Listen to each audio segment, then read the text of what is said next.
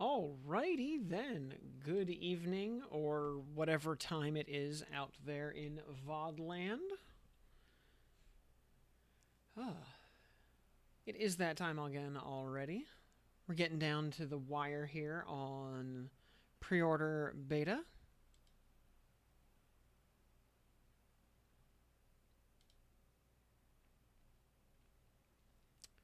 So let's see, over the last couple of days, we hit 50 on our 3-job Fiesta build of Paladin, Warrior, Rogue. Did a bunch of raids, killed a bunch of gods, killed a bunch of dragons, did all kinds of fun stuff.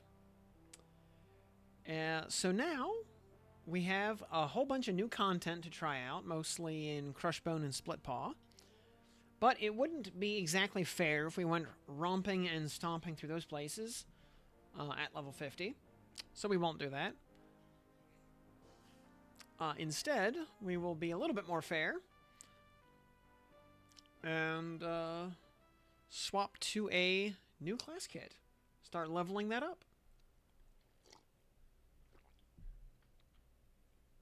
And as the thumbnail and stream title and VOD title and everything title hinted at, we're going to be doing an all-hybrid build. Now, the game has really been trying to force me to play Ranger. So, you know what? I thought that would be amusing. But we don't have any Ranger spells right now. So we need to go get some spells. And there is really not a Ranger vendor anywhere close by. And we want Beastlord spells also. So I think what we need to do... Well, first off, we need to go... we need to buy some Fuzzle Cutter Formula 5000s, or at least some water flasks. We are thirsty and out of drink. We don't want to be getting spammed with that message for hours.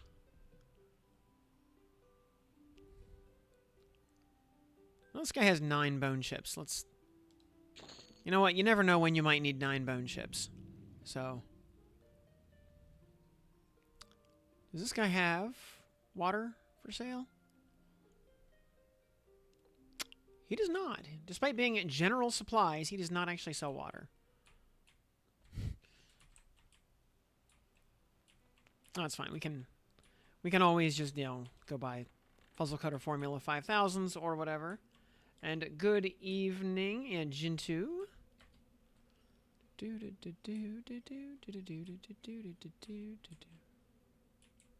Game, come on. There we go.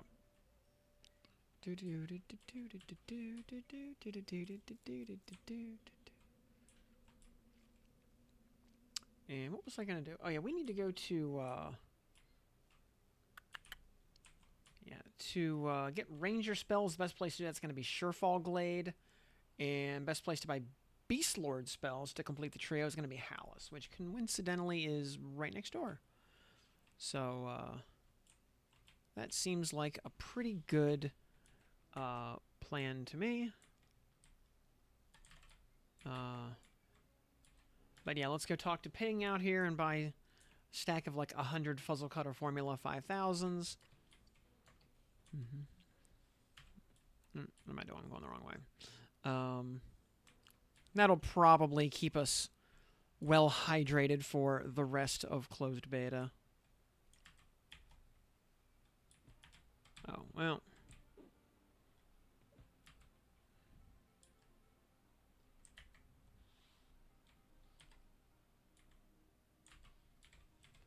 Hey there, Ping. We can just, close the Cutter Formula 5000s. If inventory appears full, nuts. Oh.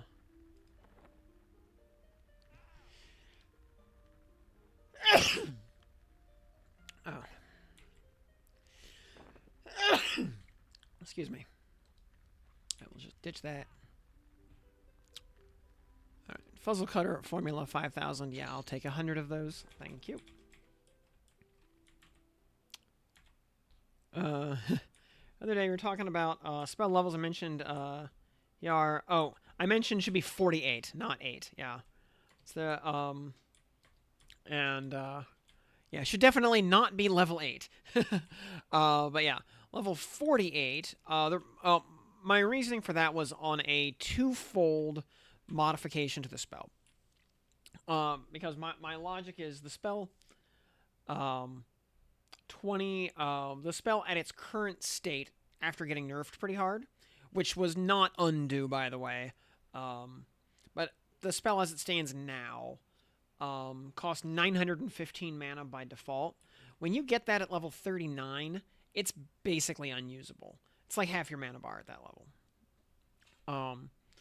So you need to moat it up to like tier at least 6, if not 8, just to make it kind of usable at that level. And, 6 is not a major expense, but 8 is kind of getting to be an investment. And basically my logic was, with the spell as it now stands, it would be totally in line to allow focus effects to affect it. Because right now, the spell is not affected by any focuses. It is specifically by name excluded from every focus effect in the game. Just like Complete Heal was back on Vanilla. So, my thought was, yeah, it is now in line that you could apply focus effects to it, and that would be fine. And,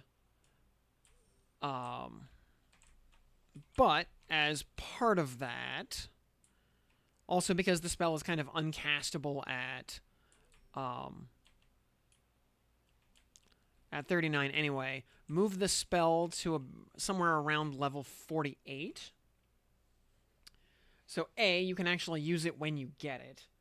B, it is one of your pinnacle spells. It really should come at the end of the game, not in the middle. And that would allow, or I should say, that would mean that Tier 2 foci, which cap at 44, have reduced efficacy on it. So you really are incentivized to get Tier 3 foci to actually pump the spell to its full power. And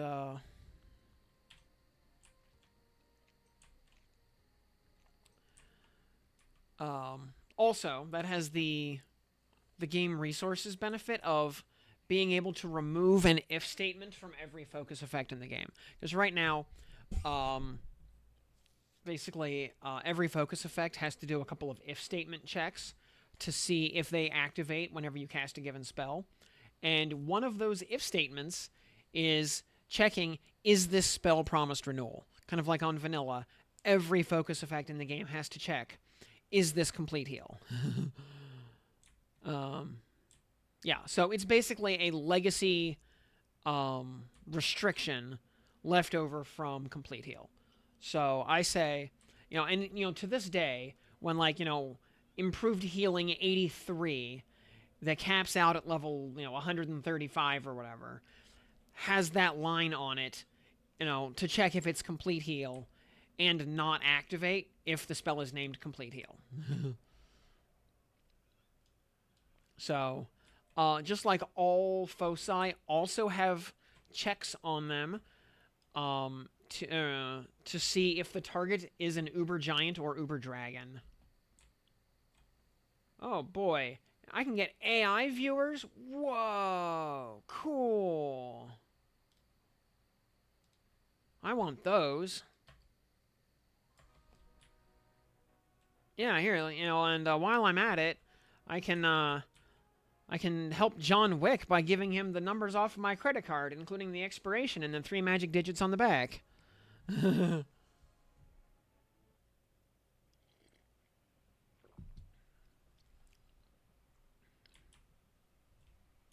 So, yeah, that was my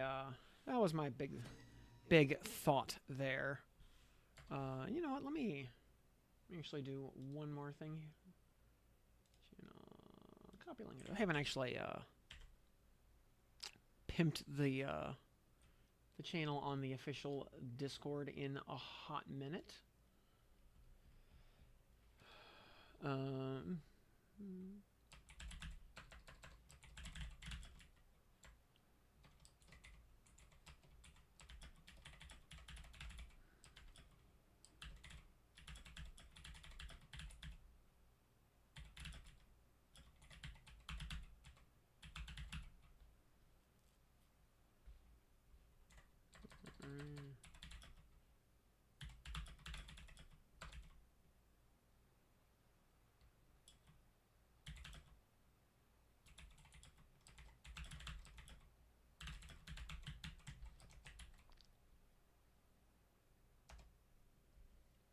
Alrighty.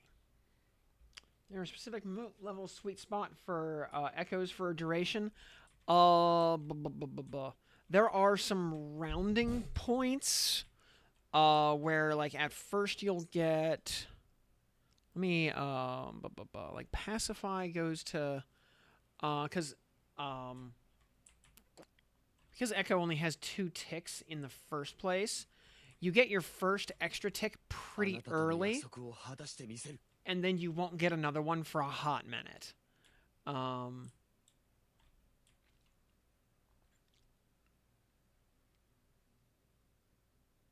don't have any. Like we can use ethereal cleansing here as an example. For a 24-second 4 tick, we see it's gone up to 7 ticks at tier 6.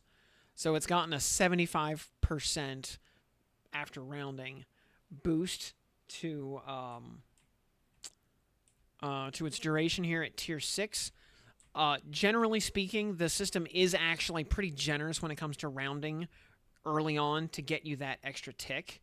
So you get that bump early on, and then you won't get another bump for a couple of upgrade stages.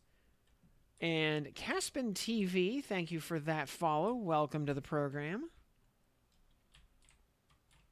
So am I? Let's see here. Yeah, let's see here. I need some ranger spells. Do they not actually sell ranger stuff up here? Like there's a GM ranger right there. Oh, he's right over here. Okay, it's just not on the find button for some reason, or because it's only destinations I can use. Durr. Yeah.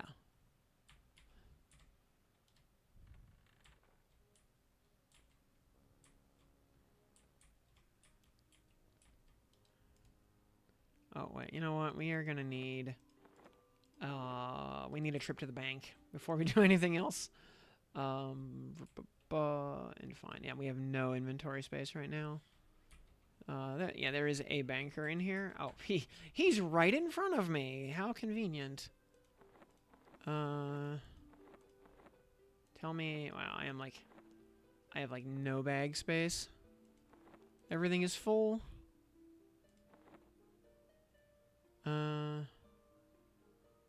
Alright, well, we can get rid of that. We're not going to use that anytime soon.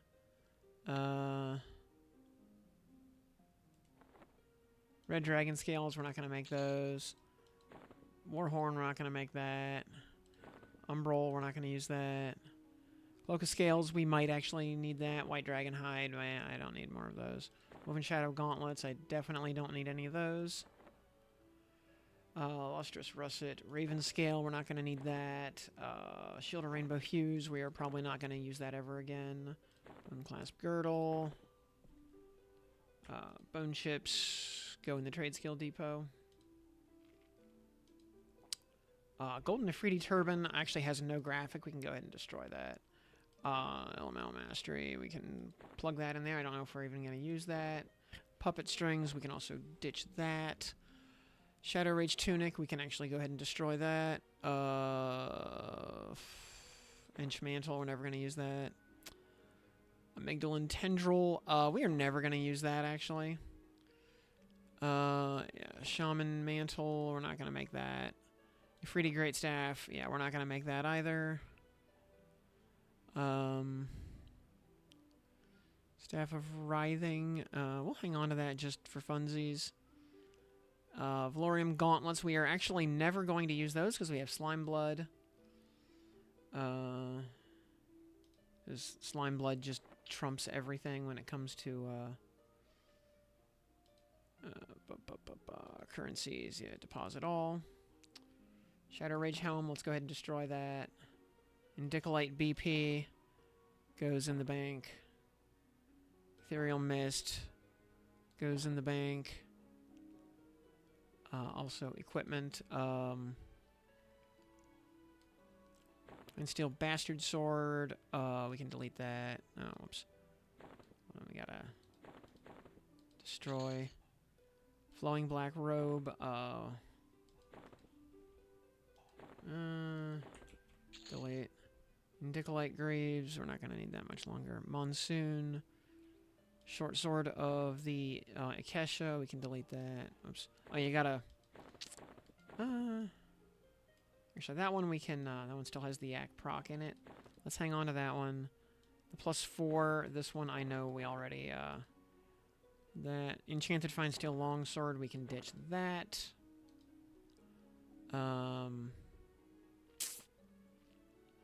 Cool.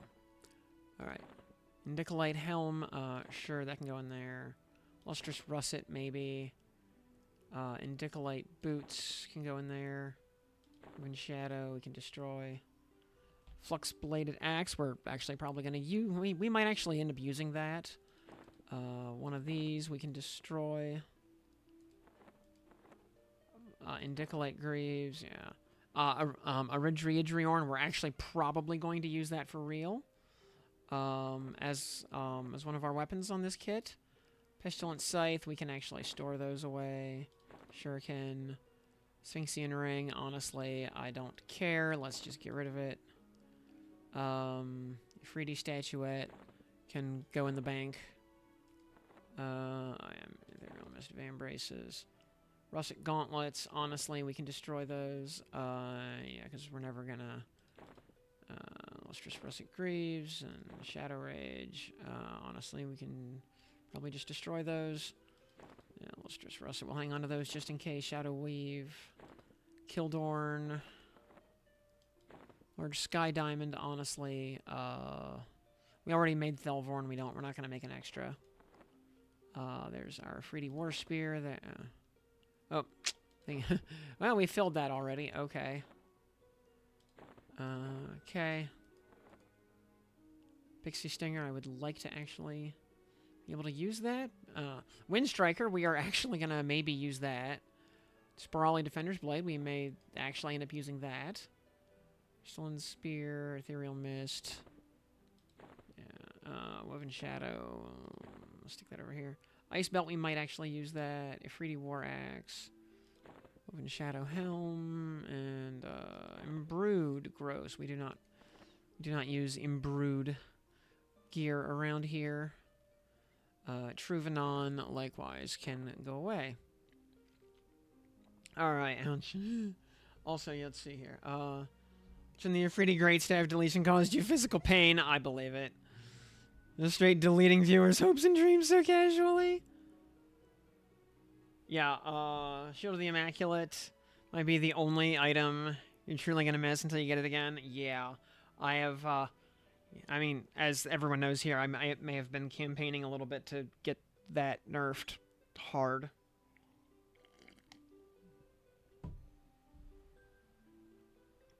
Because, you know, no fun allowed, basically. Now, see, if I really wanted to kill everyone's hopes and dreams, I would delete this Nebula Sapphire right here.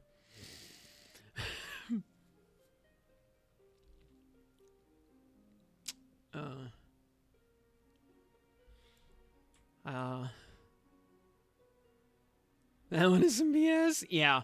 Nebula Sapphire just, like, is mythically rare. It does not exist. Planning to do entirely SSF? Oh, no. We'll, definitely not SSF. Not by any stretch. We'll be, I mean, leveling is probably going to be, all or mostly solo. But,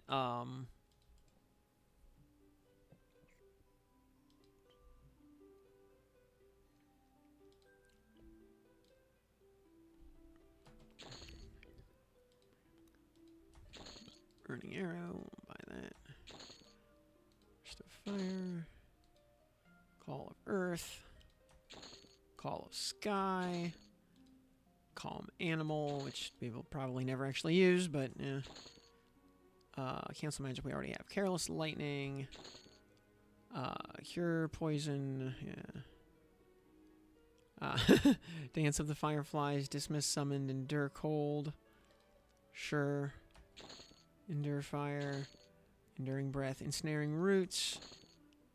Eyes of the cat. Feet like cat. Fire fist. Flame lick. Flaming arrow. Force of nature. Glimpse. Grasping roots. Actual harmony. Name brand harmony comes on for rangers at 22. Okay. Harmony of nature. Completely amazing. Rangers get it at 39. Actually, wow. Quite impressive. Hawkeye. Improving your aim with a bow. Sure. Ignite. Immolate. Jolt. Why would I want less aggro? Alright. Levitate. Sure. Lull animal. Sure, why not? Nature's precision is the attack buff. Pack shrew doesn't actually matter. Panic animal. Resist fire. Riftwind's protection. Scorching arrow. Searing arrow. See invis we don't need. We have it innately on our face slot. Skin like rock. Skin like steel. Alright, skin like wood is where we,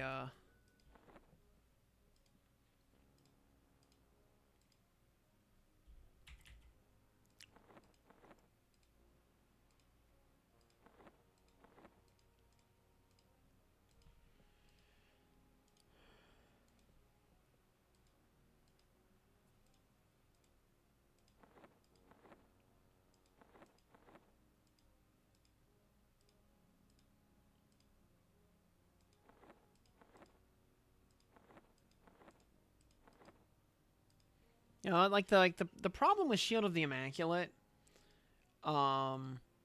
is that, I know, well, it will never go away. You know, it will always be relevant up until the point where, you know, like enemy disease-based effects just have so many counters that removing 4 counters per second is no longer tenable. And you need it done faster than that. That will take a while.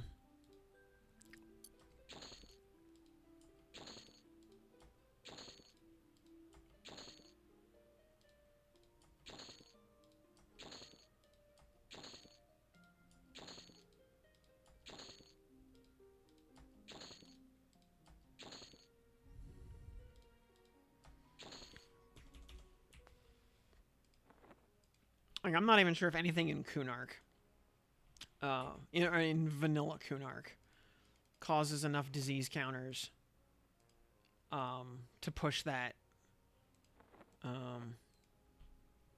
Heck, for that matter, even in, like, vanilla Velius, other than maybe Volok himself, I don't think anything inflicts enough disease counters to outpace that.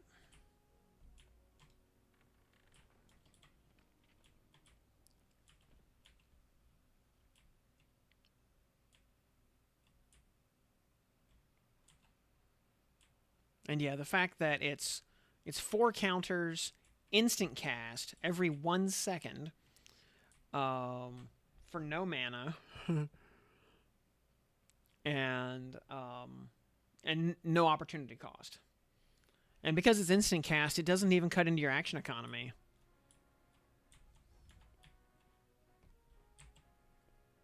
And it's all.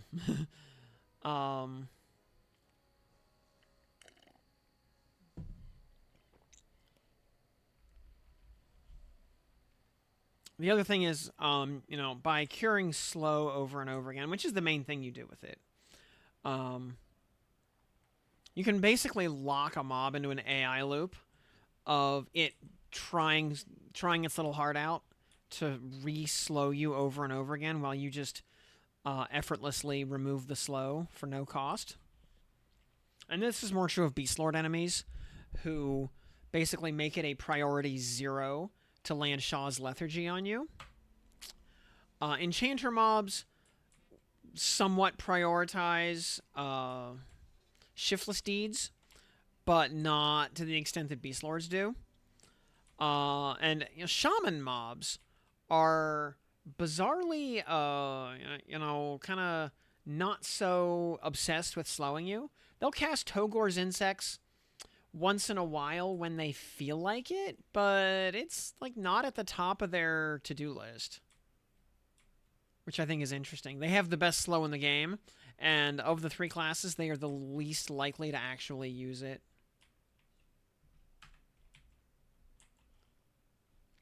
Your 25-minute D3 Yale fight last week has a vote against your nerve.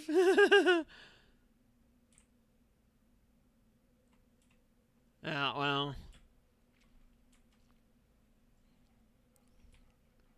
Hey, Chippy. Yeah,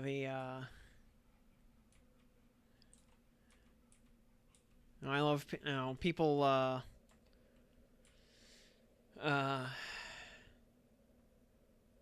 people do like to, accuse me of no fun allowed and stuff like that. But, the big thing for me is, looking at things like, does a thing in the game create, or I should say, does it expand or contract design space? And Shield of the Immaculate absolutely contracts design space because it completely invalidates any enemy effect that has disease counters. Unless that counter number is so high and the effect is so debilitating or deadly that cleansing 4 counters per second is not good enough. And yeah, we will not get to effects like that for a very long time. And really, since slow spells don't really get a whole lot of replacements in the future, at least in vanilla. 12 disease counters is all you're going to need to deal with for a very, very long time to remove slow. Except for a couple of unique edge cases where, like, a dragon has, like, a slow breath effect or something. And you need to use some other method if it's curable at all. But again, those are the exception, not the rule.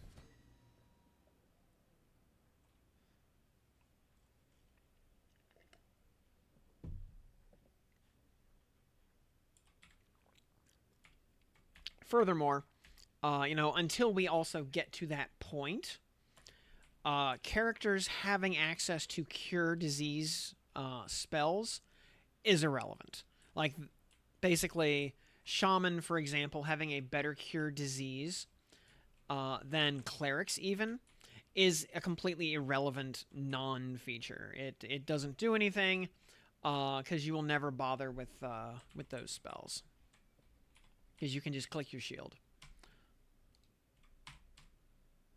And all right, Jenkins O'Malley. We'll take some Beastlord spells, please.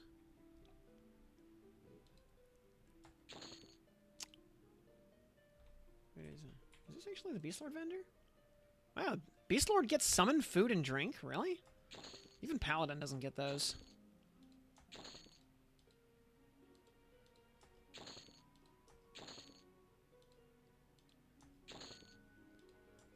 No, I didn't need Endure Fire.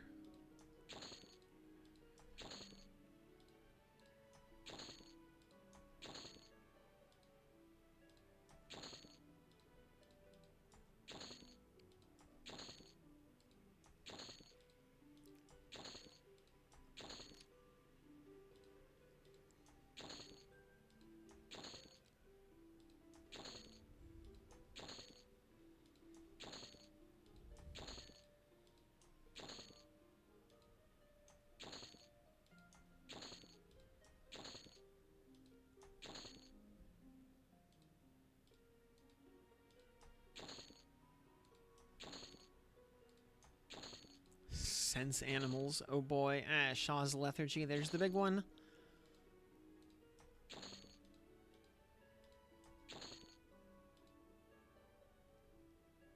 Oh, no.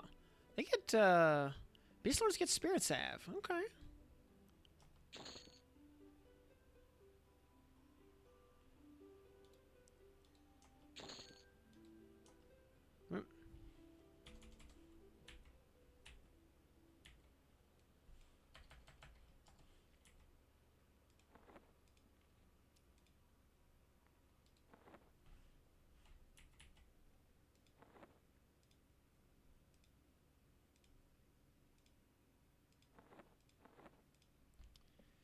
Plans today? Well, we're gonna switch to we're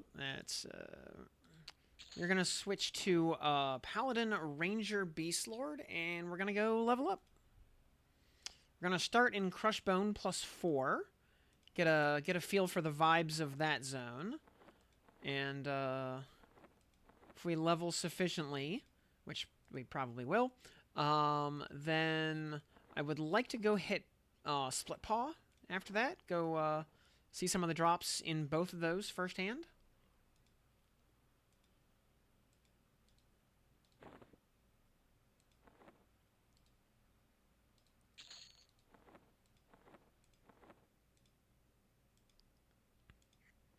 All the Crushbone trains, absolutely.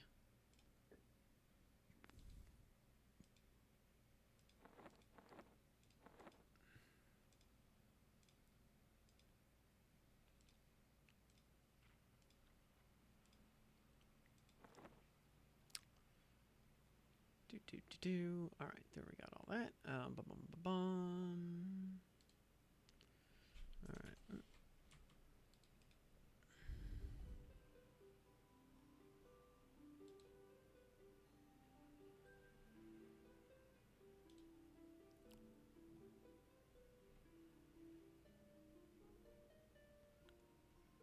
What was the last spell I scribed?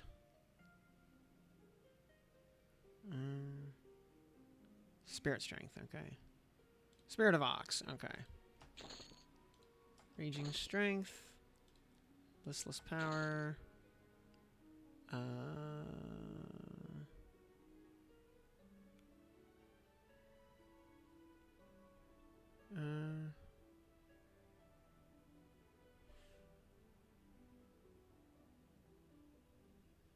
Actually, I mean, actually, it's easy. This is like in a different list.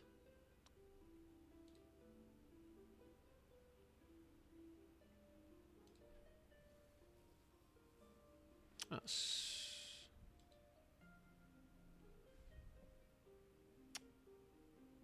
here we go. Counteract Disease.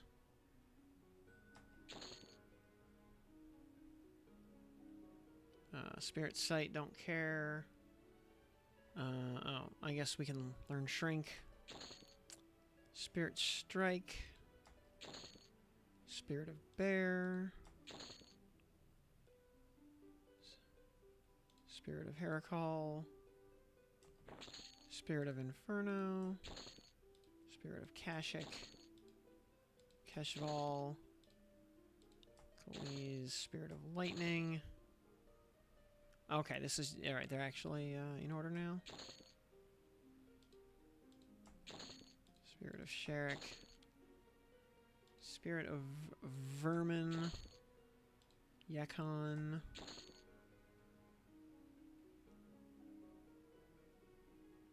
Scorpion. Alright, Spirit of Blizzard. Spirit of Scorpion. Spiritual Bronze. Spiritual Light. Strengthen. Summon Companion. There we go. Okay, I think we're good.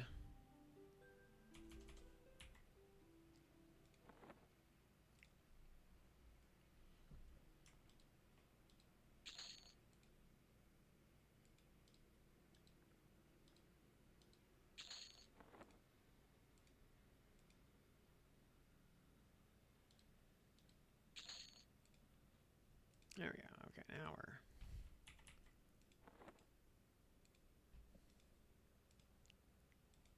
You're heading to Jife now. I was gonna say, yeah, you can't quite head to the Gray for another couple expansions.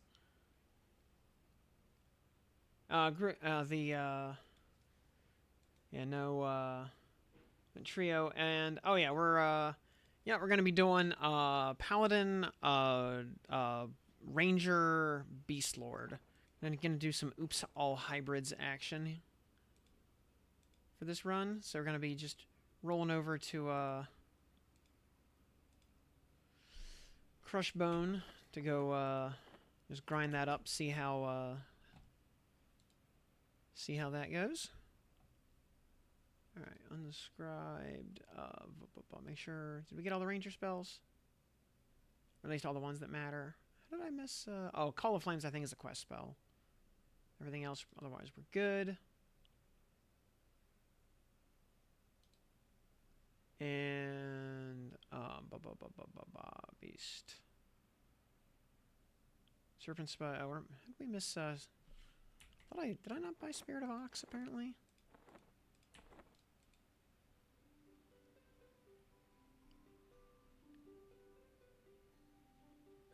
Not like it actually matters.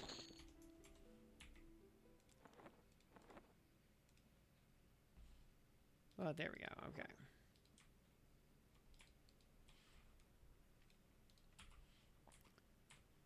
And useful slow. Yeah, I think it should actually be pretty good. Plus, we do have the Ranger Sky Weapon, so we got the... No. We're,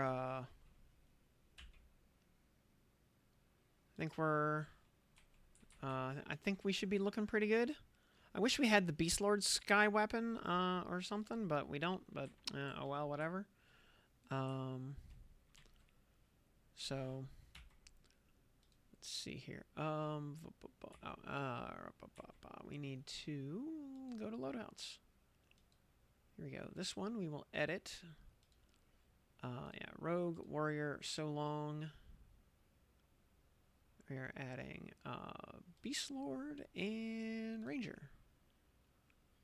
Copy current equipment to the loadout. Yes. Ranger, Beastlord, swap. And some of our gear won't work. We're going to have to swap a little bit of our stuff around.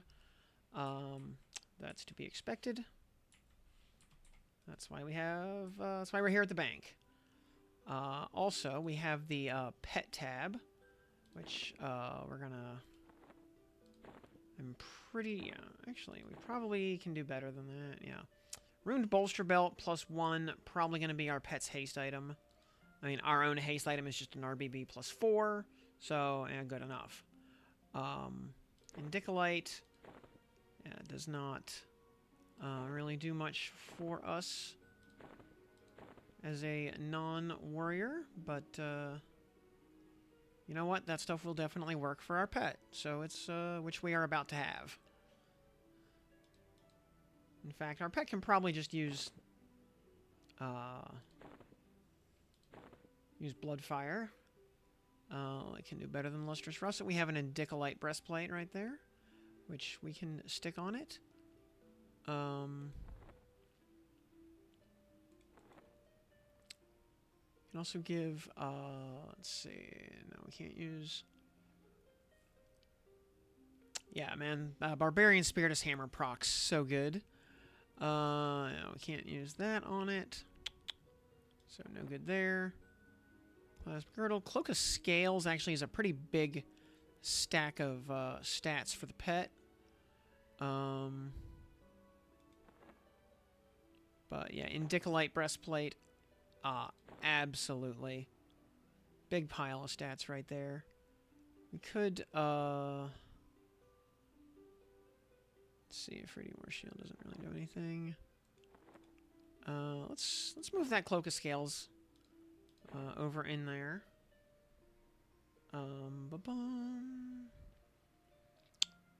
And see, anything else? Otherwise, storage, what else do we have?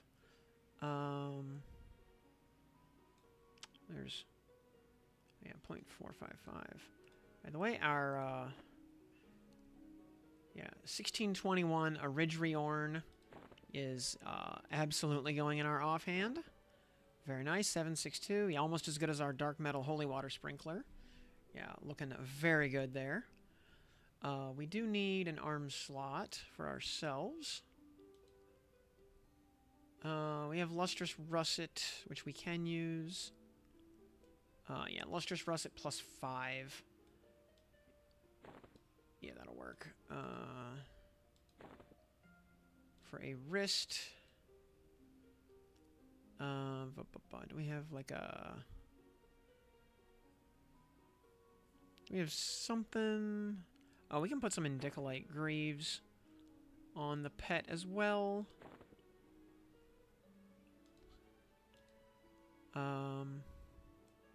Flaming Fist is usable by monks. Or in Beastlords, so we could give that to the pet. Sword of the Lost. It is a... So yeah, Sword of the Lost is Pal Shad only. Yeah, Kildorn Shad only. Indicolite Helm.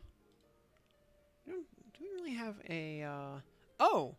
We could put a flux-bladed axe on the pet, honestly. 455.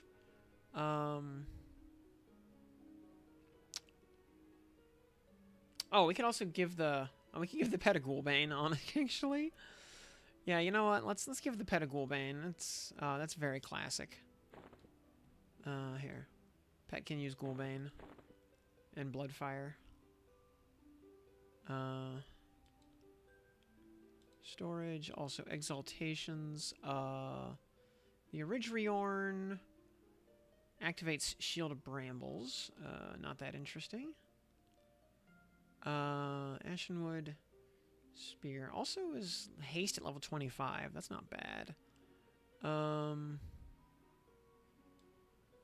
We have an extra flux-bladed axe we could put on there. Oh.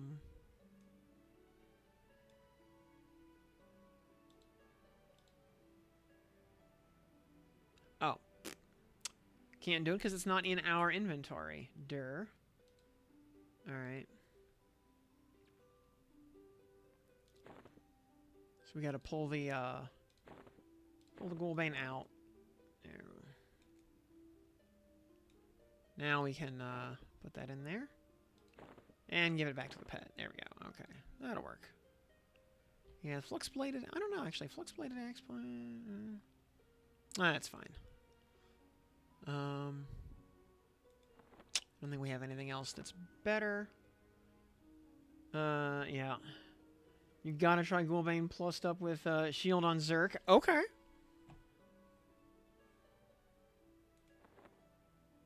Can also, I don't think we have any other. Enchanted Fine Steel, yeah, Kildorn. Yeah, otherwise we could give the... We could also just give the pet a Monsoon. Just let it wreak havoc with, we could just give the pet a Monsoon, actually.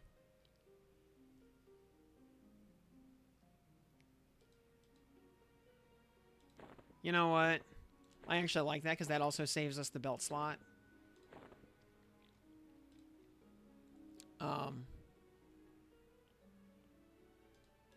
Yeah.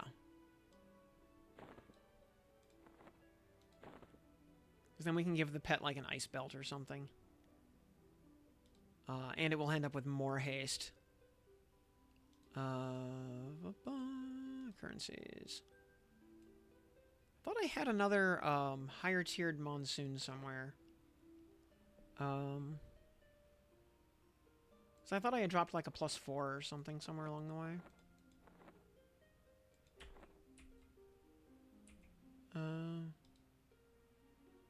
Find item.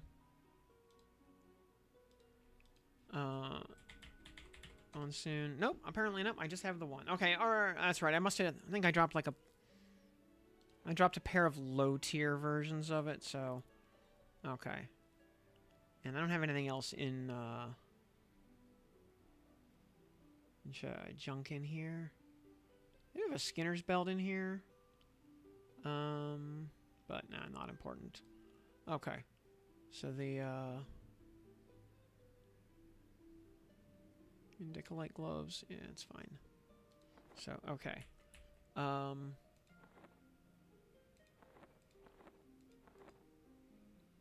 So yeah, we'll give the pet a monsoon. Currencies. It needs a mote of potential. Needs one of these to get it up to tier 4. There we go. And then it needs 3 majors. Well, I only have 1 major right now. Oh, but I have like... Alright, well. I have 1 major. And it's going to need, what, like 2 graders? 2 graders to get it up to 5 and then some? Yeah. There we go. Now it has a ratio of exactly 1. And 41% haste. Beautiful. Alright, so pet will use that. Bunch of lustrous russet stuff. Probably an ice belt as well. Oh, inventory. I will equip my Wind Striker for style points. A pristine studded leather wrist. It's at least something. Yeah. Bash every 2 seconds. Based. I was gonna say,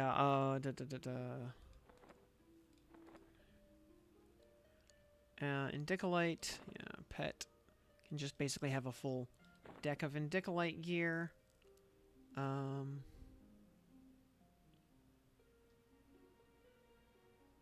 Oh, I need to pull the focus out. Put that on my Hotals. Pet does not need that.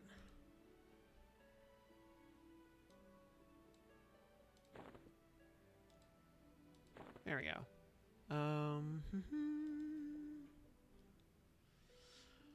Let me find... Do I have any other Indicolite stuff worth talking about? Let's see. We've got... helm.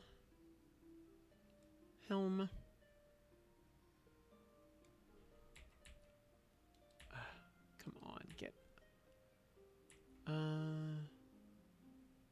gauntlets. 22.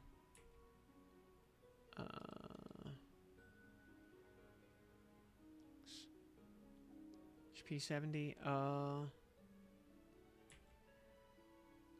boots. Int was agility. The pet does not really need those. But helm. It really does not need those. Gauntlets, though. Let's go ahead and grab item. And 31. I don't know, actually. Magic Fire Cold. Actually, you know what? We'll just, yeah, we'll get rid of that. Okay.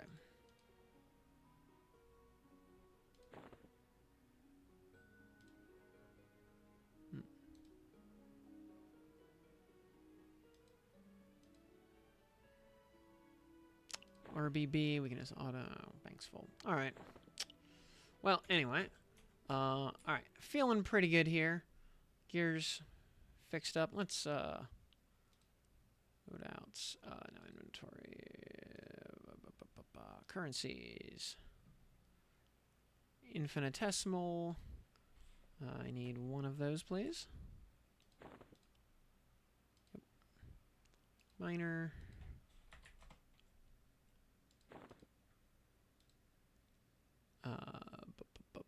Do I have any lessers?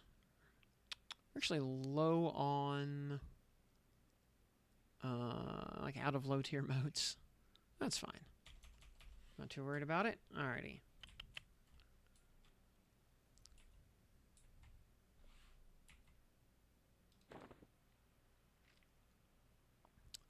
So let's see here. 3.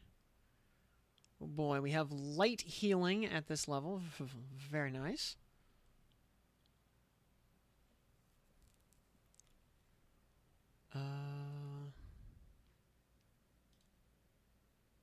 Spirit of Sherrick. Yeah, we are going to need some motes for spells and stuff as we go. Let's see here. Direct damage. We have Cease at this level. We do not have Desist yet. That's level 13. Do we have anything else interesting? Yeah, statistic buffs, armor class. We have Scale Skin. Consume snake scales. Rip. We do have Yelp. Statistic buffs. Utility beneficial. Sense animals. Utility detrimental. Lull. Fear. Snare. Well, we don't really have a lot of spells yet, but, you know.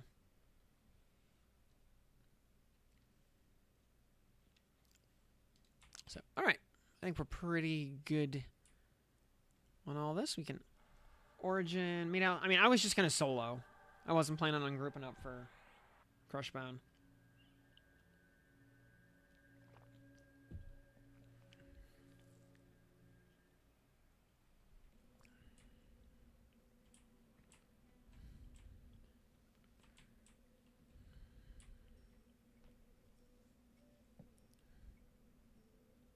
No, 'tis merely Crushbone. No. And you must be level 20 to use the ability Holy Steed. Rip. Oh, yeah, because in the older iterations of Holy Steed, it summoned a bridle. It summoned an item that you would click. So you could actually just instantiate the item, and then the item had no level requirement. That is no longer the case.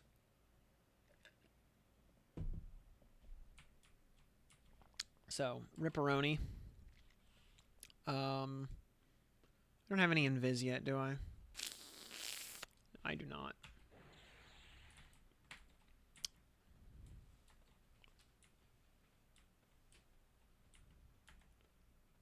Group up later in the week. Yeah, we'll see. Yeah, I also would not mind doing like a Plane of Sky loop or something.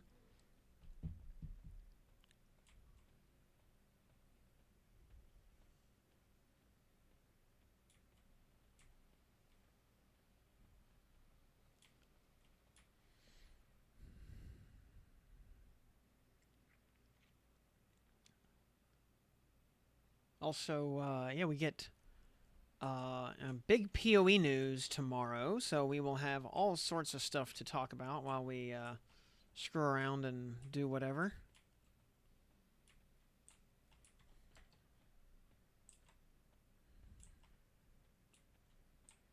Though, my one concern with hitting Plane of Sky is I don't want to burn my drop luck before actual release. Like, I don't want to risk dropping a Mithril Bands or something that Ocean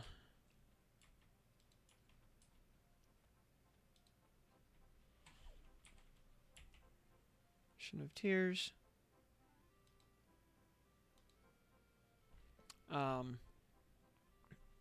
You know, or some other, or like a Bixie Sword or something ultra rare.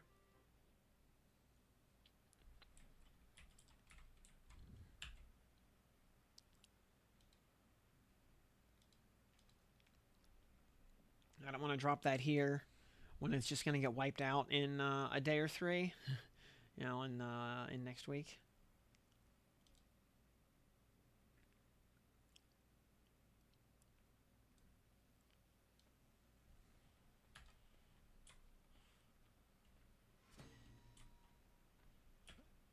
Apparently, I've never been to Butcher Block Mountains on open beta. Hue. Then absolutely, oh my god, running around with no horse sucks. You know, all the more reason to never go anywhere except Befallen until level 25. Because it's right there, you know? Ugh.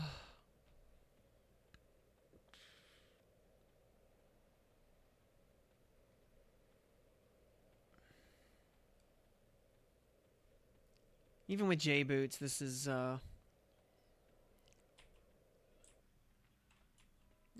give me my horse back. And yes, I know I could just swap to the other kit, load the horse, run to where I'm going, and be fine.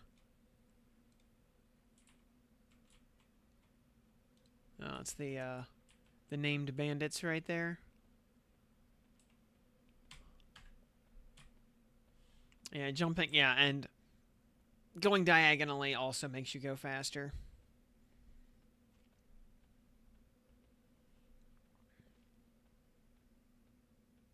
Yeah, strafing is marginally faster than walking in a straight line.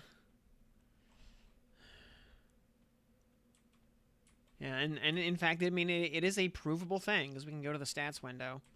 Our velocity is 41. As soon as we start strafing, it goes to 43.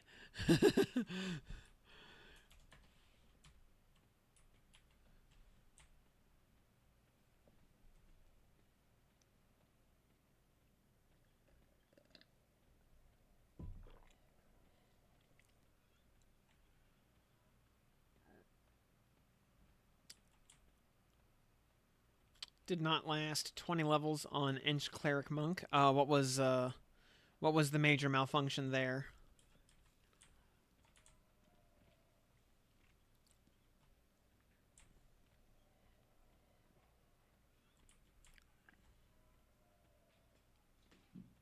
You're just missing out on horse and slay undead. Yeah. I understand. So let's we have 3 AAs right now. We should probably buy Companion's Discipline. In fact, yeah, we are going to buy Companion's Discipline right off the bat. And then we're going to pet G-Hold immediately. Oh, and we have to actually have a pet active for pet G-Hold to take effect. There we go. Oh, no. Or maybe it just doesn't give you text feedback if you do it with no pet on there. Okay.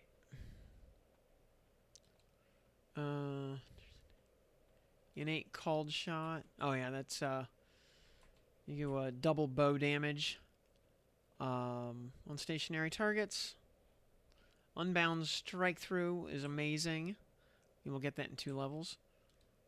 Oh yeah, weapon mastery of the scout increases damage of archery by like 30, 60, 90%. It's amazing. Hunter's attack power, yeah, plus 24 attack points. So good. Hobble of Spirits. What are these? What does this one do? Frenzy of Spirit. Increases your melee speed by 99% and attack power by 250 for 48 seconds. Okay. I mean, it's on a 12-minute cooldown for just maximum haste, and I mean, 250 attack is a lot. Or excuse me, attack by 250 is a lot of attack power. That just means you're hitting for more or less max damage for 48 seconds. On a 12-minute cooldown is it is just a once in a while kind of like once a fight burn phase thing, but it's free damage. SK Necro Bard, that does sound very good. I mean, SK and Necro is just awesome because it's all the because it's awesome for the same reason that Paladin Cleric is awesome. It's the hybrid class, but with spells that are actually worth casting. Which, shock and awe, right?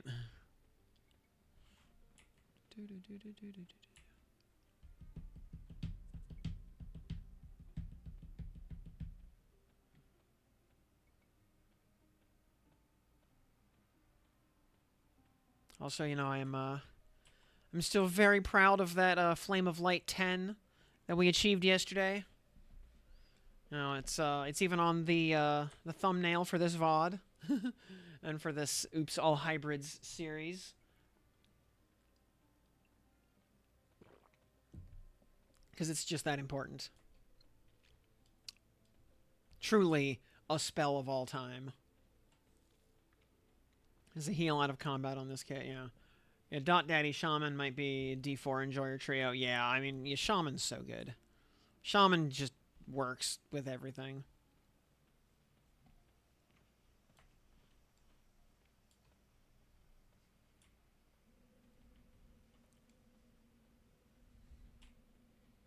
Yeah, and especially since the advent of the snail heals, um, that was pretty much exactly what Shaman needed um, to actually get really good.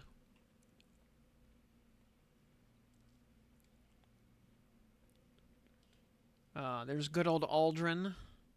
Lovely.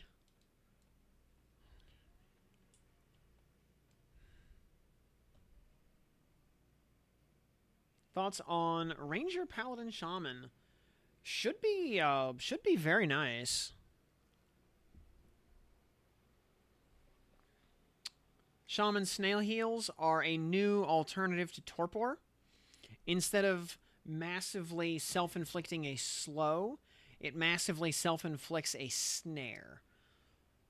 So if you're like a Shaman X melee type of combo, if you're just gonna stand and deliver anyway, being snared in combat doesn't matter. Obviously, slowing yourself down to nothing does matter.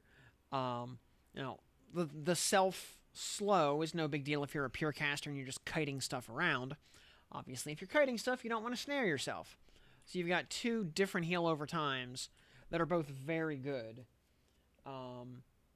And between both of them, one of them will have a downside that does not affect you at any given time. So let's go ahead and create a +4. We do want it to be respawning on solo mode.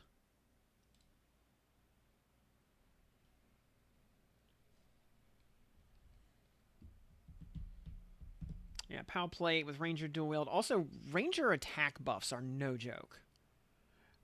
Shaman, yeah, for slows and buffs and everything. Oh, yeah. I think, honestly, I think Paladin Ranger is honestly a pretty strong setup. Ranger also has all the utility in the world with things like tracking and whatnot. So you've got that going for you as well.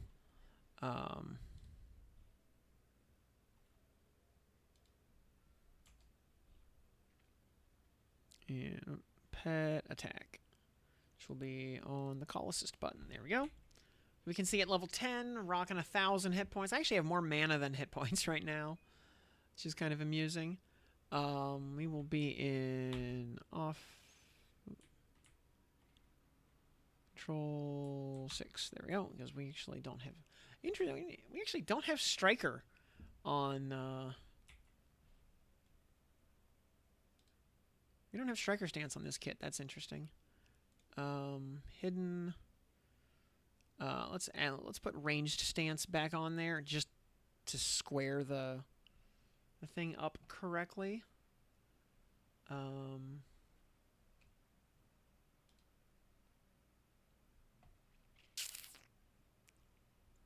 see here. Disciplines. Okay, we do not have any disciplines yet. Let's make sure kick is auto attacking. We do not want to auto smite. Smite is strictly a button that we press. And let's see. Okay, I think we're good. We have pet attack right there. All right, I think we can actually move the pet down into like right here. And then all right, we're good. But we poked him for 124 there, so.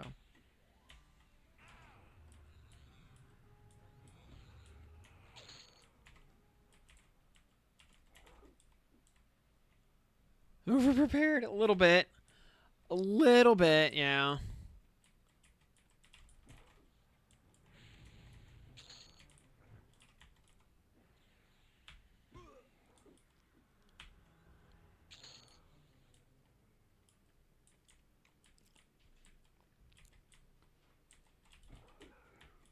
Also, crucially, I just want to see where, like, all the different mobs are.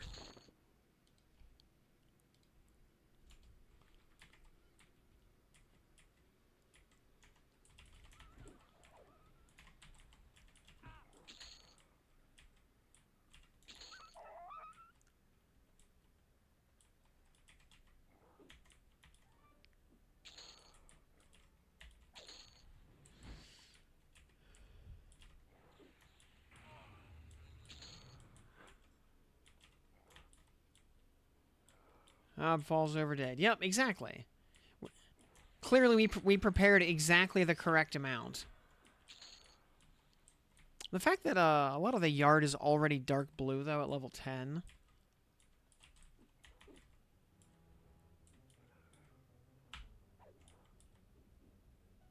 On the other hand, that means, you know, you come here at, like, level 5.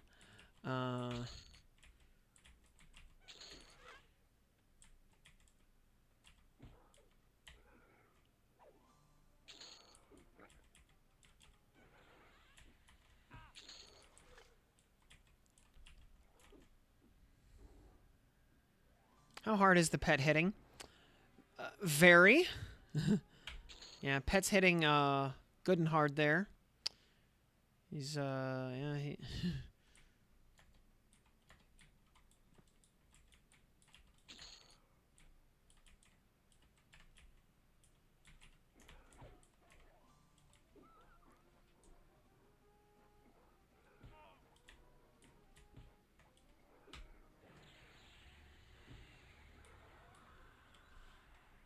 Legionnaire bracers, which are now, wow, Legionnaire bracers have stats on them now instead of just being pure AC. Okay, I mean they're already so that's cool.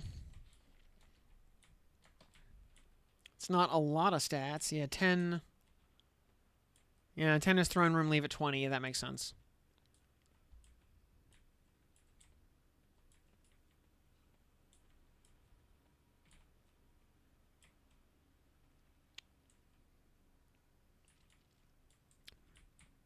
A little battle cat over there.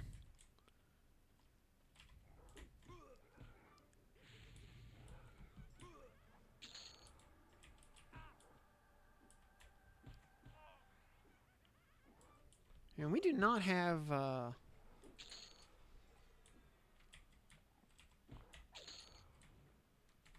anything up on the hill back here.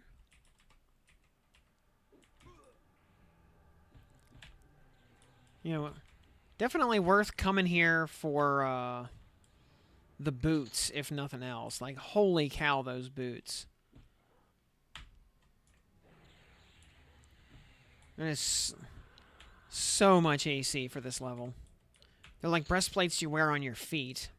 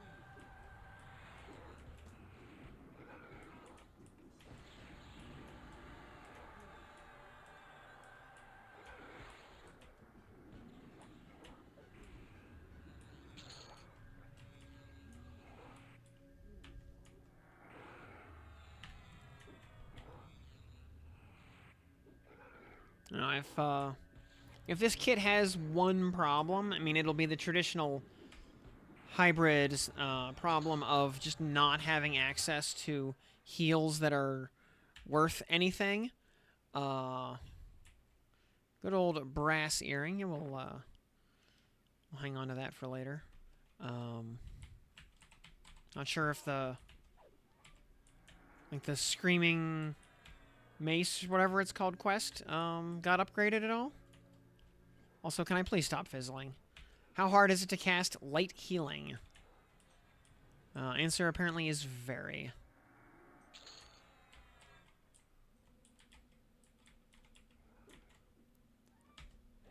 Also, man, mobs in here have very small aggro ranges. A cloth cape. Oh boy. Yeah, we can. Yeah, we can actually look at the pet's stats now. 464 HP, 254 mana, 238 AC. Very nice. Rocking 119% attack speed currently.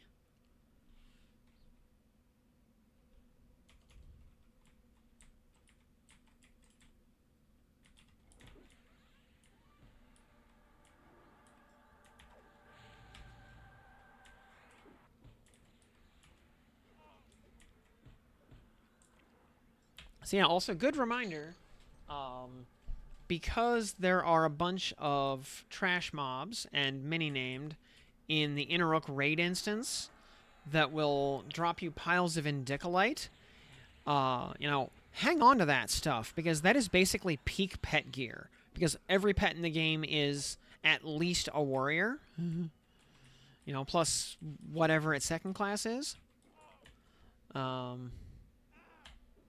So, you know, and that gear will upgrade itself pretty rapidly just in the process of blowing up, yeah, Innerrook raids.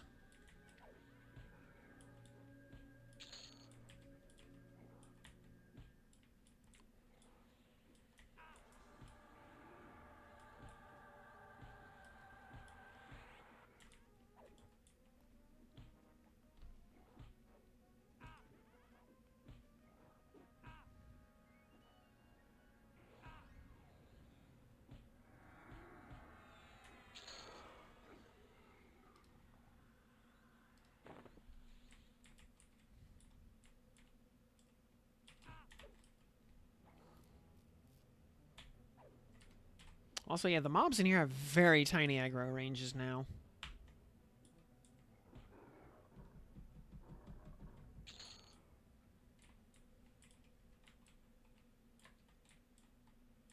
Remember, though, it's not the size of your aggro range that matters. It's what you do with it.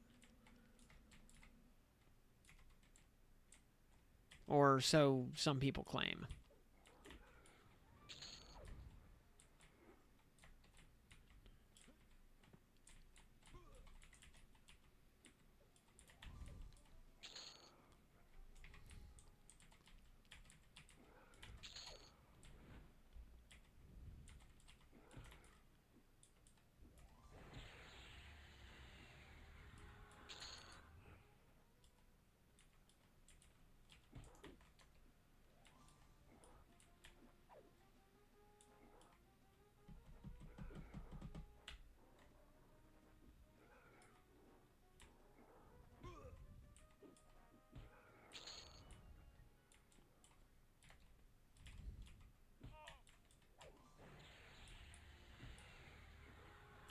Now, I wonder if this area... I wonder if, like, coming here at 5 on a first... like, a new character... actually makes more sense than going to Befallen at 5.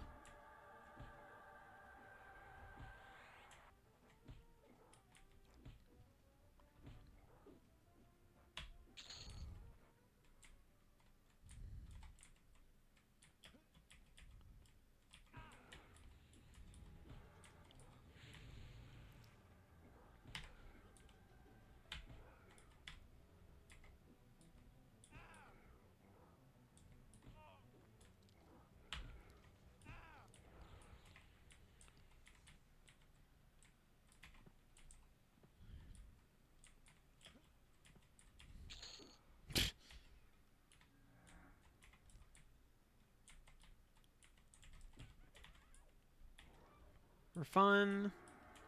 Maybe, but maybe not for moats. Yeah, that's... although, I don't know. Like, you know, I'm thinking maybe do this place until about, like... You come in at, like, 5 or 6. Leave at about 15. By that point, you will have gotten every major item out of the zone.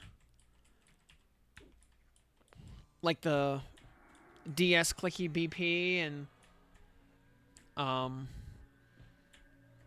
Red Foreman's shoes. Yeah,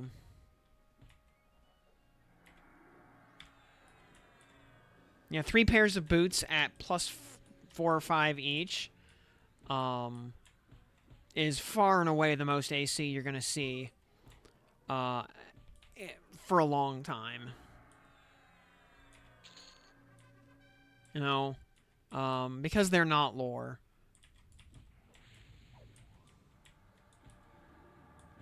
Like the next, like you're not gonna see AC like that outside of a chest slot. Kinda ever, actually. They are actually that good. I'll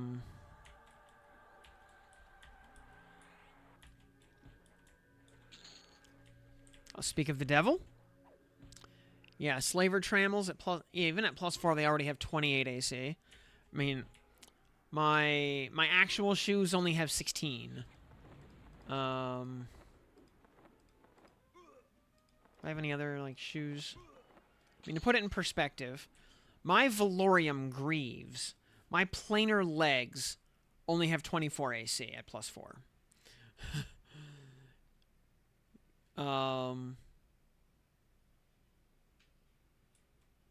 My planar... Now, granted, these are chain arms, technically, but at plus 5, they only have 20. Slime Blood of Kazakh Thule, even. Probably the best gloves in the game.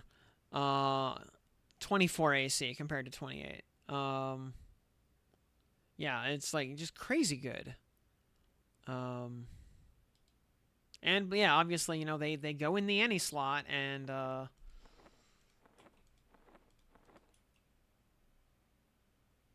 40 AC. I should probably just put that in there. I don't think I have anything else like more interesting to go in my any slot.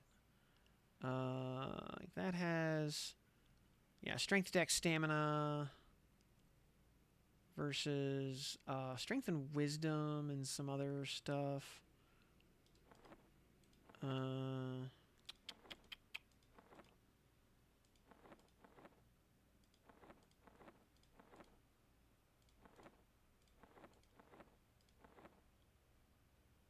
Otherwise, I could put a... I can... yeah, so anyway, yeah. Yeah, crazy good. Those shoes should be lore. If they're going to have that much AC on them, they need to be lore.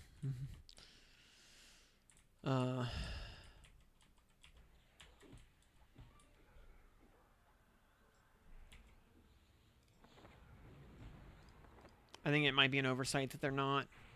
And they're class all, by the way. So everybody can use these.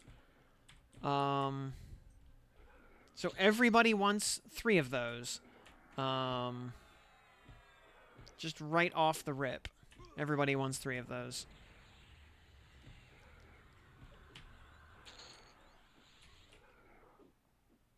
Shackle key 20.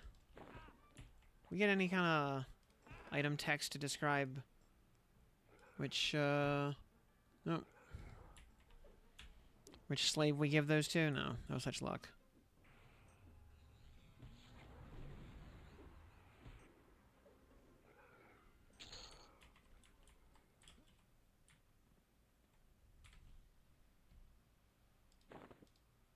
Alright, we'll try giving it to you. Nope.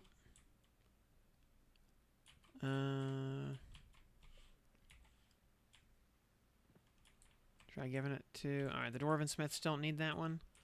How about an Elven Priest? I don't remember which. Dwarven Smiths and the Cubby. I don't remember which key is which. 47 Rogue Pet in the hole is decent DPS. To put it lightly, I'm sure.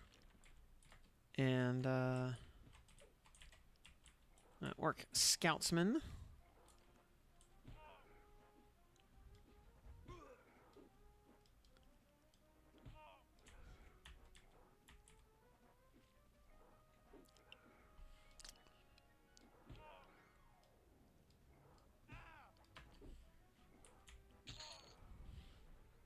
What does he drop? Oh, he drops Bracers of Battle, which are actually quite good for this level. Like, comparing to Pristine Studded Leather,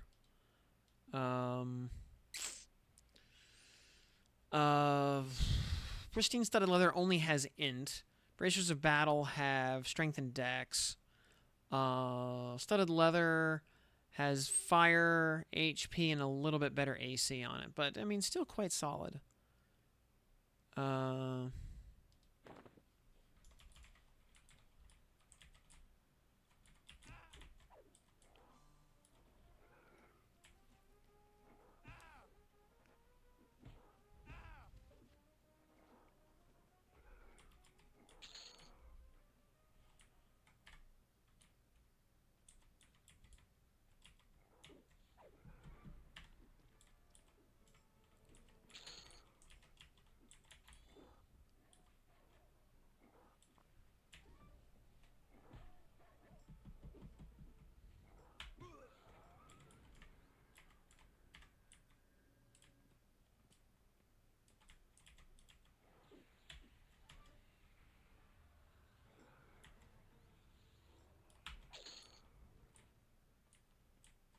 Okay, so the boots dropped off the guy who was like right behind the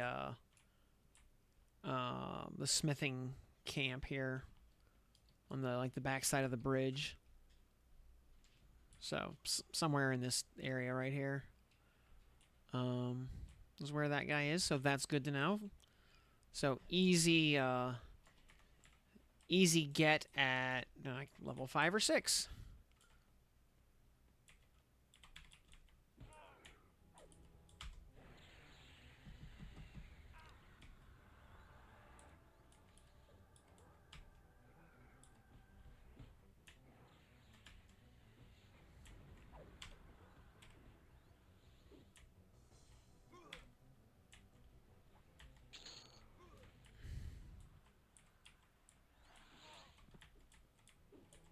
We'll say I do like the lion pet quite a bit.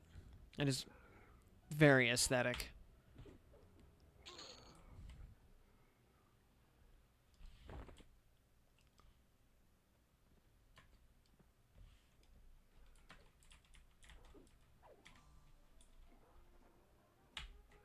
As much as I am generally not really a, pet or minion enthusiast in most games.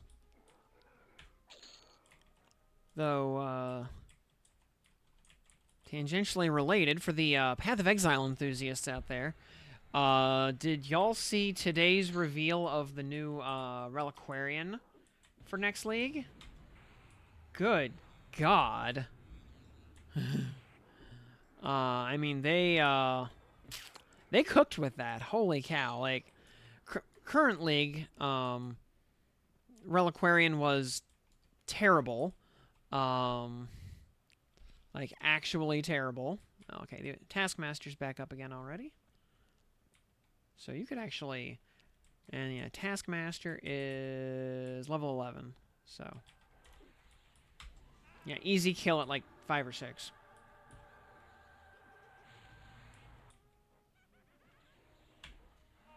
Curious if the... Not sure if the boots are his, like, common or his rare.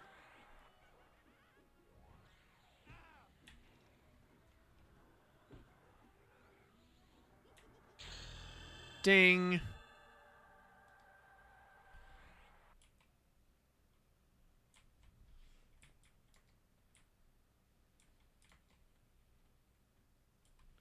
Do we have any... Oh. Do we have any, spells at 11 that are worth talking about. Yeah, Hawkeye. We get Fleeting Fury. 18-second. Oh, okay. All right. The Slayer. Okay, cloth. Oh, we get another pair of boots. Huzzah! We'll merge those up to +5. Yeah, at +5 they go to 30 AC. So, yeah, crazy stuff. See, there's something to I was talking about PoE 1. Actually, yeah, the Scion's Reliquarian Ascendancy by design gets a total revamp every league, and in the current Mirage League, Reliquarian is terrible. It is yeah, one of the worst ascendancies in the game right now. The new version that we will see starting next league is, defensively speaking at least, the best ascendancy in the game. Yep, it takes it from uniques. So each of its nodes are based on various uniques, and it gets a whole new deck of uniques every league.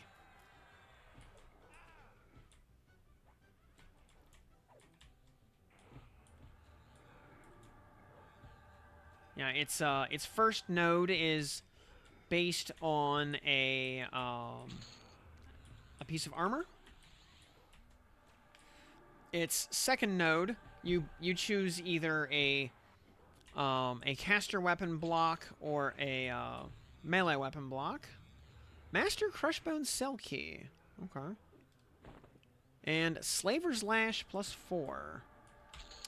Int and Wisdom. Hybrid One-Hander. You know what? 1240 for this level? Not bad. 1240 with a little bit of stats. Not bad for the level. Not bad. And they are apparently pretty common, so you can probably pump this up pretty hard, pretty fast, because it just drops off of like the generic slavers. The dwarves have skunk warders. Nice. Let's see, do we have a...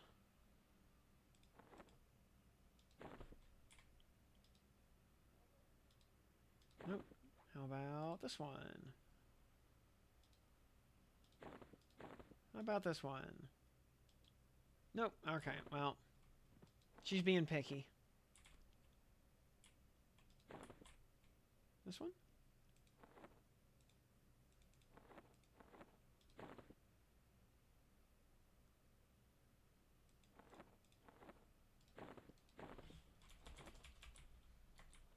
I actually am not sure what the master cell key is used for.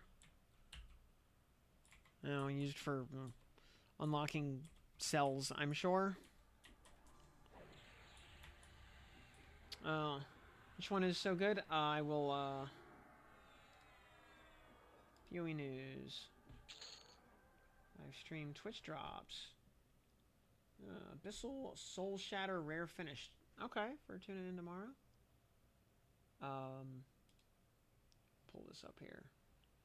And, actually, I'll just link the link here.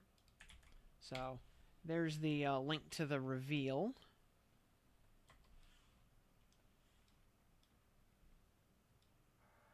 Pardon me. Is that my dagger in your back?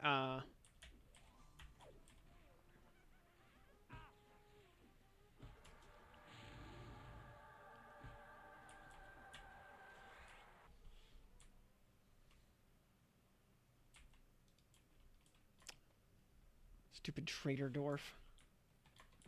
Alright. Well, let's see. I guess let's Head back this way?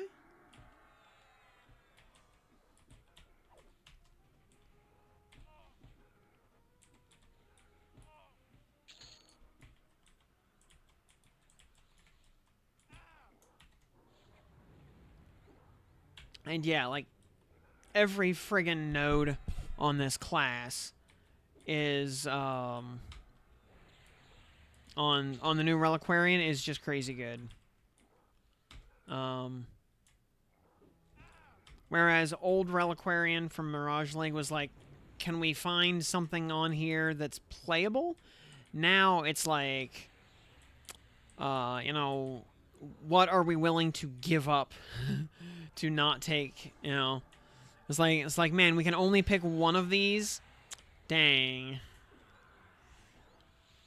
It's also notable, by the way, that Reliquarian only actually gets 3 notables in its progression. Because its first lab is kind of like... well,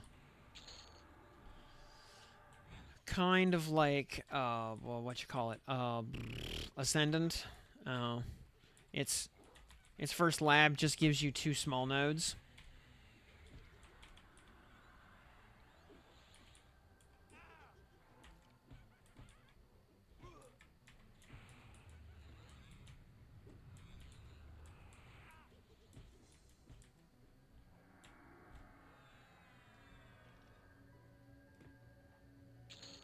Oh yeah, I was looking at spells. Did we get anything in 11? Yeah, Fleeting Fury, Hawkeye.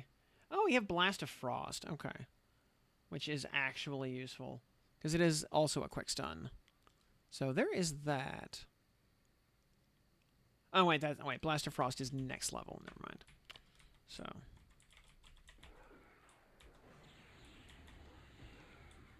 Holy Relic of Conviction Enjoyer based. It blows up the screen on 1 div. Excellent, yeah.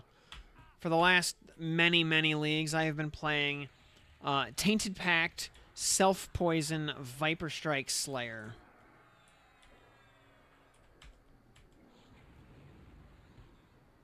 You know, it's a very moral build, because it's based around the Golden Rule.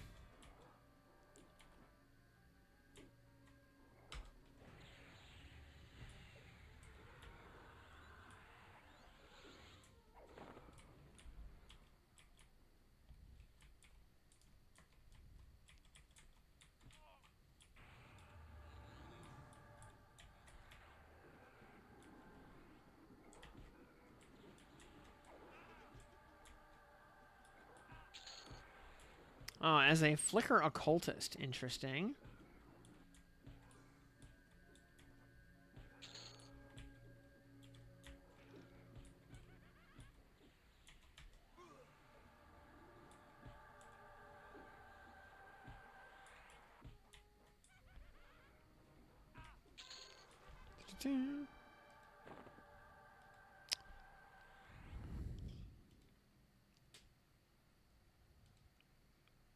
Yeah, I see Chokehold, or Darish, Divin, Blood Gurgler, the Prophet.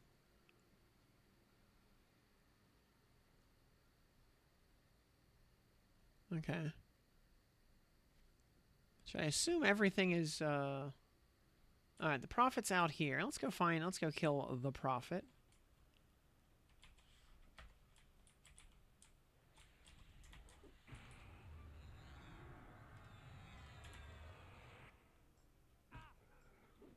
Playing boring Toxic Rain. I mean, every league is Bow League. Toxic Rain just works.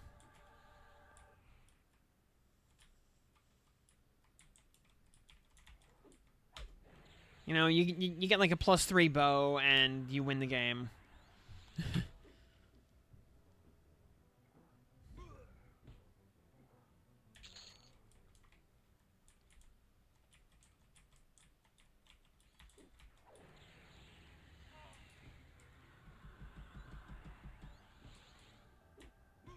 I don't know. I feel well, certain things that have eternally been good, like Toxic Rain, are still good.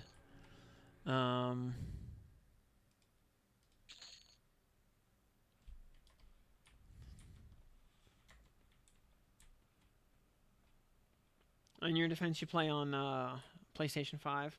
Come on. Friends don't let friends play Path of Exile on console.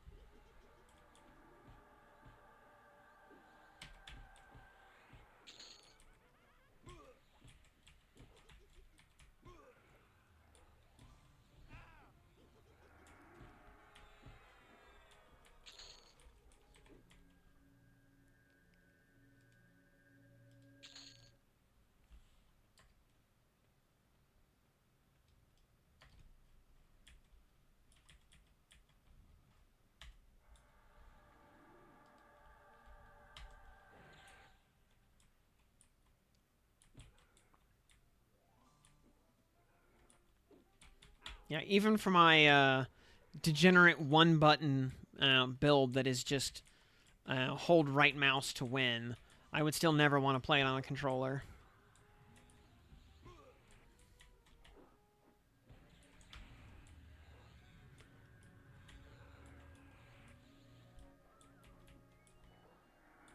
You play EQL with your PlayStation controller? How? How in the world do you play this game on a controller? There's just not enough buttons.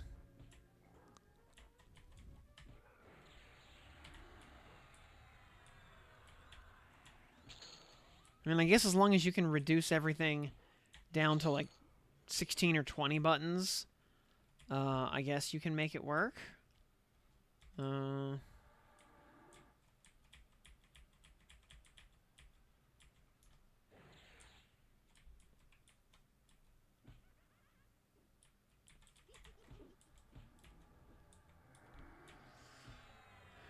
Left and right bumper. Yeah, I mean, I would think something like that would work.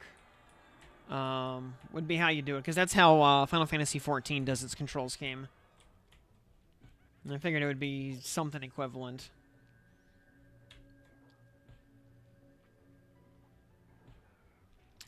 Also, here's a...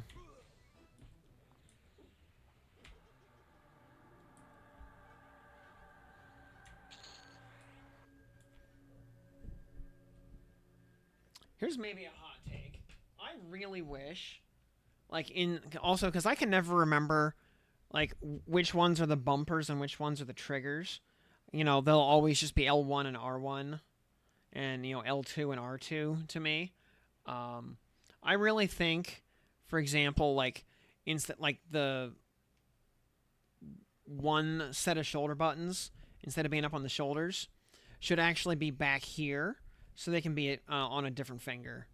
You know, so you could, you know, kind of like the Z button on the N64 controller.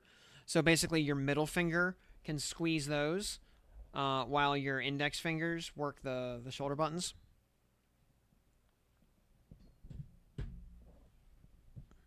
Also, I think L3 and R3 need to go away. They are terrible. I hate those buttons. Because they are too easy to press by accident from just moving the stick around. It's just too easy to, you know, accidentally depress them enough to trigger a button press. Oh, nice. You can just... yeah, you can just get these boots off of any old random slaver. It doesn't even have to be like a taskmaster. So they're actually just common drops as you walk around the zone.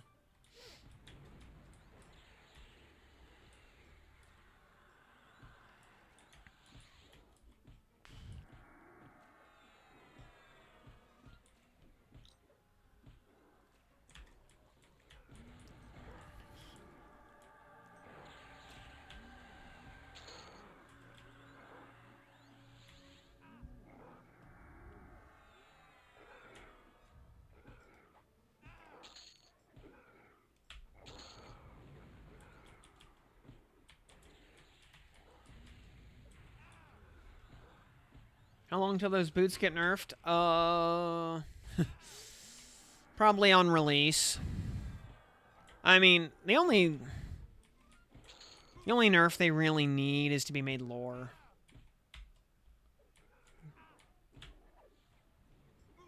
The fact that you can get them at about level 5 or 6 is just goofy. Oh, what boots? These boots. They just dropped again.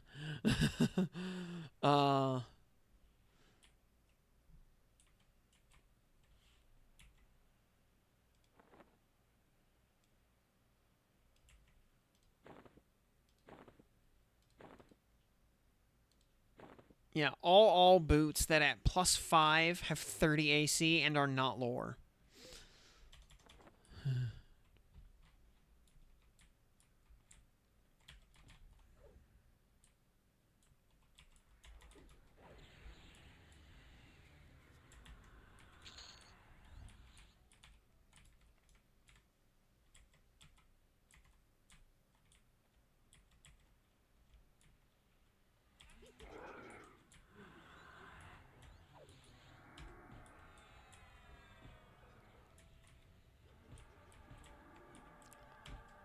Yeah, Blood Gurgler. Alright, what is this guy, what's this guy got for us? Hopefully he's got 6% XP for us, because I would love to have a second stun spell on hand.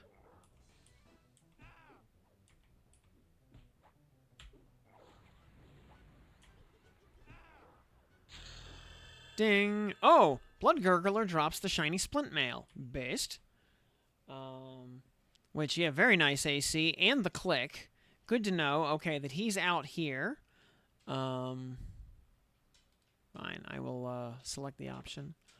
So yeah, spiky Splint Mail. In which, yeah, interestingly, not Paladin usable. Many have been crushed against these spikes. Casts Shield of Fire. It only takes level 5 for that, which is cool. Kind of curious what the... yes, I want to attune it. Has no graphic, interestingly. It is cloth armor as far as the graphic is concerned.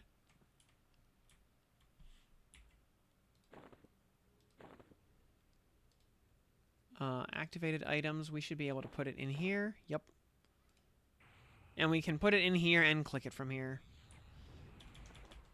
It's only a level 7 mage DS, but it is a DS at all. Yep. It's like everybody except paladins that can use that thing.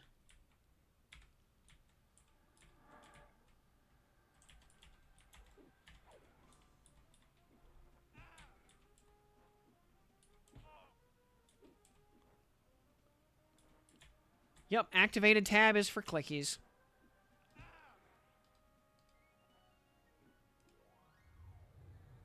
So I can click my Guise of the Deceiver if I want to. Because you do not need to be, you do not need to be able to equip the Guise of the Deceiver in order to click it. So even though we are no longer a bard or rogue, we can click it from there. Blue Orc Head, we don't need that. Disgusting Padded Shirt. Actually, pretty good piece of body armor for something you can get at level 5 to 8. Can you put I don't think you can put consumables in here. I think they have to be equipables. Yeah. Only activated items may be placed in the activated keyring. Yeah, which yeah, charge effects don't go in there. Only click exaltations go in there. And although it's got to be the actual an actual item, you can't just put the exaltation in there. Yeah, I would love to be able to put like potions and stuff in there, but no such luck. Sealed note, we do not need any of that. Yeah, disgusting padded shirt. Yeah, for the level, that's pretty good. You know, usable by basically everybody.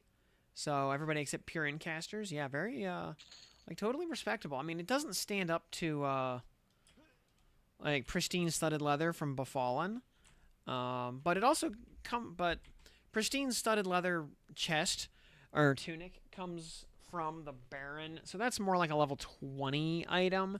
This down here, you're probably picking up at like 8.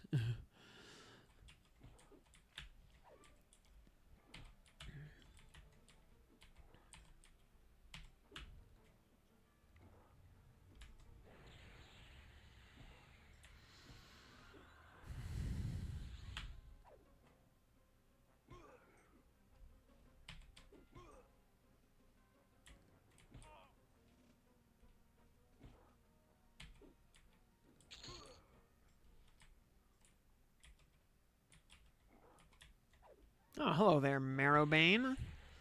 So Marrowbane's right there on the bridge. Oh, we can actually see Crush and Divin from down here.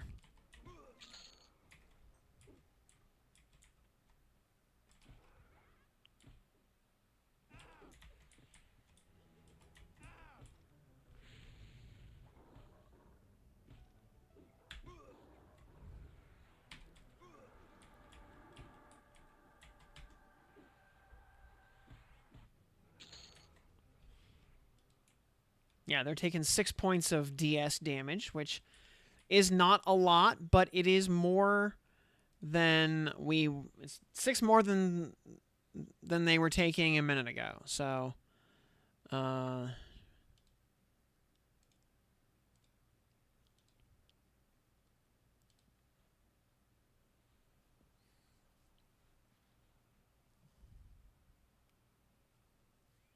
puppet strings you can't equip in the first place. Yeah, it's just you can't put charged items in there. It's got to be just regular old-fashioned clickies, like equipable clickies.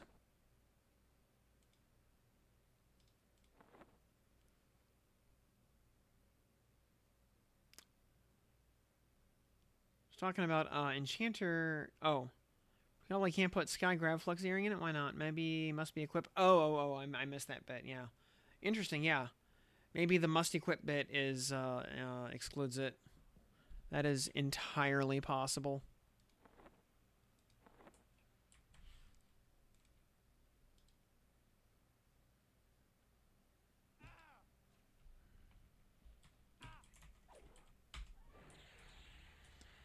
But could always shove your J boots in there.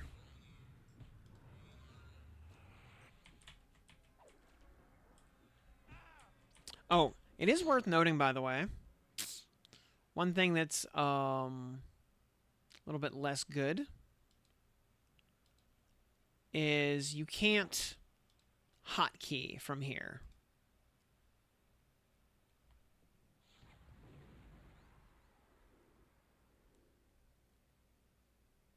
So, yeah, if you want to, you gotta, so anything on the activated tab to actually activate it, you have to actually open your inventory and click on it.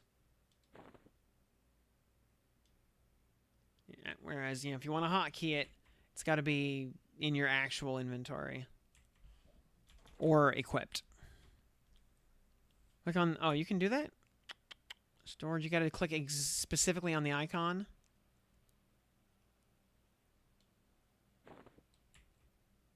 Oh, okay, you got to just, all right, I take that back. All right, cool. You just have to click on the icons specifically.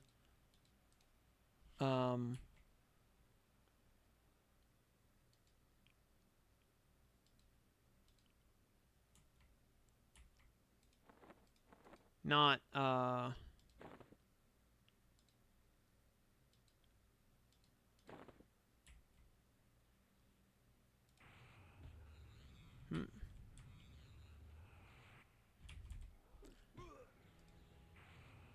or put the item in your inventory, hotkey it, and then throw it in storage. That works too.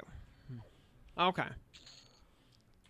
Yeah, a little counterintuitive there, but it works.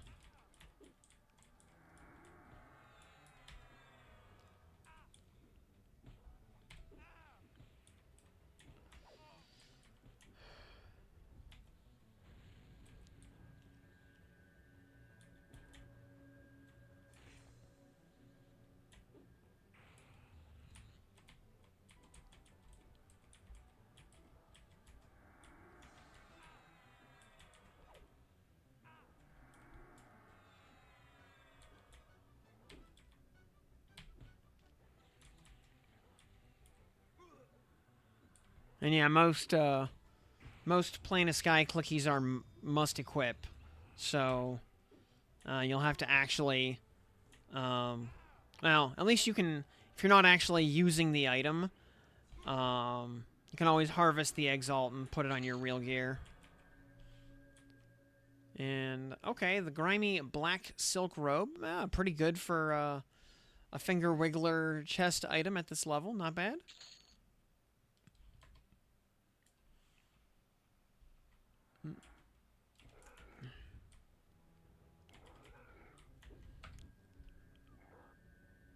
Let's see, that Thaumaturgist is already back up. Blood Gurgler is already back up. Yeah, spawn time is very quick in here. You know, at level, let's say 5 or 6, you might actually want to do the zone on non-respawning. Potentially. You're gonna, so you can just run through, you know, clear the dungeon out, when you're not insta-jibbing every single thing you touch.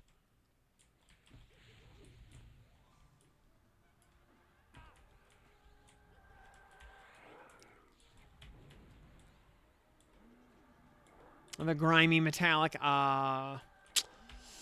missed opportunity. Oh, apparently my pet is just dead. Okay.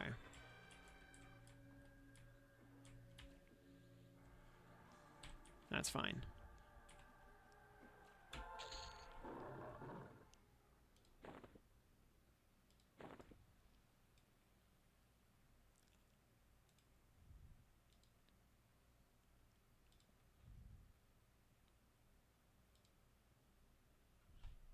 Do we have any other like level 12 spells that matter? Feet like cat.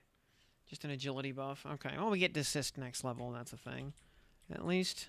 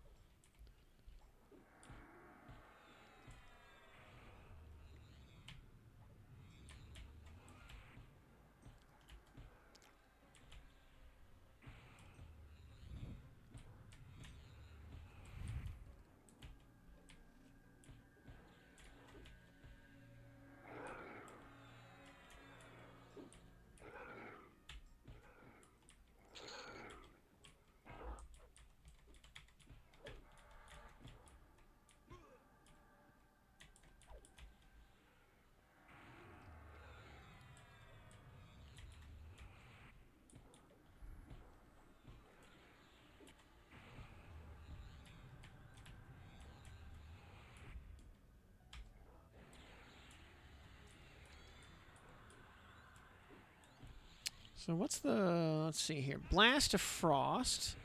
Costs 40 mana. Has a 10-second recast, so it's basically the equivalent of desist. Except it also does a little bit of damage. Not nearly as mana efficient as cease and desist, but it actually does some damage, so that makes sense.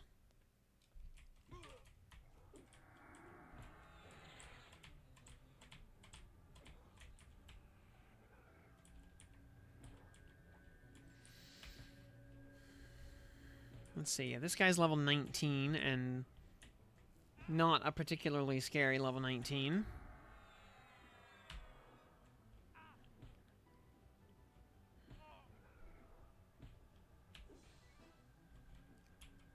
By the way, we have 4 AAs. What are we gonna do with them?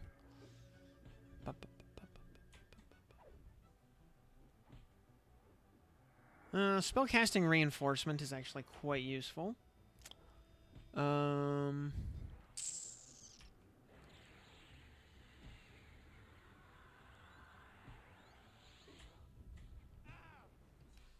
boy, foraging. There's always foraging.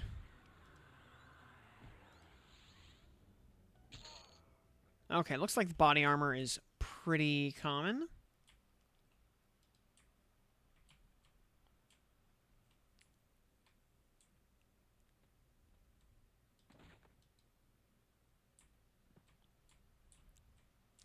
We also have the first rank of Unbound Strike Through. Very useful there from the Ranger passive. Now, playing Possum is Feign Death at level 46. Okay, so won't be getting that for a while. Let's see. Let's see. Activated. Grants your pet's melee attacks a chance with 150% bonus to trigger Hobble of Spirit Snare 1. Which reduces the target's movement speed by 40% for 24 seconds. Buff has a permanent duration and a 3-second cast time. Okay. Yeah. So let your pet proc snares. If you are so inclined.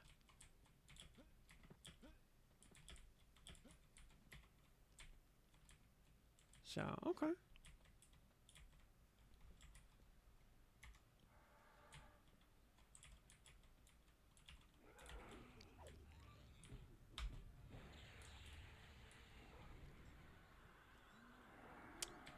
Oh, I mean, if you want to do archery, then weapon mastery of the scout is basically mandatory.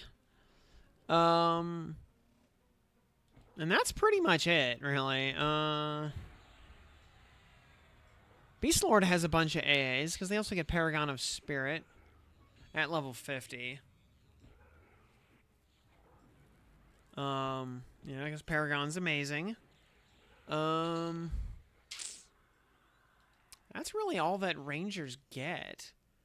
Yeah. You know what? I am actually going to take a rank of Mastery of the Past. So we don't have to keep fizzling spells until level 20.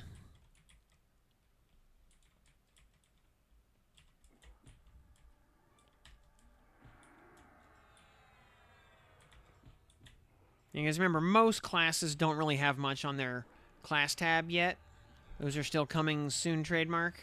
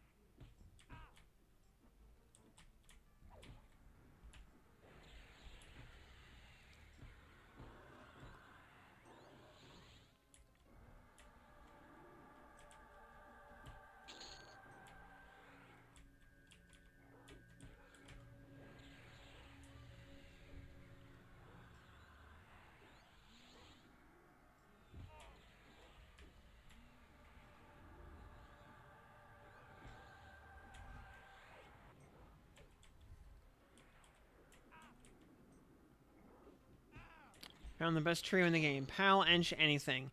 Yeah, that's, I think that is a pretty fair assessment, actually.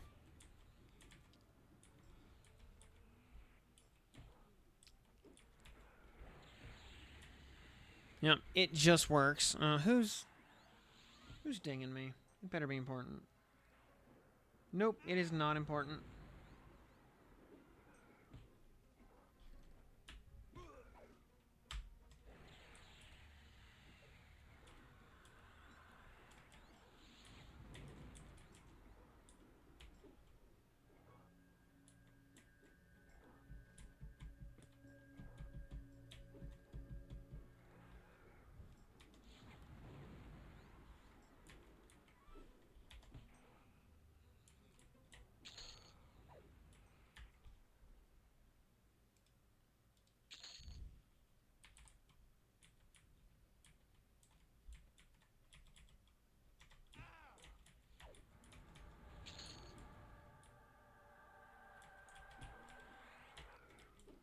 Yeah. Yeah, when you are also a tank class, yeah, charm breaking is much less of an existential threat. And more of a slight inconvenience, generally speaking.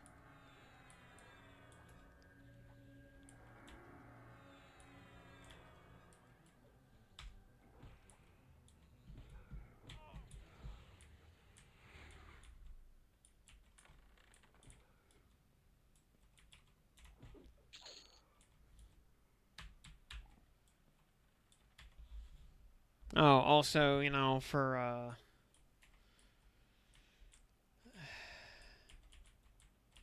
saw that Essie struck again today. She had been wearing the England jersey, and of course, they England decided to stop playing after about 80 minutes of football. So you know, uh, football's not coming home, but the team sure is. And hey, Popper Panzer, good evening.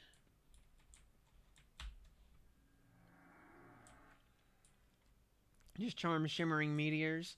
Yeah, the bees are actually crazy good. The bees do just absurd damage.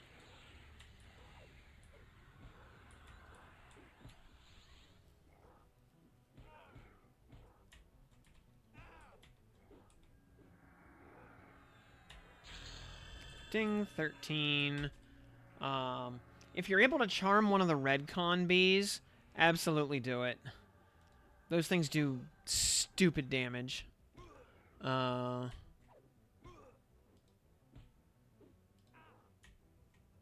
Meteor's quad for 350. Yep.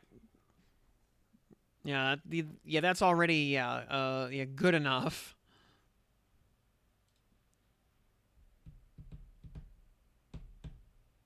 Yeah, if you can kill one of the white con small starter bees and then charm one of the red con bees that it poops out, yeah, those things hit stupid hard. Let's see. Let's lull a few of these idiots. I don't want to pull the whole room down on my head if I can avoid it.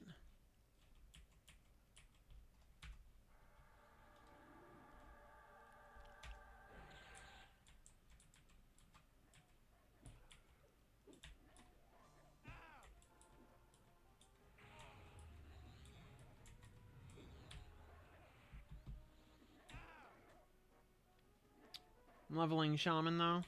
Is Shaman so good?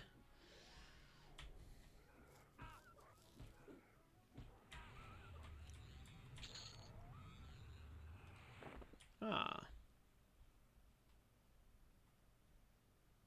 Alright, Bonefire. From the makers of Bone Storm.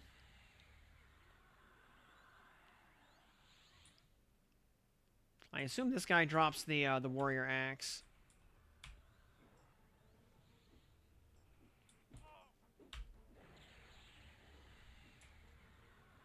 Which maybe, I don't know, maybe worth coming up here.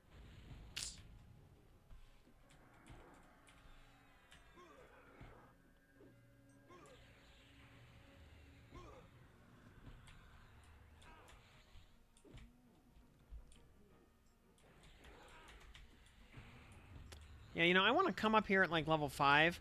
I want to get that DS clicky BP, if nothing else.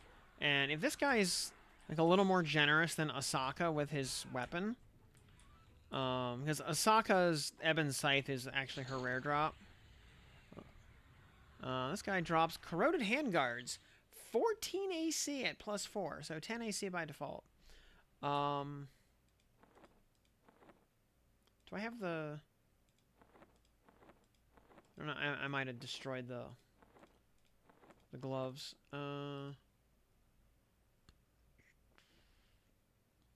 Alright, still, that's pretty solid AC for the level. Got some strength and some saves. So yeah, those are very solid plate gloves for the level.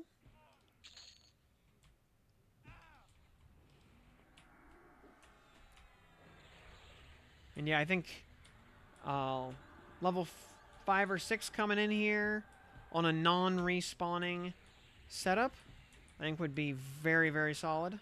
There's so many mobs in this zone. And at level 5, everything's going to be like white to red. So, there's the deteriorated bow, which I think our... I'll stick with our Plane of Sky bow, but thanks.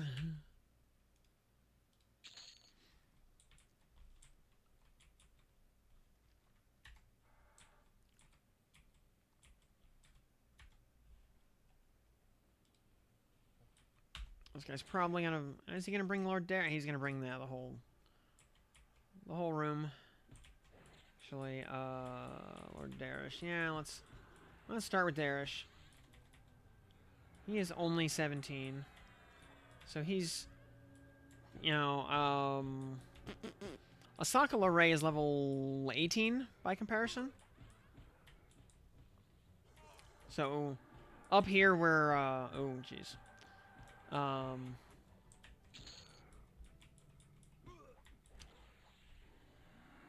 what did he drop? Bandolier of Teeth. Shoulder slot. No AC on it for whatever reason.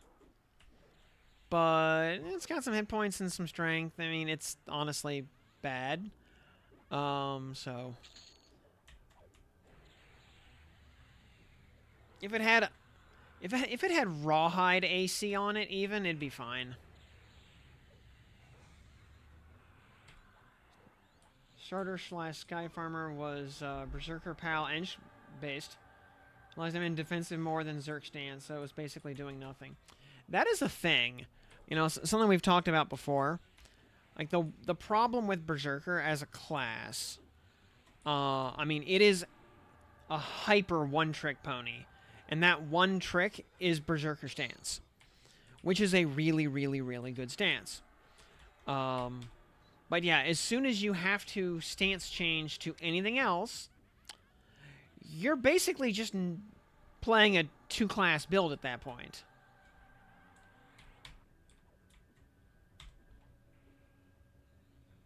You know, the overwhelming majority of the class's power is tied up in that one stance. So the moment you have to switch to defensive, you're just not really playing Berserker anymore.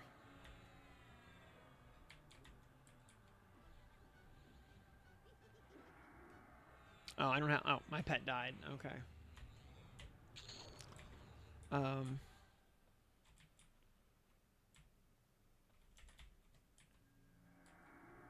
Hey, yeah, Wobro and Smitry, by the way, good evening to both of y'all.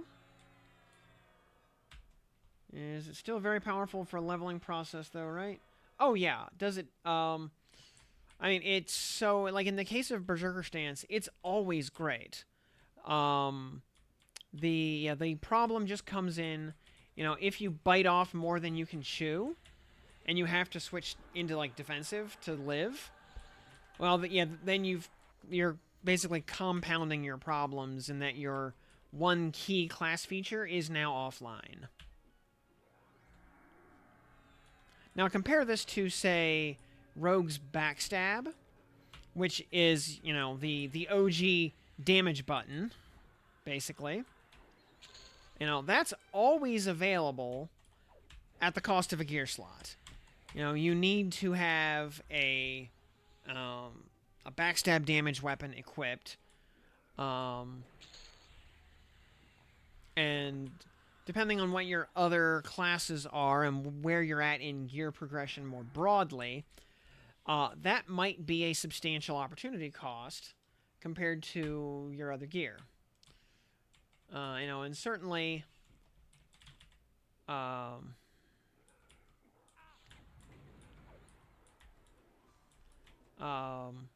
certainly you can always stick it in your any slot, but that means you're giving up the stats of whatever's in your any slot to use, you know, to stick a weapon in there instead to enable your one damage button. So there's still opportunity cost there. You know, the button is always available, but it does have a limitation on it. As opposed to Berserker Stance, which does not take any of your gear slots away, but it's a toggle switch, and the moment you toggle it off, it's not doing anything. So,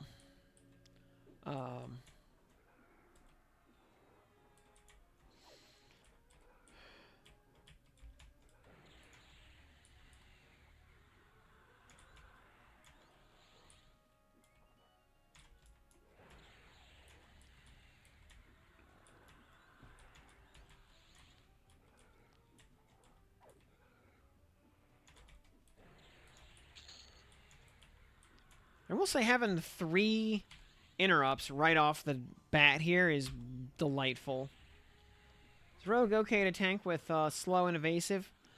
Well, I mean, evasive by design is pretty heavy on the stamina endurance usage. So I guess my question is, what happens when you run out of endurance? Because also, because so like the way evasive works, yeah, you have a 95% chance to evade all incoming attacks. Every point of damage evaded consumes 2 endurance, with a reduction based on strategy skill.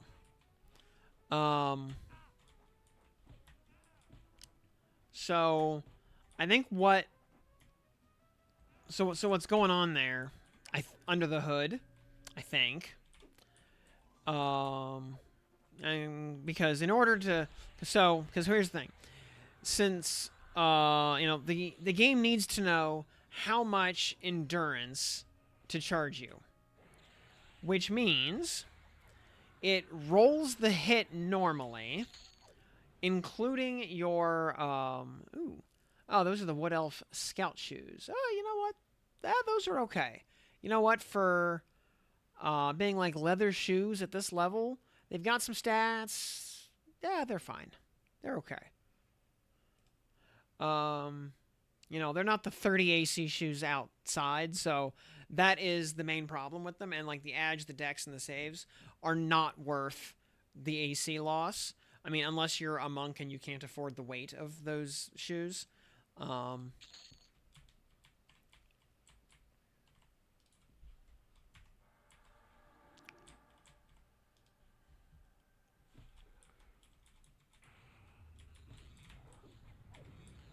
So I think what has to happen, like I said, the game basically calculates the hit normally, decides how much damage you would have, or that you should take.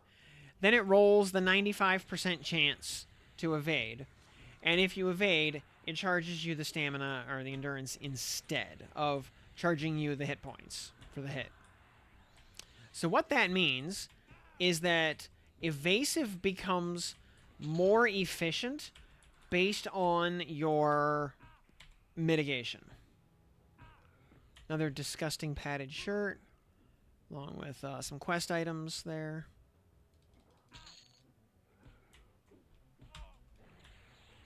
So if you are also a plate tank with a lot of evasion, or with a lot of mitigation, then that makes evasive stance better, because you can sustain it for longer. 4 glasses would be good. I like evasive, but nukes endurance. Yeah. So if you are just a rogue wearing rogue armor, then yeah, evasive is going to be very expensive. If you are also a plate tank, then evasive gets that much better because it becomes that much more sustainable. And Crown of Crush. 15 AC on the head is no joke for this level. Like, that is very solid. And it sells for 23 platinum? Are you kidding me? Holy moly, that's a lot of platinum for this level.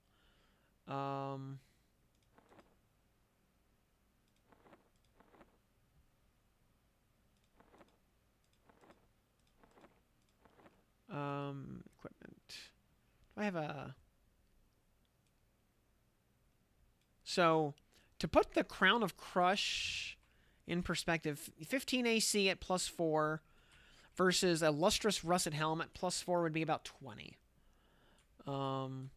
So, that is a very respectable helmet. Also, not lore, by the way. And yeah, sells, auto sells for 17 platinum. Because you sell for 70, you auto sell for 70% of merchant value. Like, those, at this level, I would actually, like, hold those in my inventory and sell them for real. Um,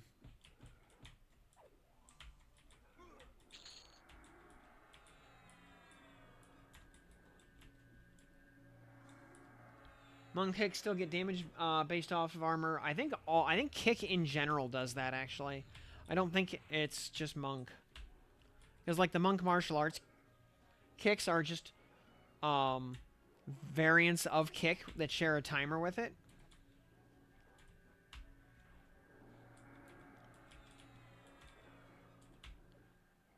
Yeah, I think you get... Yeah, I think that is a thing. As far as I'm aware. Also used to be that you needed magic shoes in order to kick will-o-wisps. Kind of like you needed magic pauldrons in order to slam will-o-wisps, and a magic shield to bash will-o-wisps.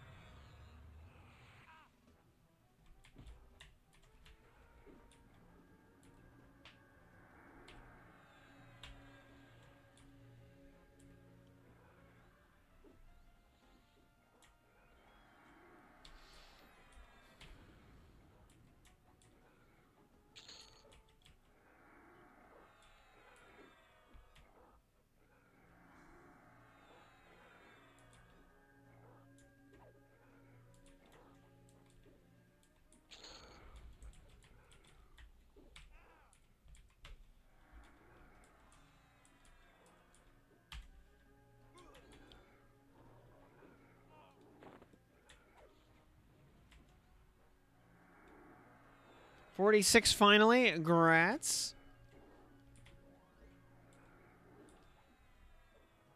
So do I have any spells at 13 that matter?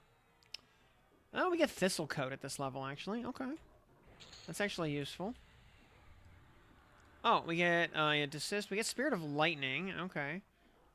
Increasing their dex by 75 and giving them a chance to perform Spirit of Lightning Strike. Okay, that's cool. We actually have spells at this level. Okay.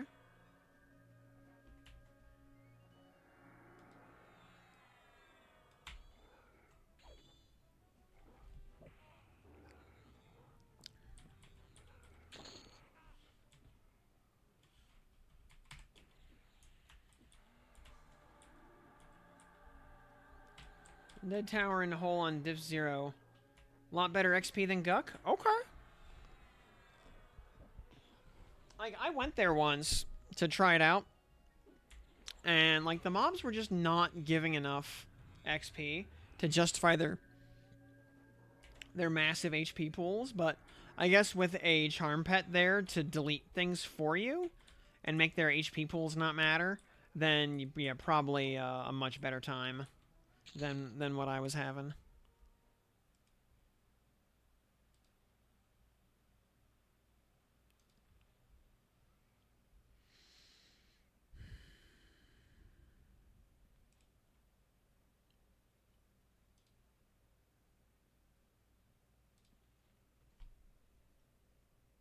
I don't think they nerfed their HP. Oh, okay. That is also possible. Because they had really cranked up, like, Kunark HP. And I think... Oh, do these two effects stack? I bet they do.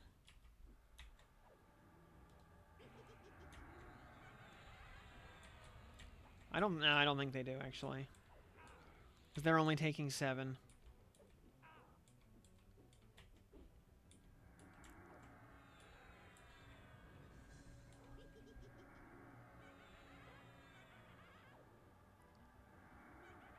Versus if we take that off, we click off Thistle Coat.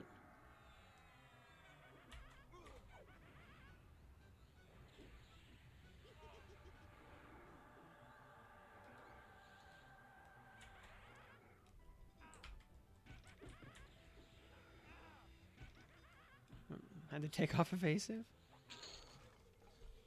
Burned, you are... Alright. Burned by your flames for 6. Okay, well, let's put Thistle Coat back on. Go lull Mr. Bonefire over here. Own fire is burned by you, hit by your thorns. For 7, okay. Yeah. Versus if I click that off, it probably changes nothing. Oh, wait. Oh, no, they do stack. Fire is pierced by your thorns for 1. Okay. Okay, they do stack. It just... It shows the thorn... It combines them into one message and reports it as thorns. I wonder, actually, if I click... Dang it. Stop stunning me. If I click this first... Boop, and then click Thistlecoat... Will it report... It's pierced... Oh, let's see here. Fire is pierced by... Okay, it still gives the thorns message instead of the flames message. But it does actually add them together. Okay. And there we go. Head splitter plus 4. How does that stack up to Ebon Scythe? It doesn't. Let's see here. Yeah, Ebon Scythe. Now, granted, it's at plus 7 by now. But Ebon Scythe is at 0.644. Head splitter is half that, basically. It will not... Yeah, it does not compete at all. Yeah, Ebon Scythe just completely mogs it, and it's not even close.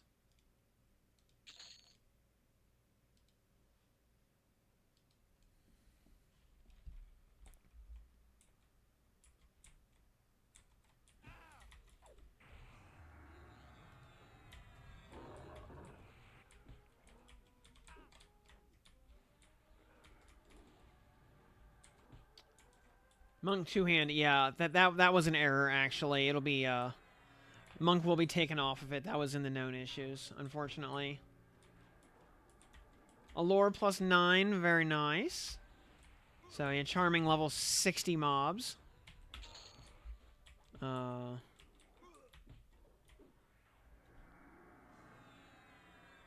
wonder if you can charm the, drakes up in Plane of Sky.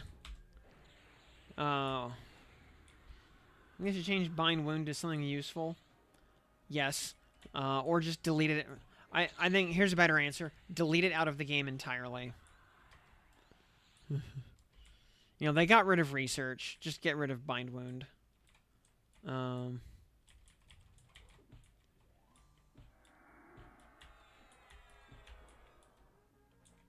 Yeah, when out of combat healing exists, there's no reason for Bind Wound at all.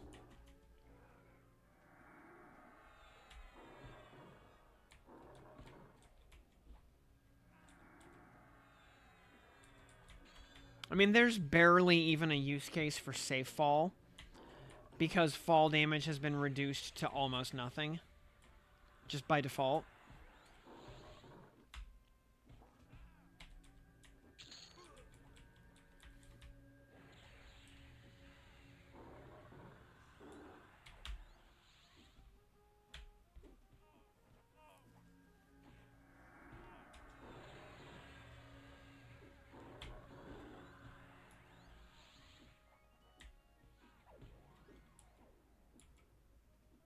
Yeah, MGB.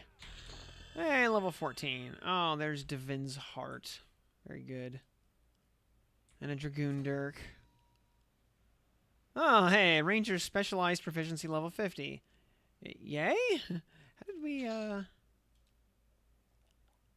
Oh, reach the maximum skill in Sneak at level 50. Okay, yeah, we, very much achieved that already from playing a rogue, so, alright.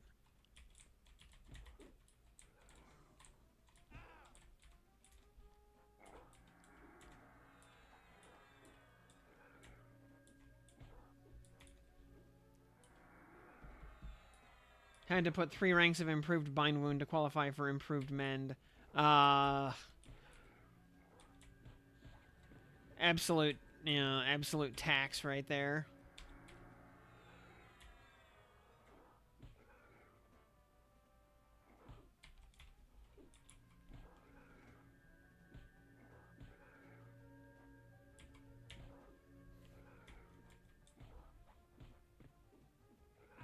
Level 14, do we have any spells worth casting? We have Sicken. We have Burst of Fire at this level, which is wow, a 14 damage nuke. And Dwarven Ringmail, by the way, still fantastic for the pile of resists that it gives you. Yeah, very solid. Yeah, Burst of Fire, friggin' 14 damage nuke at level 14. We shan't be casting that. Strengthen, don't care. Camouflage, it's an invis, so okay, that's cool. Searing Arrow is next level. Searing Arrow is at least decent. I mean, for how fast it casts, it's pretty decent. But that's not until 15.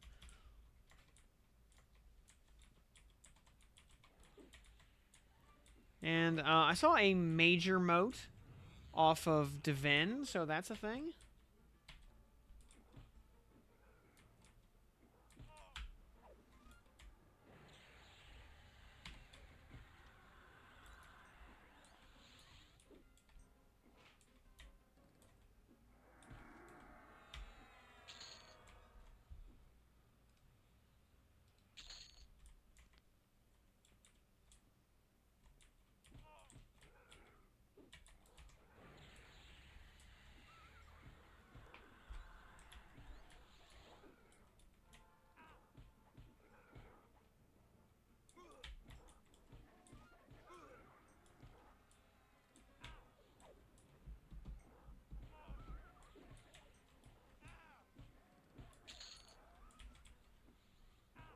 Yeah, Lord Dares with his stupid bandolier of teeth with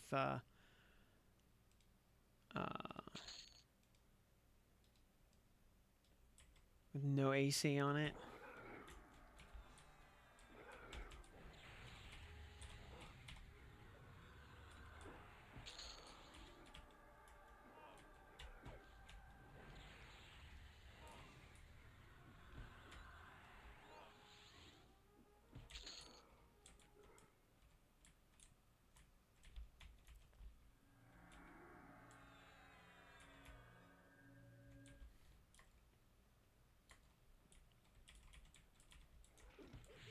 Yeah, you know, coming here on live might be a fairly short trip. Come in at 5 or 6. Get 3 pairs of boots up to +5. You know, if you're feeling feisty, maybe get them all to +6. You get to about 10 or 12. You come up into the throne room. I should say, yeah, you grab some of the other drops from the named around the zone to get started. You come up to the throne room. You get kind of all the major drops from everybody, and then I think you just kind of leave and go back to Befallen. Like, I don't... yeah, this zone definitely does not have the longevity that Befallen does. Not even close. The mobs are just too low level.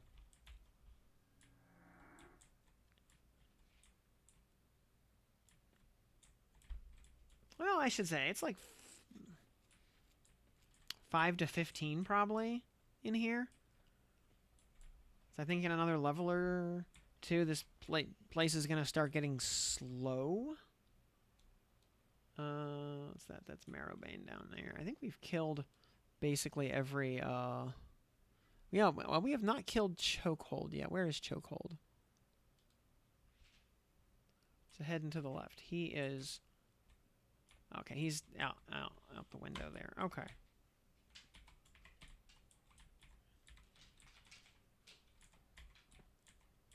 Oh, he's the other caster. Okay.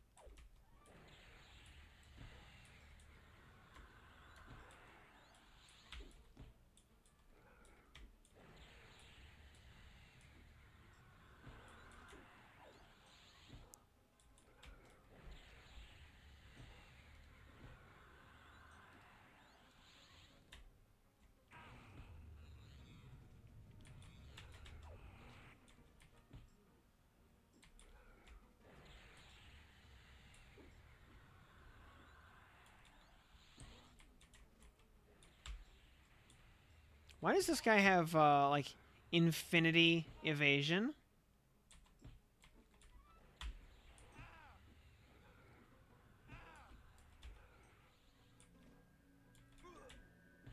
Like, it's impossible to hit him. He's like that one guy down in Wrath Mountains that you can't hit with melee damage.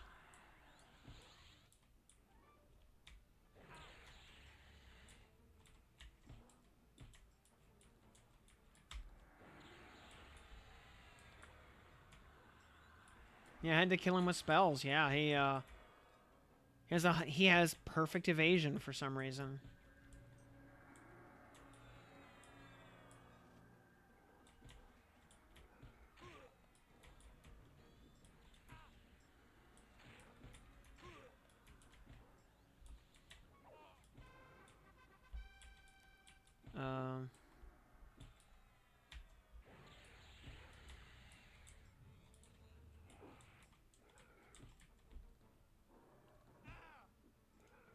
Does he at least take shield damage?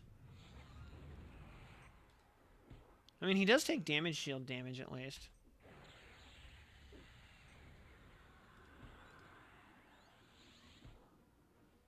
You do have Sicken. That's only 8 damage, though. Burst of Fire.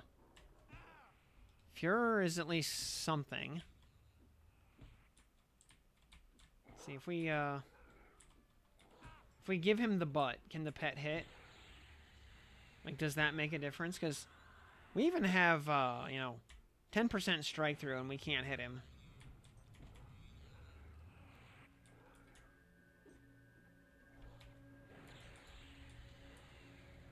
Getting any...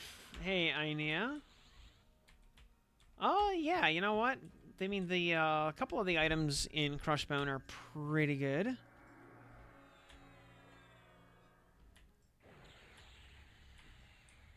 And yeah, he's just straight up immune to melee.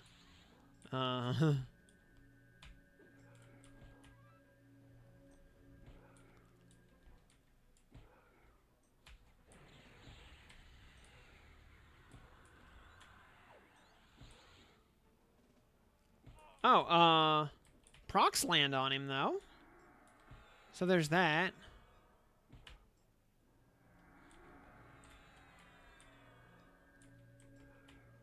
And damage shields work on him, at least.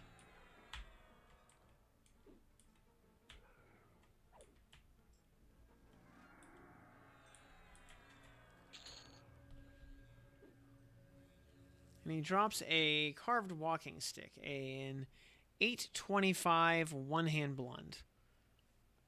Which, I mean, to put it in perspective, the Enchanted Fine Steel Morningstar tops out at about 0.4.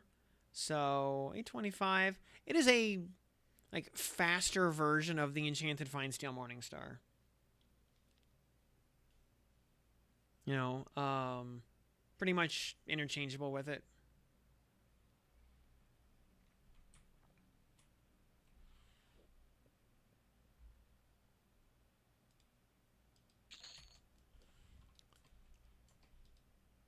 But yeah, the mob being immune to melee like that is supremely irritating.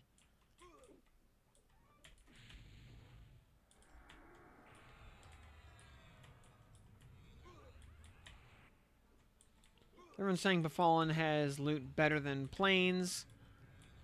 Befallen loot is too good.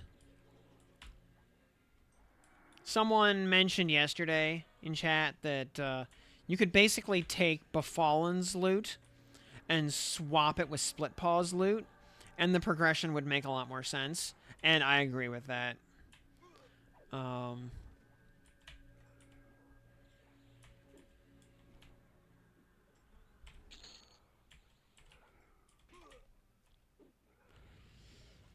What else? Scout Bauble. That is a necklace with some stats at this level. That's pretty decent. Yeah, for the level, it's a neck slot with stats. So, yeah, for the level, it's good.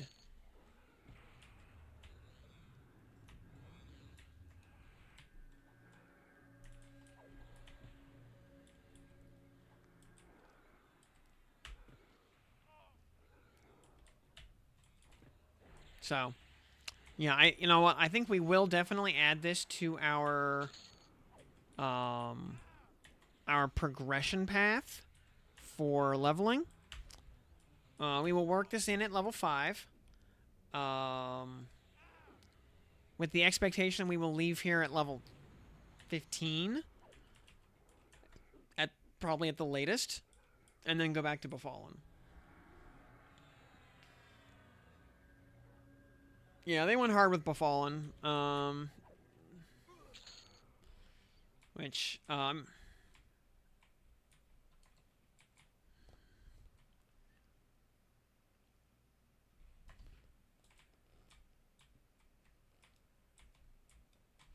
hello, an Orc Warlord.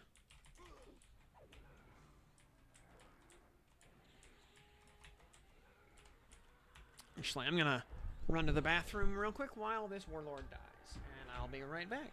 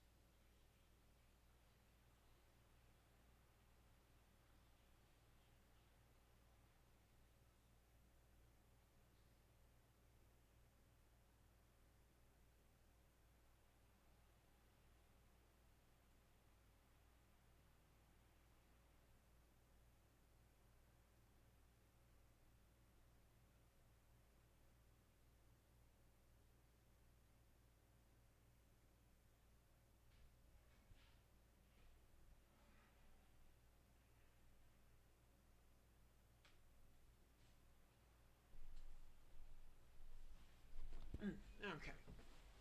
Oh, what do we got here? Oh, more bracers of battle. Okay. Yeah, totally legitimate. Oh, what are people dinging me for?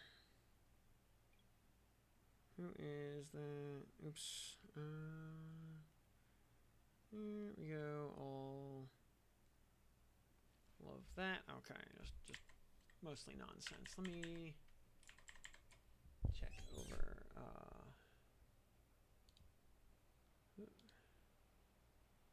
Okay.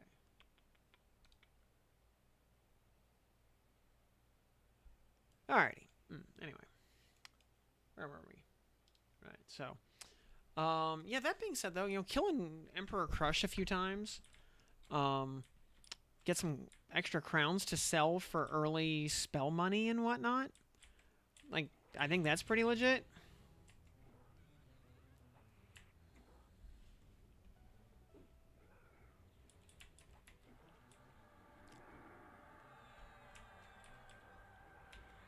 Like 23 plat per crown. Keep one to wear for a little while. Sell the rest. Yeah, because like selling to a merchant for 23 plat a pop, that's like hill giant money. That will buy all your low level spells, and leave you some left over to like pay the teleporting gnomes for their services at low levels if need be.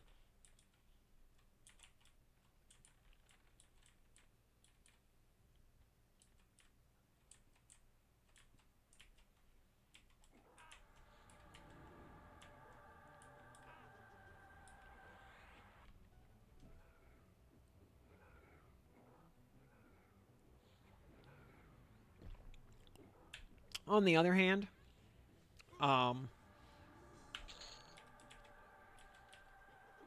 if some of the comments in the public Discord are to be believed, a surprisingly large number of people actually have trouble grinding in zones on D4. Um,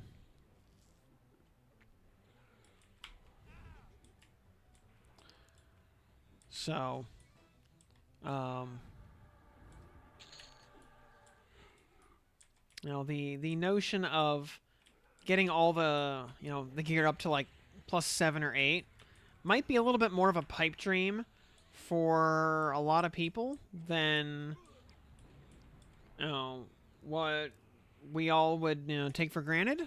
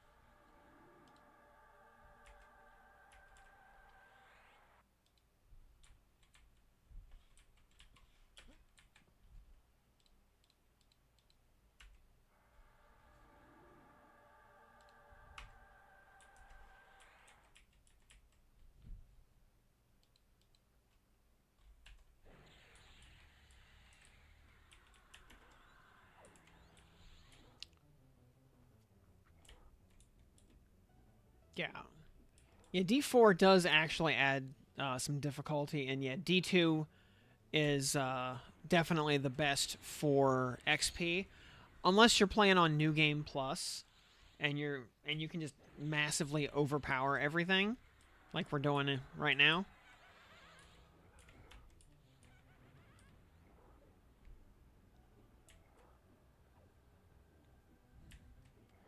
And I guess since like the top floor of Befallen is really only going to give you like +2 motes anyway, due to I want to say motes are like quasi level capped, or maybe it is just a relative con scenario. But like I don't know, even on difficulty 4 in Befallen, I see like minor and lesser motes on the first floor. Second floor is like a lot of lessers and some vanillas towards the back. I don't start seeing like a steady flow of 4s and 5s until the bottom floor.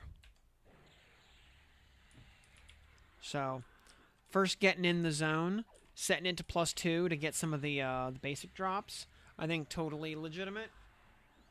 And then, especially on the first floor, where you're not getting +4 modes anyway. But by the time you're doing the elf room at the end of the dungeon, then yeah, definitely just D4 the whole way.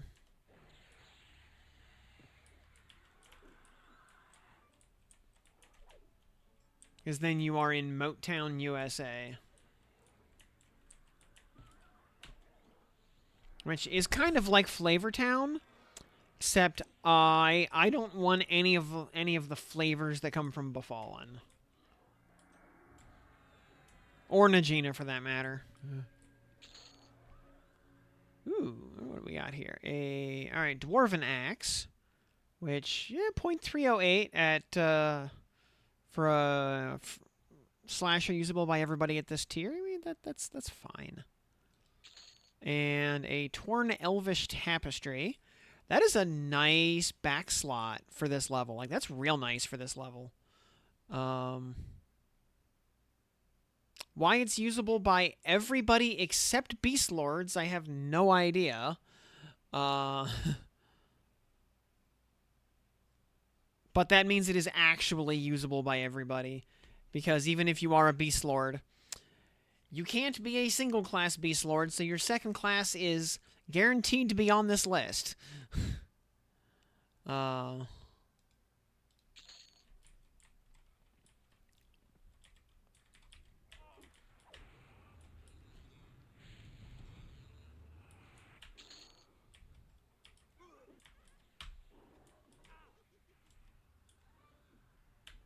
Yeah, in this zone, I start seeing like the tier 4 moats here in the throne room, and I see the actual tier 5s off of Divin and Crush.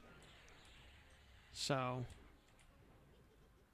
you know, con, relative con, definitely part of it. Though I think there may also just be a like a level floor on certain tiers.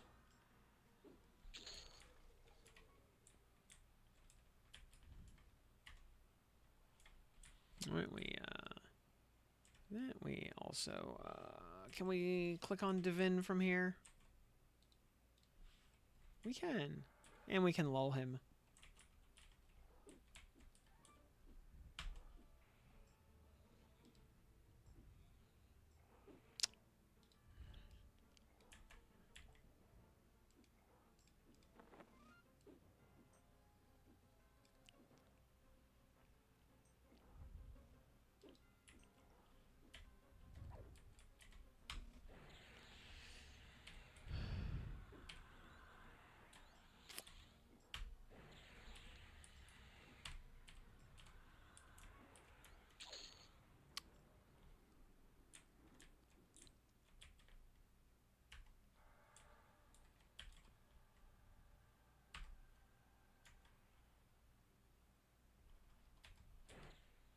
Oh, of course they still have to pull both of them simultaneously, because, you know, why wouldn't they? Why would anything nice ever happen?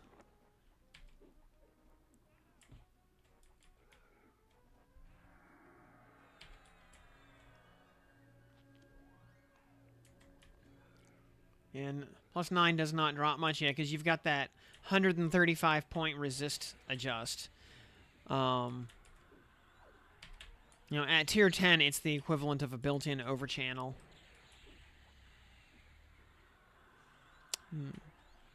Good old Dragoon Dirk.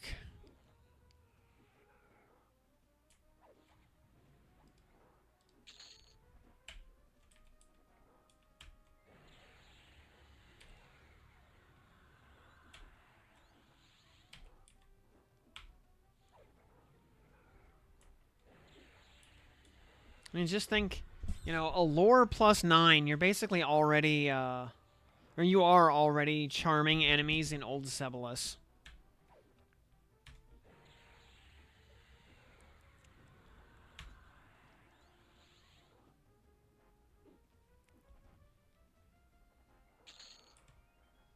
Another crown. Very nice.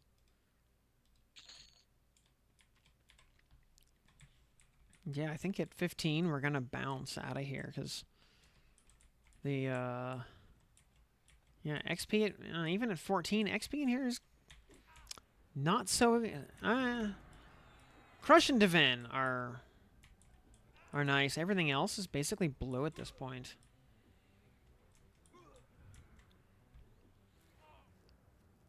Get 9% A every 3 minutes, killing those 3 ice giants outside permafrost at level 50. Based? So you're getting 3% AA per giant, basically?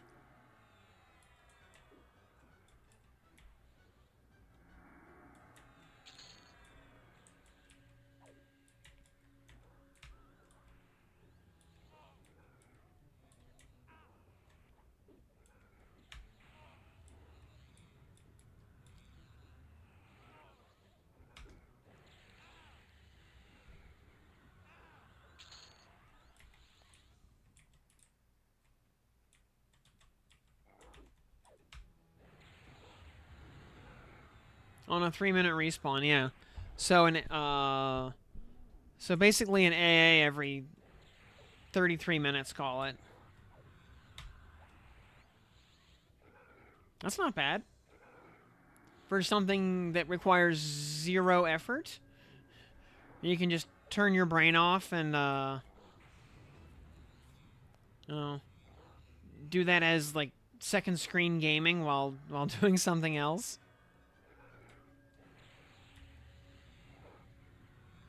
We got 1% each at level 46. Weird. Only works at 50. Hmm.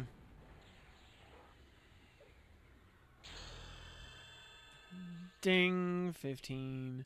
More corroded gloves. Yeah, getting those corroded gloves at 15 would be, like level 10 or 12 or something would be good. Yeah, Lol comes on at level 10, so yeah, you would not want to come up here to the throne room without Lol. Well, I think clerics get it at like 5 or 6 or something.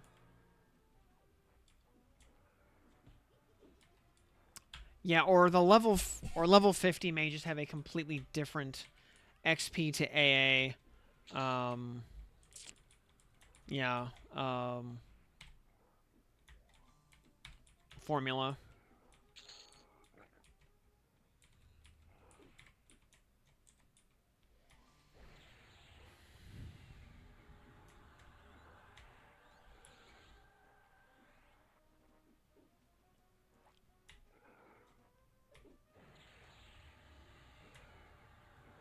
How good bad is AA grinding at 50? Uh, you know what? I have had pretty good luck just grinding through like Plane of Hate and stuff. At 50. I don't know if it's an AA every 30 minutes, but you know, we could also probably assume that XP rates and other stuff are subject to change, and anything that's out of alignment now will probably get revised sooner rather than later, or before launch. Maybe Zone just has a high Zem. Well, 40-ish light blue. Yeah, it's got to be a bug. Feel free to bug report that, because there's no way that's intentional.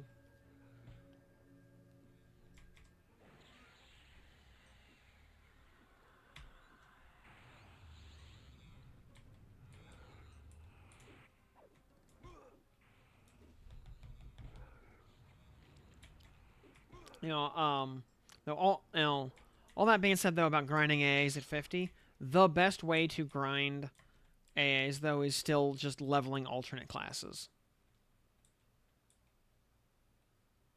In the span of leveling a class from 10 to 50, you're going to get about, I want to say, like 80 AAs, something like that.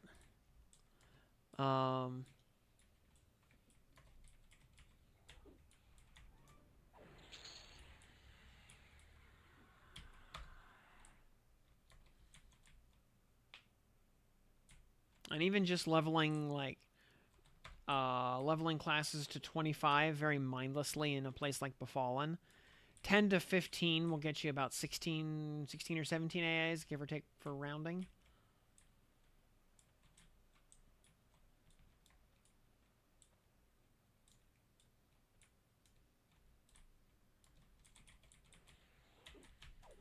And you can just grind a crap ton of motes while you're at it.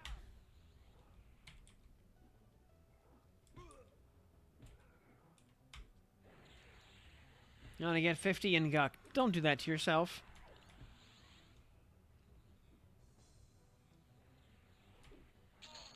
Difficulty particular mobs provide more A's. Just, higher level mobs equals more better. Same as always. I mean, different zones do have different zone experience modifiers. Also, J Media One, good evening. Glad to have you here tonight. So some zones are innately better than others. Generally speaking, the really crappy, inconvenient dungeons have higher zone XP mods than nice, convenient outdoor overworld zones. Was not equalized. It was just kicked around a little bit to make the to expand the number of viable leveling areas. So we can I bet we could just go to Split Paw at this level, honestly. Like, level 15 here, I bet, I mean, I think we're gonna maybe just kill Divin and Crush one more time, and then I think we're gonna... Yeah, because they're only yellow.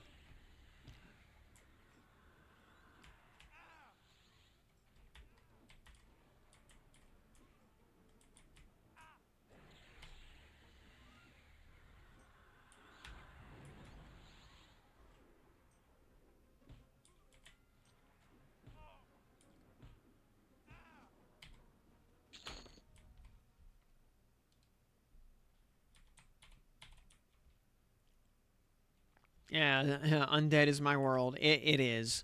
I mean, I want to go hit Split Paw pretty much just to try it out, see how valid it is, see like what items are worth getting, and how accessible they are early in the process.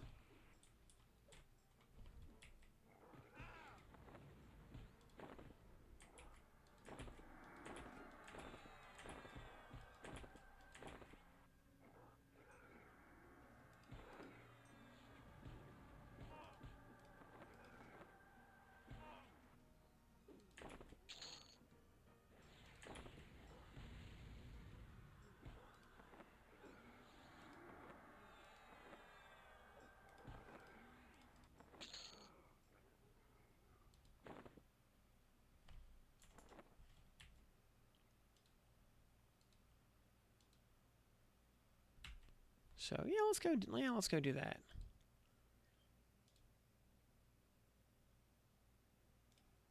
We happen to be bound in South Karana anyway.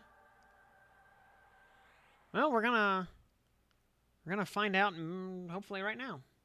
Because I think the like early part of the zone is supposed to be like low 20s. So at level 15 here, it should be pleasantly redcon. Going back to your live account for a week is going to be weird. Yeah, going back to Path of Exile for a couple of days. It's like, well, will I even remember how to play the game?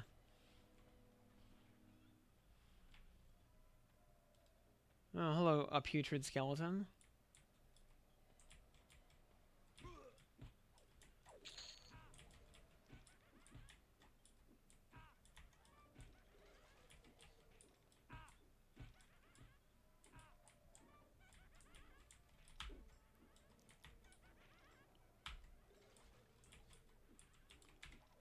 Look at this little guy. He's just a funny little guy, you know?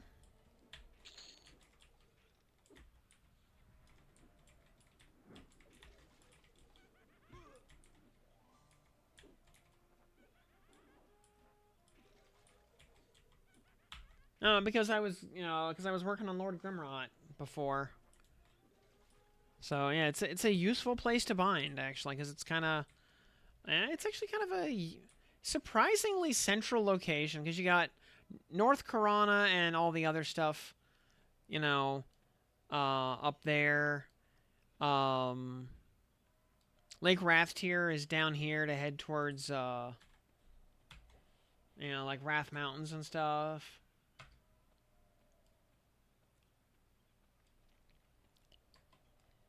Can always pop in and check on Quillmane.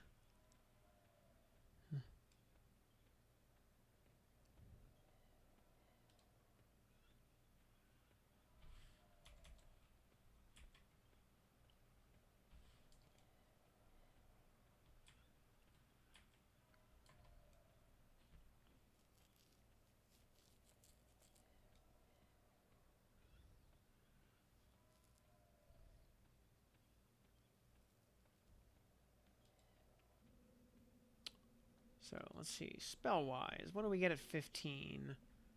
Oh yeah, we get Searing Arrow, Invoke Lightning. Yeah, we get 4 target AoE. Okay. Oh, we get a new pet. Importantly, yeah, very important there.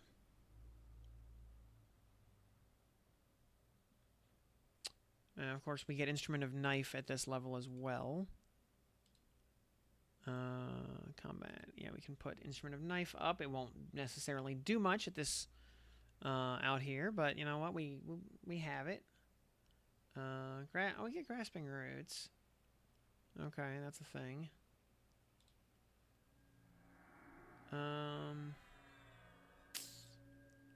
Yeah, the big. You know what? Keshaval's Rejuvenation heals your pet without having to target it, and it also cures poisons, diseases, and curses. That's actually useful because you can unslow your pet without having to, cast 2 different and heal it without having to cast 2 different spells. Searing Arrow at least is pretty all right, I guess.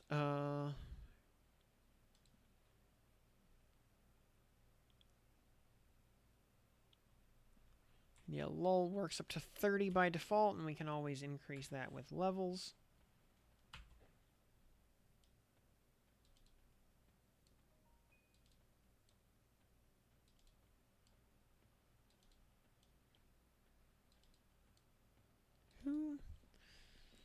Who's texting me at 9 o'clock at night?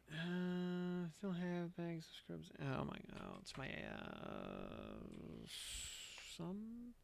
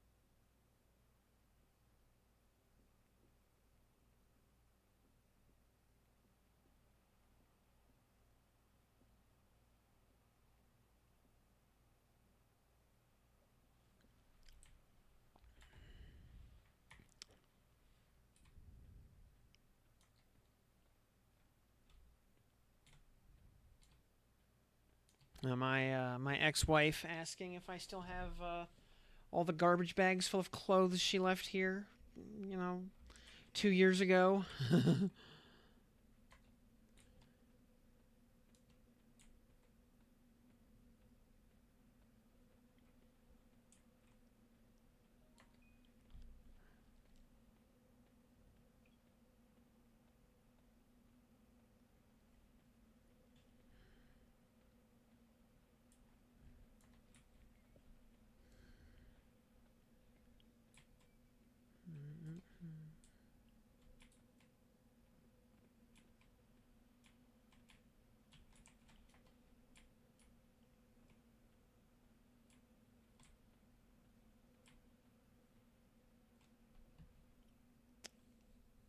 Alright, Lair of the Split Paw.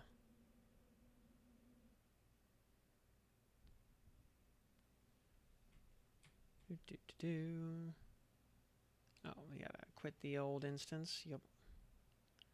And now we can create a new one. Yeah, solo. We're actually going to do non-respawning Split Paw because I know it's a huge zone. But we'll do it +4. These, especially the early areas, the mobs might be beefy enough that we might have trouble getting ahead of spawn rates.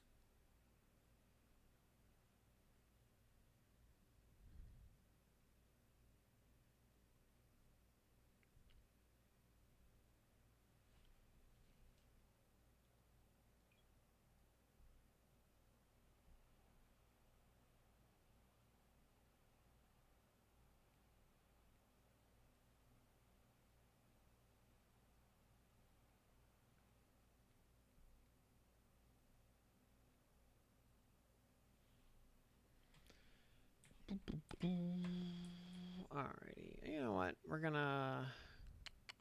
By the way, when do we get our next pet? Probably not for like a while. 15. Spirit is not until 21. Okay. So let's see here. Storage, currencies, minor potential. No, wait. I can actually do like 3 of these. Go to tier 2. 3 lessers to go to tier 4.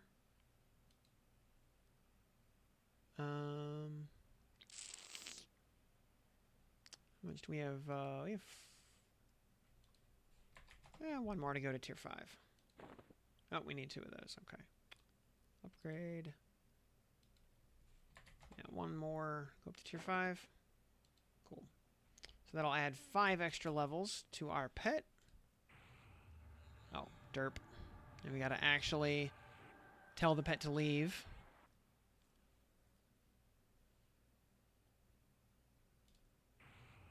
Boop. There we go.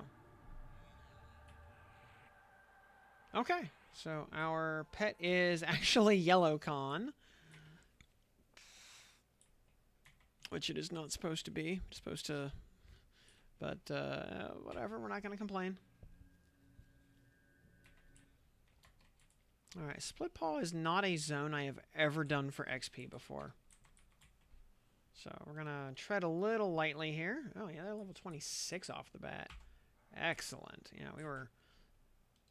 Yeah, maybe right to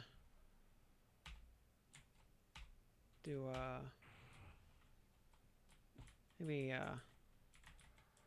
treat these guys with a little bit less disrespect than we normally would.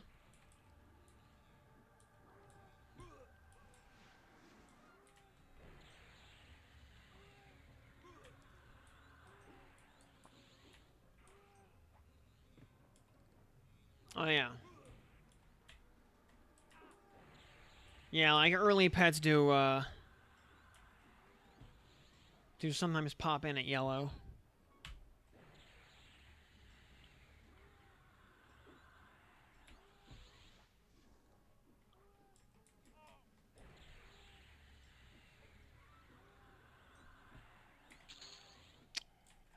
.6% XP for that. Hey, not bad. Yeah.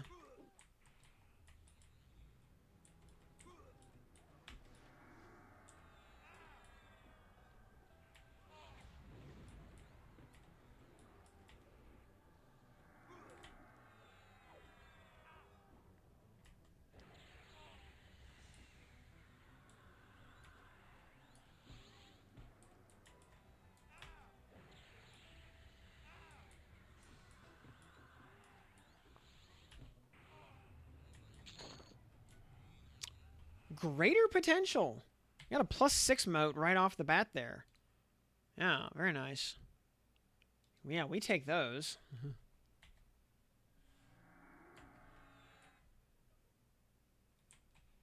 Yeehaw.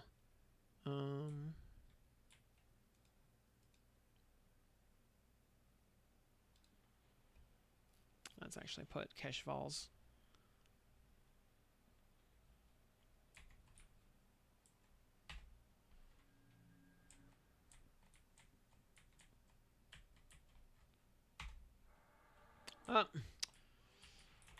Crit resist.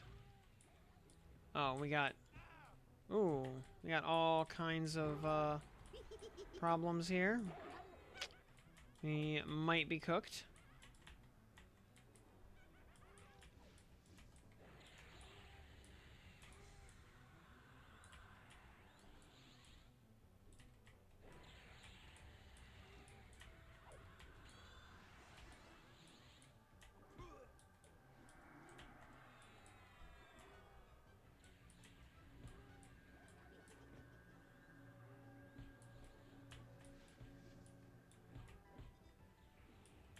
Crit resist, pacify. You love to see it.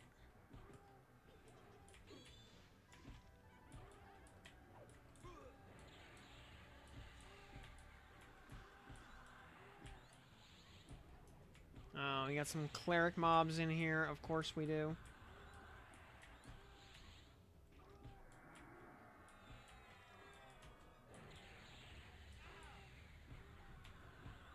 Yeah, of course they cast Greater Healing at this level. They don't have a lot of mana.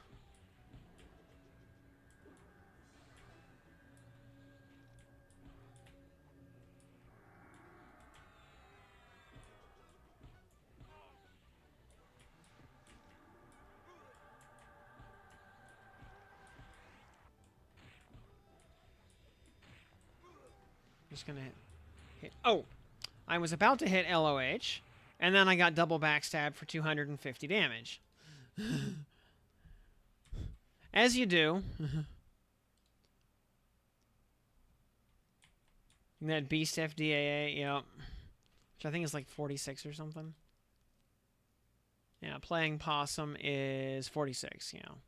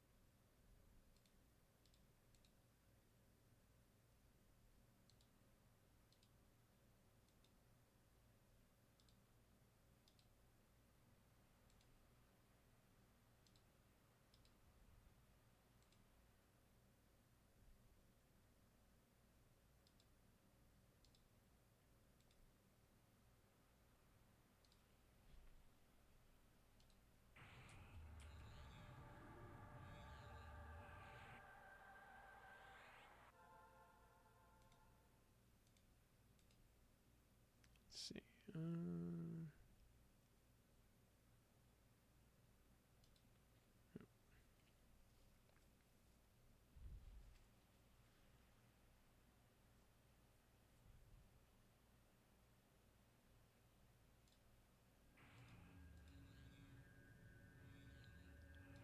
Instrument knife. So, alright, hopefully,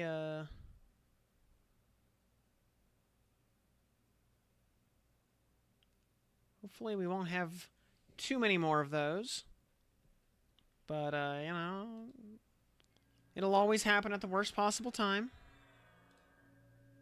It is what it is in that regard.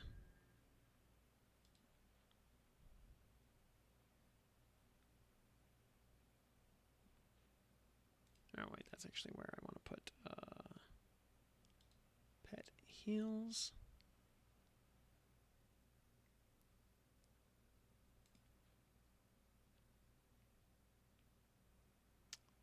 Let's see. We do have Invoke Lightning also if we wanted an AoE. But no, I'd rather just have Searing Arrow, I think. So, alright. Let's try this again with less suck and more win, hopefully. Why is okay, I just totally overlooked it apparently? Huh.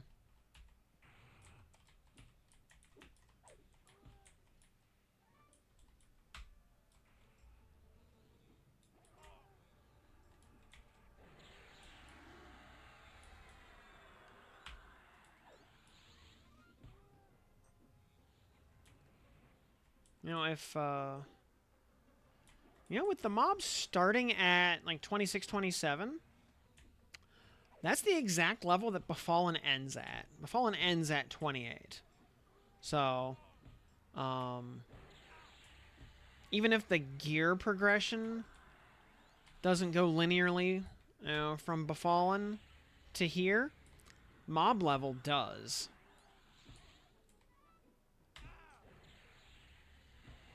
So that might be just a valid XP progression instead of just going straight to Guck. Especially if there are any drops in here worth getting.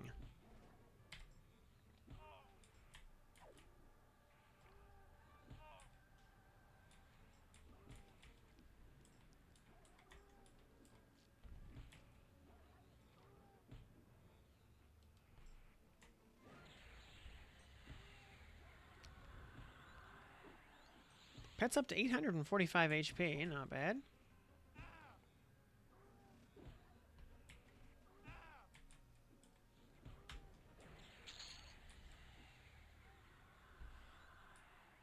Tanned split paw hide, split paw skin, don't care.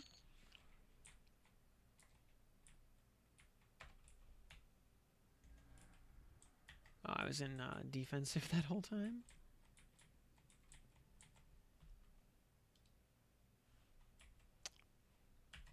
Alright. Switch to over channel. Then we lull.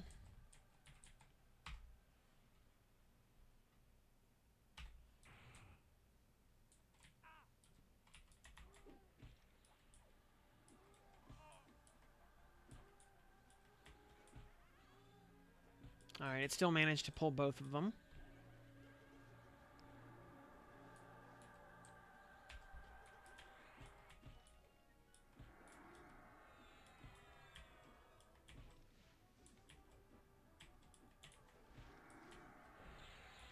So, yeah, not ideal, but whatever.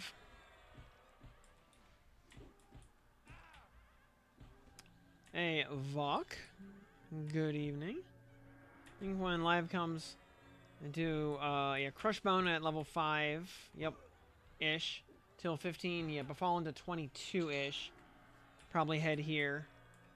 Pre-order beta, Befallen till 25, and then Elguck till 46, and wanted to uninstall the game.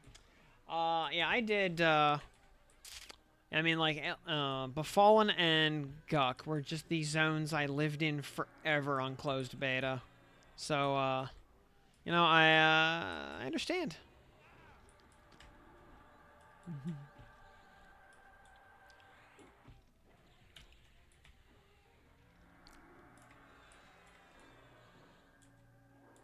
Yeah, did some Najina, yeah.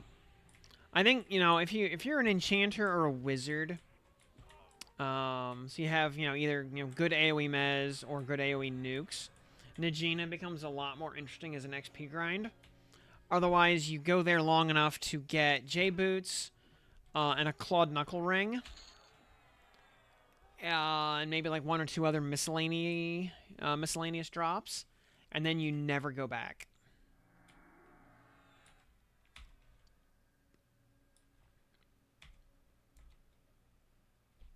Running SK and Cleric. Very nice. Yep, been just burning your eyes out in Sky. I mean, that's what I did, you know, like the last week of closed beta. I basically just lived in Sky. Trying so hard to get that Cleric drop for the from the Eye of Vishan. And it finally happened on the last day of closed beta.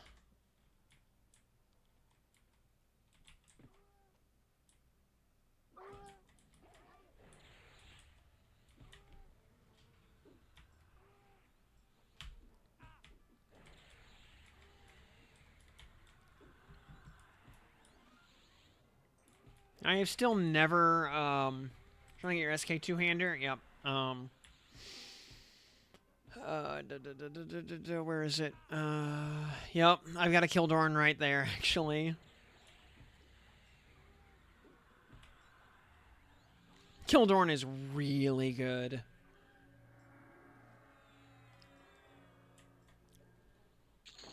I don't think most of the other SK items in Sky are super interesting, but Kildorn is really good. And, you know, what SKs get out of the zone is still better than what Paladins get out of the zone. I mean, not counting Fiery Avenger.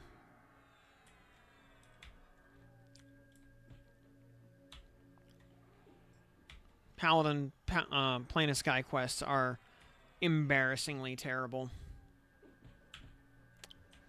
There's the haste belt and wastes of time. Oh, my liking Ranger? So far, I mean, we haven't really gotten into like any of the core Ranger spells or features yet. So right now, Ranger is just kind of along for the ride. Right now, I mean, Ranger is allowing us to use Andriadriorn. Aridriadriorn, excuse me. Yeah, Aridriadriorn. So that's nice. And we've got a Windstriker equipped as well if we wanted to use it for some reason. I mean, if we want to actually use it. Otherwise, it's mostly just equipped for style points instead of the Ball of Ever-Living Golem.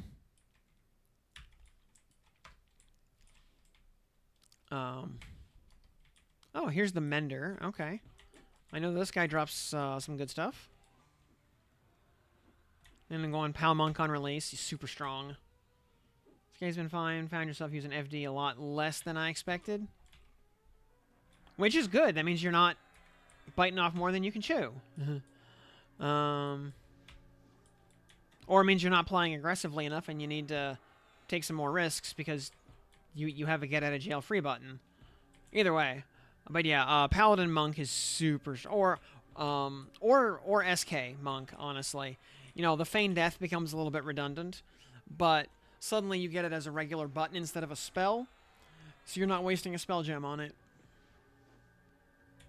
Yeah, add Ench to the mix, and, I mean, Enchanter, like, the fact that you get access to Mesmerization at level 16, like, it just, like, trivializes the game. The spell is so good. I mean, it's like playing on journalist mode. It's so easy. Plus, you've got haste and slow on top of that, and charm, or just regular animation pets if you don't want to muck about with charm, all the administrative overhead of charm.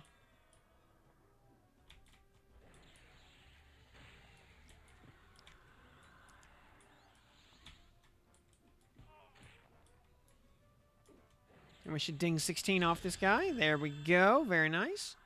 And here's the Mender's hat. Cap of Mending. Very solid for the level, honestly. Not like there's a lot of competition for hats at this level. I mean, you'd basically be using this or the crown from Crush. So, crown from Crush has more AC on it by a lot. So I'd probably default to that, but especially for like leather enjoyers, yeah, like totally valid. And we are level 16, so do we have any new spells worth talking about at 16? No, we do not. We get Halo of Light and Panic Animal. Oh boy.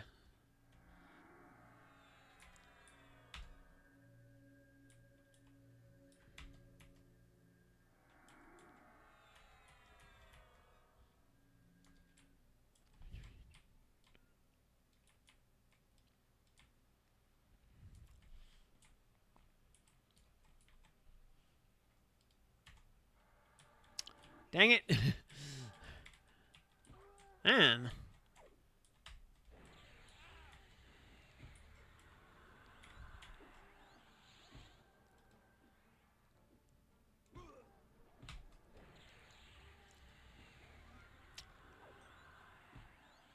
Passed from Oracle to Oracle.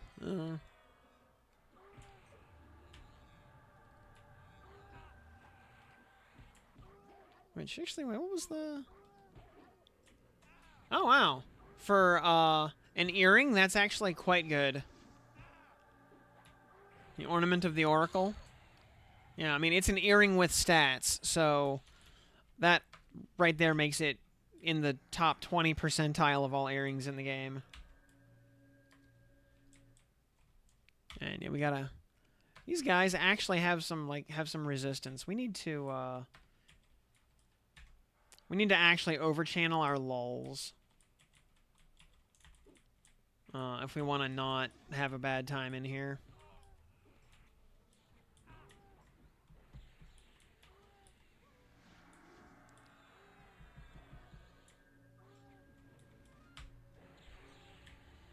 Yeah, I mean, I've got this Earring of Disease reflection up here, so, the, Ornament of the Oracle, is that from, like, the Oracle of Karnan or something?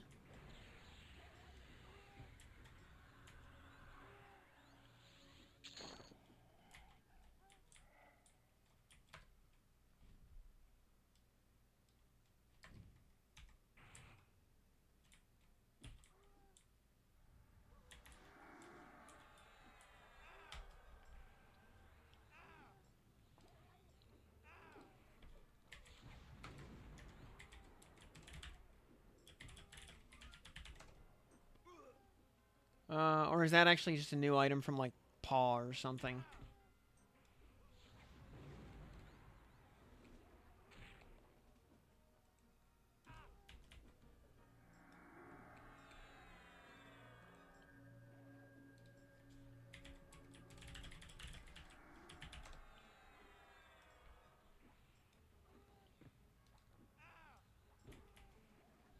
Oh, that is actually the Orc Oracle and Crushbone. Okay.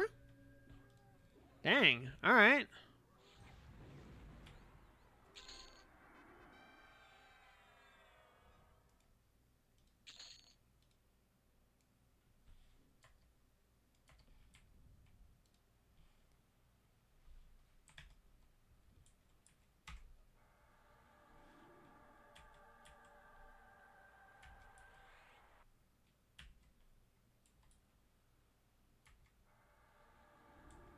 Oh.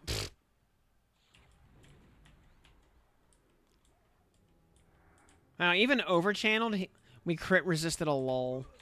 That's actually somewhat impressive.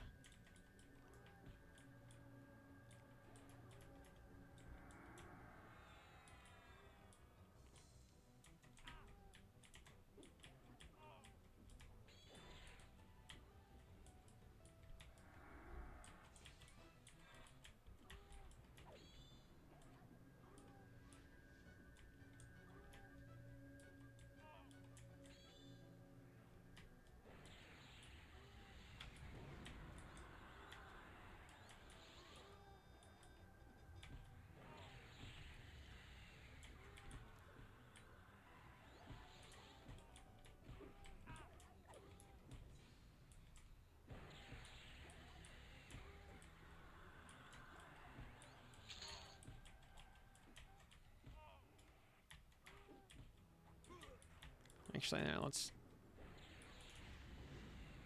I am slowed. That's no good. Do I even have Cure Disease at this level?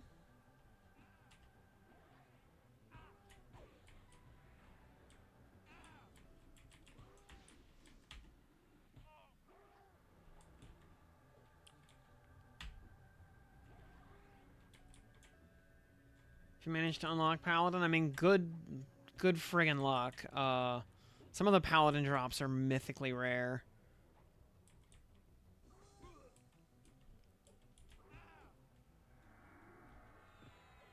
I mean, like, the Bixie Sword for Aldrin in particular just doesn't exist.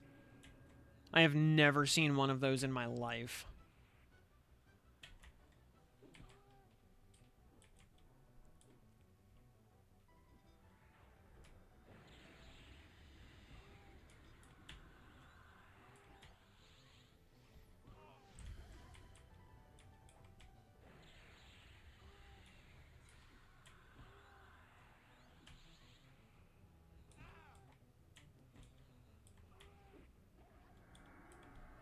I mean, it's so rare.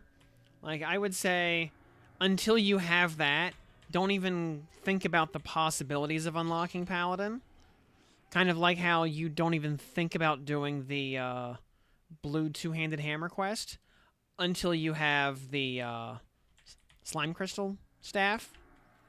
Because that thing is an absolute myth. it might as well not exist.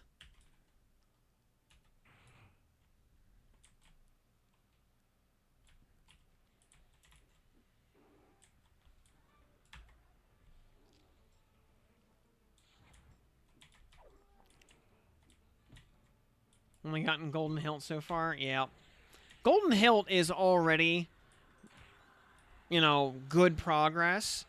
But yeah, the Bixie sword off the bees is just beyond rare. The Eye of Vishan drop is pretty rare. Not Giga Ultra rare like the Bixie sword, but you know, it's still on the back end of the EOV's loot table.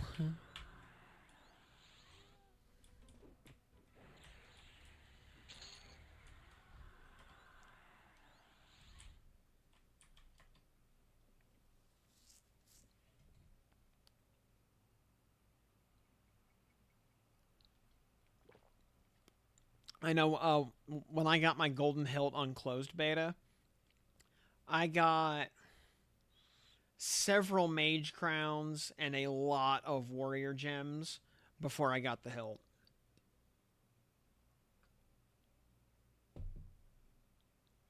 Hey, last gambit. Got a question. If you have two of the same item in your inventory and I loot a third and merge option, how does the game determine which to merge with? I have actually been trying to figure that out myself. And I'm not sure.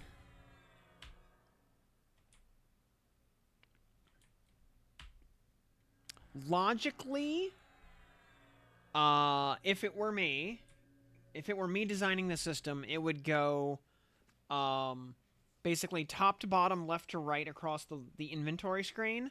So earring to earring, ring to ring, shoulders to feet, primary to any, in that order. And then inventory 1, 2, 3, 4, 5, 6, 7, 8, 9, 10, 11, 12 if you have them. With, you know, 1-1, 1-2 up through like 1-10 before proceeding to like, you know, 2-1. That is the order I would do it in. I don't know if that's how it actually works.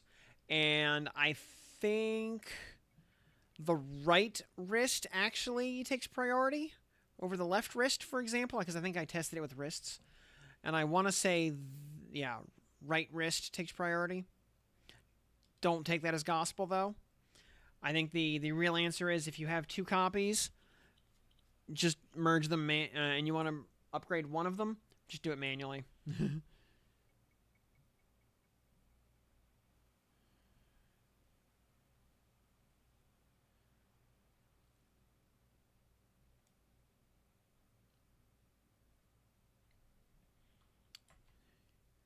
So...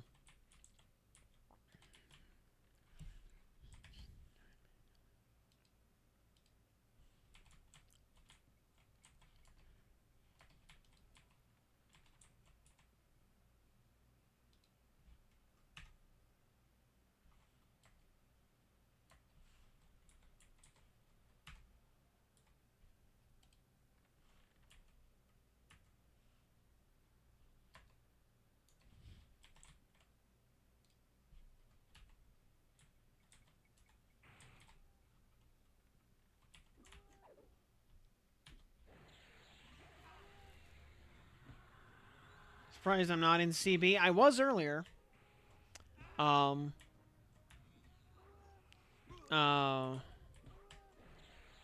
we basically got as much out of CB as we were gonna get. By, I mean, CB's good up to level 15. You know, you could go in there at level 5, have a great time, level up to 15 pretty efficiently, get a couple of useful items along the way. Because we, a couple of useful things, like the absolutely stupid shoes that are not lore. So, not only do they go on your feet, They go in your any slot, you know, and so you wear 3 of these unless you're a monk.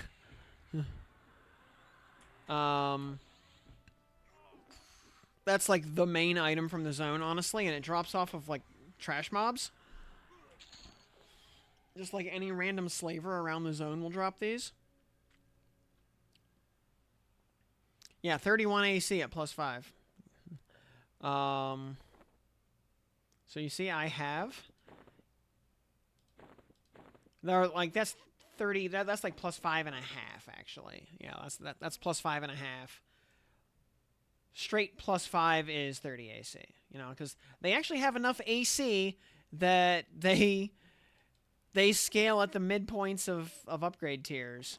Dwarven Ringmail Tunic is still good. Yeah. I sold all of them, but Emperor Crush also drops a crown. I mean, a head slot with like 15 AC at +4 and some stats, and it sells for 23 platinum, which is awesome at that level. The other notable item actually is the Spiky Splint Mail. Pretty good body armor since you can get it at like level 8 or 10. Not Paladin usable, oddly enough. But it clicks for Shield of Fire, which is a 6-point damage shield. So, you know, that's really nice for something you get at like level 8 to 10. And Dwarven Ringmail is not race restricted like the old days. So, you know, anybody can use it. Actually, you know, solid low-level item.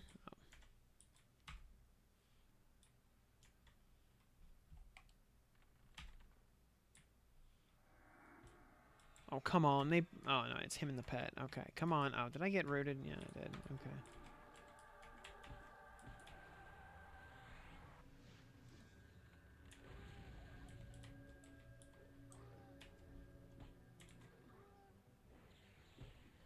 How long does it last? 4 minutes.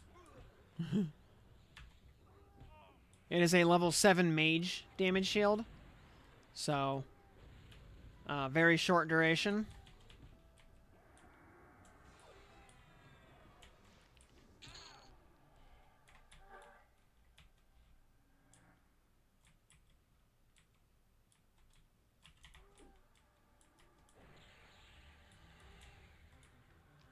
But, you know, a 6-point damage shield is 6 points more than a lot of classes have access to at single-digit levels. So, it is free damage. How does Oops All Hybrids feel? I mean, so far, you know, playing New Game Plus in Crushbone was fine. I mean, that was, you know, to be expected. You know, right now at this level, Ranger is not really bringing much to the table because its main shtick just has not come online yet at this level. You know, Beastlord works right out of the gate because it gets its first pet at level 1. Pet's doing good damage. Now, the pet's also twinked out, you know, majorly. So, there is that.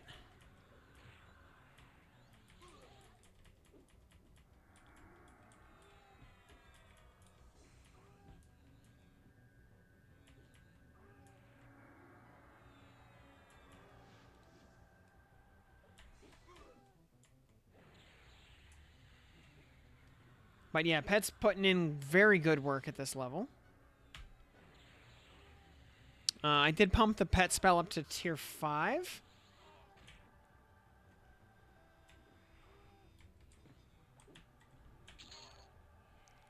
So there is that.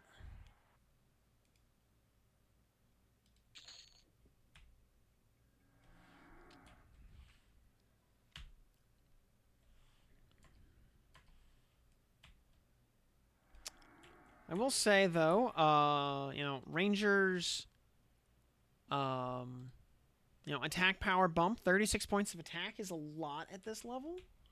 So that is massively, I should say substantially, shifting our damage bell curve to the right.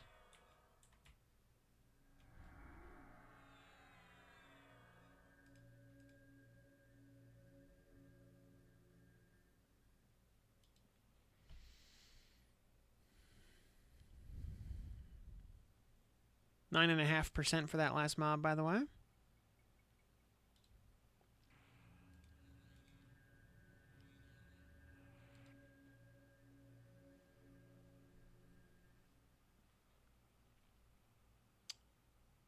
What's doing all that extra damage? Which extra damage?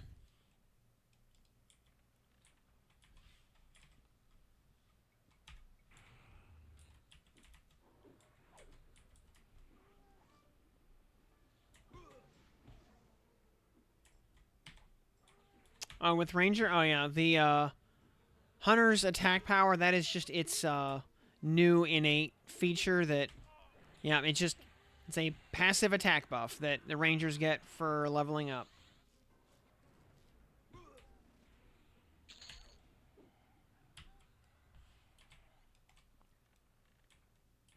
So...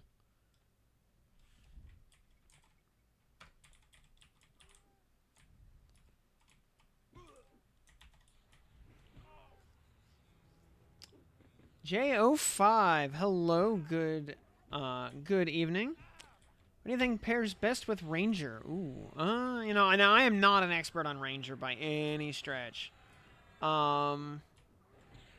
So...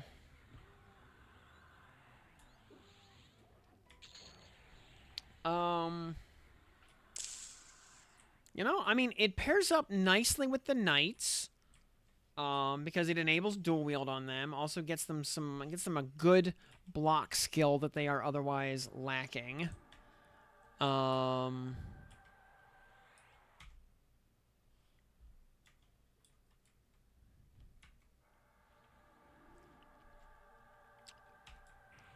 has a couple of good utility spells. Tracking is always nice.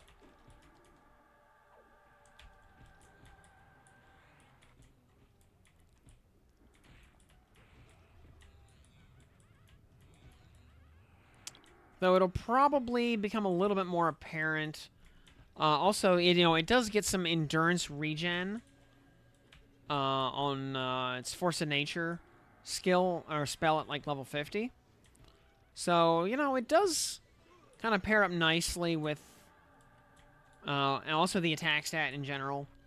Makes it pair up nicely with any other melee setup. Also gets a couple of good weapons at the high end. Like its Plane of Sky weapon, Aridri Idriorn, is actually quite good. The Flux Bladed Axe also. Very nice weapon proc, albeit gated behind level 46.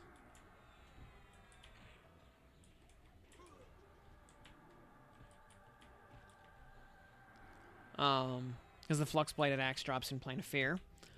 So that makes sense.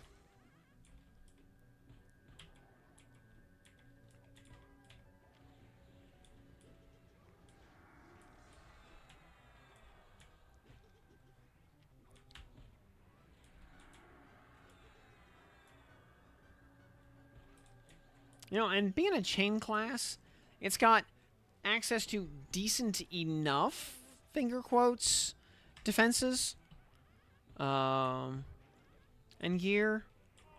Also, yeah, if you're interested in archery, it can do that eventually. Though archery is really a late game thing as a playstyle. It's just not really possible at lower levels. Mistwalker, not that I'm aware of.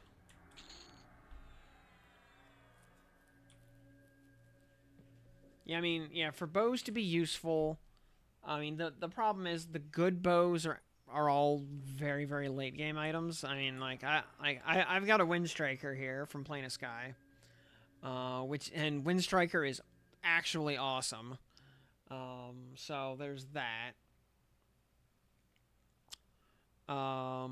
Otherwise, yeah, there's True Shot Bow, there's Rain Caller. Holy cow, the Rain Caller quest I think is longer than Fiery Avenger. Good lord. Yeah, an archery stance, which, is cool on paper at least. Is, your ranged attacks have no minimum distance, gains a 25% accuracy bonus, and can double and triple attack. Every point of damage consumes endurance, with reduction based on strategy skill. So, it's if you want to have your bow act. I mean, admittedly though, Wind Striker in particular, which won't proc until 50, but at 50, that whirlwind effect is quite potent. There is like a use case here.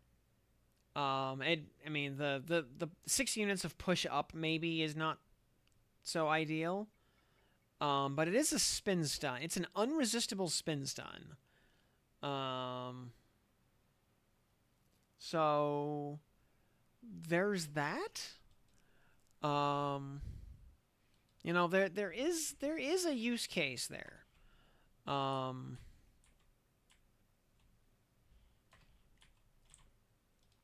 Also, man, these enemies are leveling up fast as we move into the dungeon.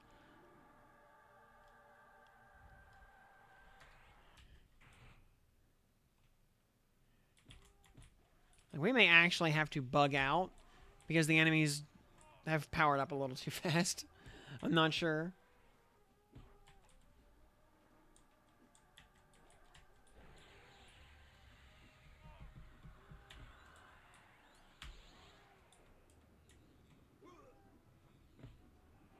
I mean all the rusty sword graphics are a thing, but consider they've been kind of focused on demaking a lot of the graphics.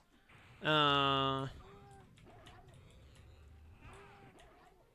think the rusty graphics are kind of intended to be part of the aesthetic choice.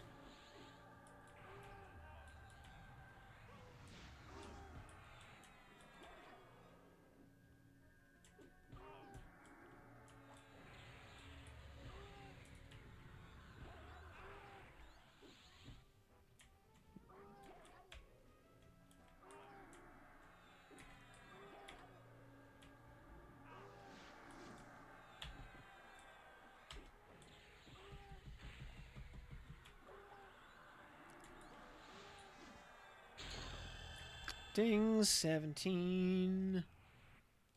Alright, tell me we get some, like, worthwhile spells at 17. We get to Summon Drink. Oh, boy. Okay, we get Fire Fist, which is at least a thing. We get Spirit of Bear. IVU. Well, we get to cast Fire Fist, at least. Okay.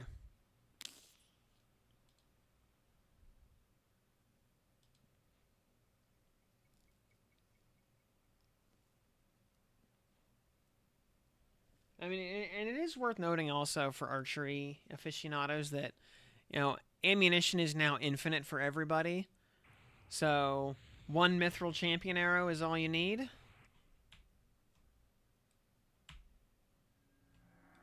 So, at least there's that.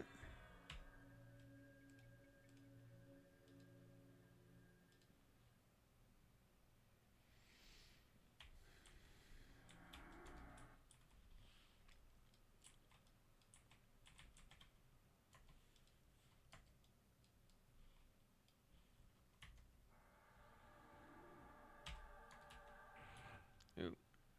Got 2 of them. That's fine.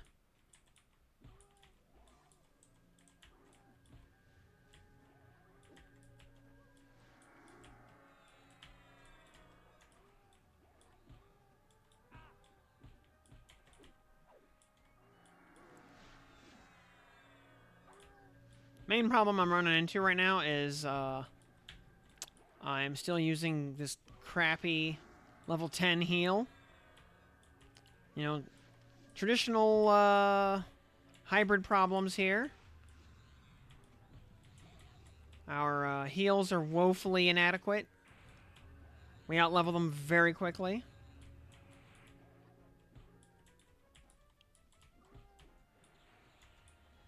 All these idiots are both clerics.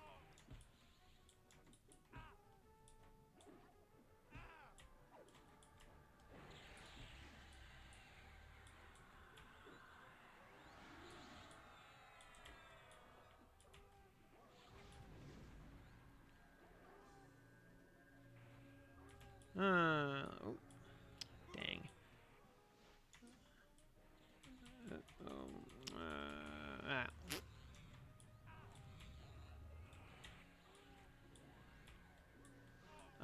AJ Jejalowo, good evening. Welcome to the program.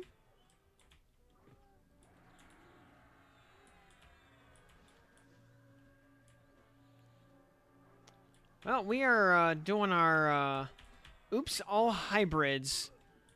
Call it a challenge run or meme run or however you want to think of it. We are playing Paladin Ranger Beastlord right now. For funsies to see how well, if at all, this operates.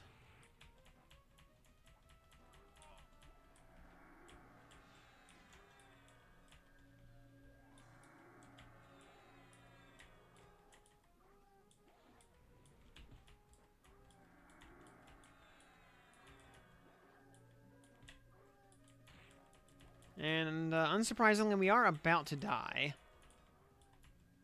Getting attrited to death by these two healers. Yeah, we're dead because we're stunned. Yep. Rip.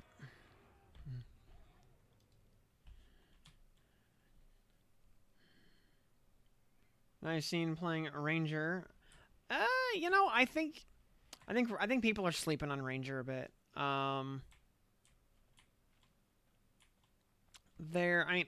I feel like Ranger maybe isn't so amazing on its own, but it does bring a nice range of tools and abilities that, you know, work well supplementing other classes.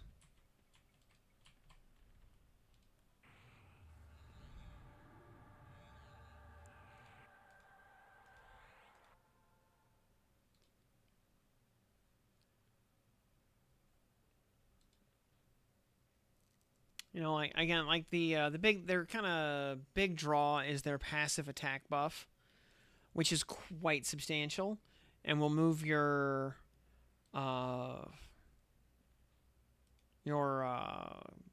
damage bell curve nicely to the right. So there is that. What do you think?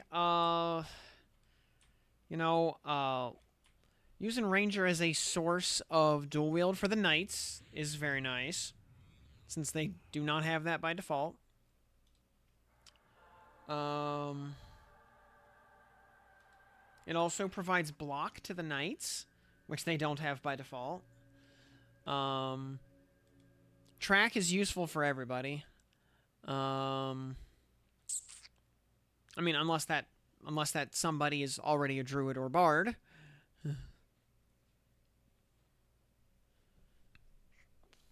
As long as you don't want to pew pew.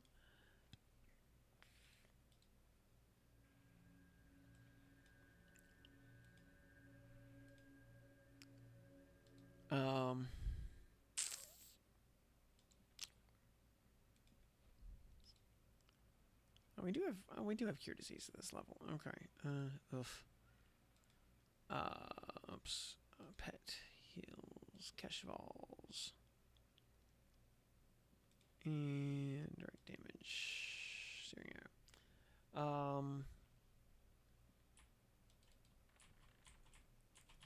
Oh.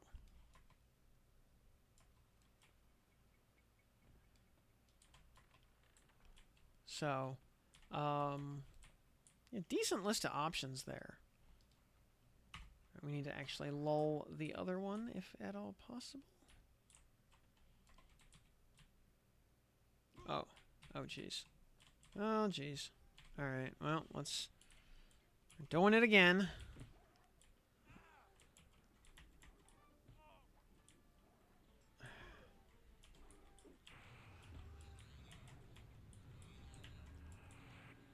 Actually, wait, let's attack the double healer first.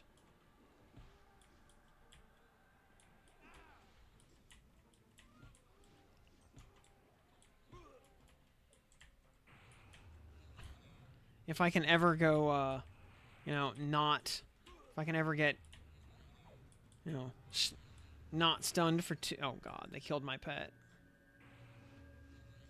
I have been stunned this entire fight so far.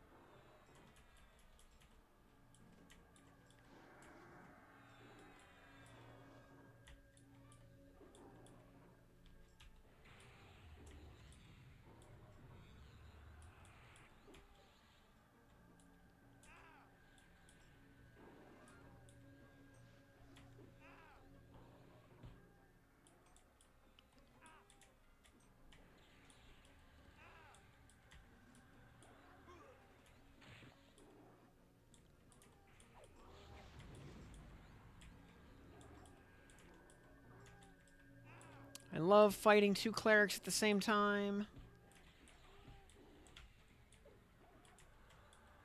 It fills me with so much joy.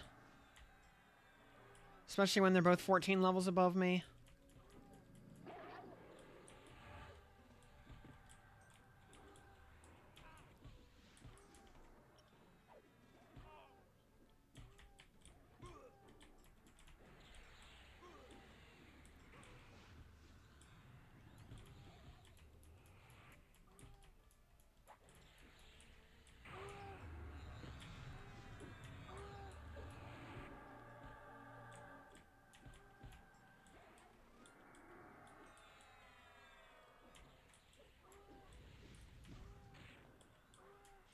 I don't know if I can do enough damage to fight through two healer mana bars simultaneously on mobs that are almost double my level.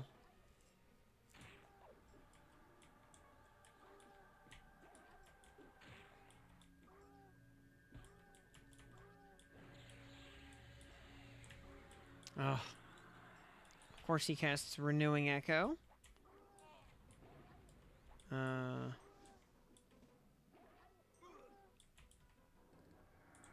Yeah, like... Yeah, they I don't think yeah, I think we may have to bug out and go back to Befallen for a few levels. Or,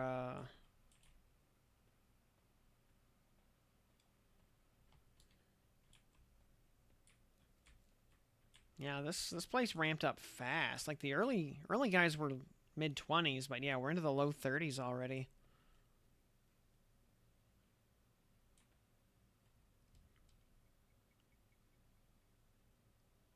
And, okay, Brother Hale is still back there. That's good.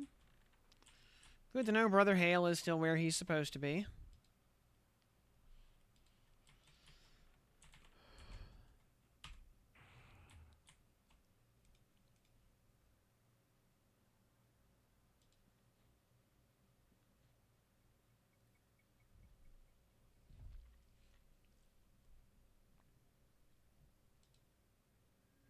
Yeah, the real problem is trying to, if we could split these two up and fight them one-on-one, it would be a different story. You know, we do have invisibility. We can, you know what, we just have to use the toolkit we're given. We can make this work.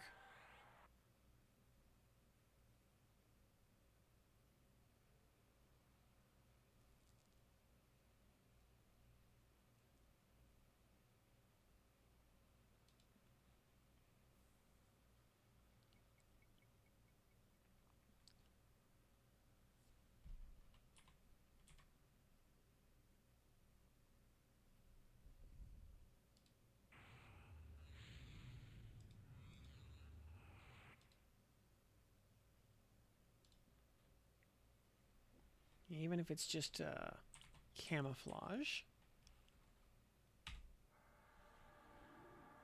Oh. Can only...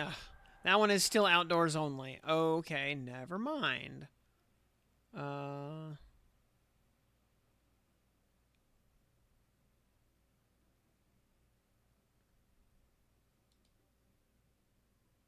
So much for that plan.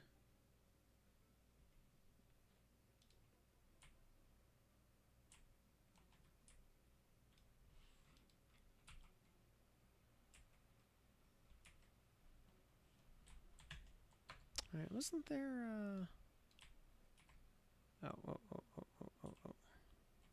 Is that the one we were targeting already? Okay. Alright, he does actually wander a bit.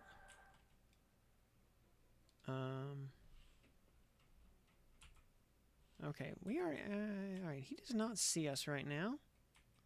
Because we are successfully sneaking. We can over-channel a lull on the other one. And then he is still lulled. We can hopefully split them now. Just that easy. See, you just gotta actually use our toolkit. Yeah, we could also go to Blackborough. But, yeah, we'll make it work.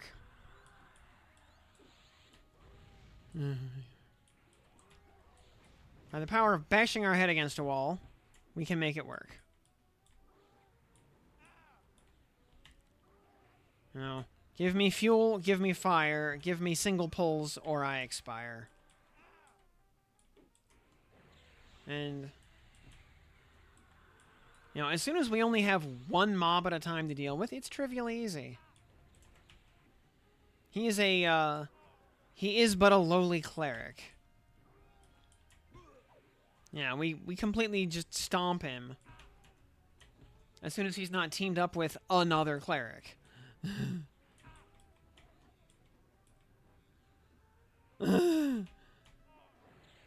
Yes, your favorite Metallica song?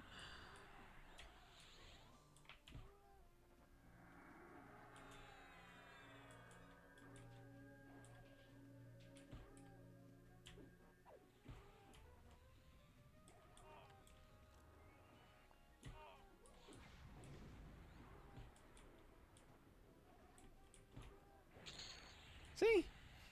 Easy peasy. Just gotta actually use the toolkit that we have.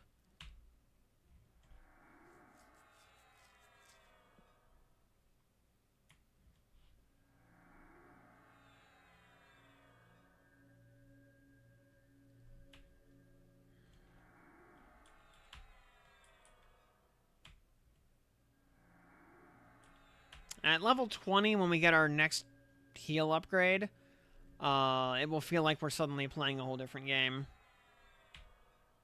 Light healing. Healing for, you know, 80-some per cast. Is, not so good. Alright, let's see if we... Oh, that's bad. That's very bad. Good thing we're sneaking right now. Because that guy's 37. 37? Oh, and our sneaking did not succeed.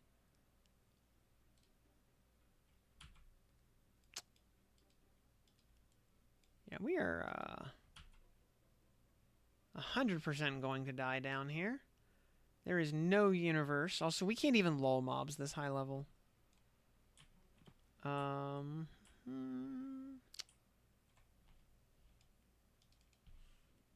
Okay, he is fooled by our sneaking.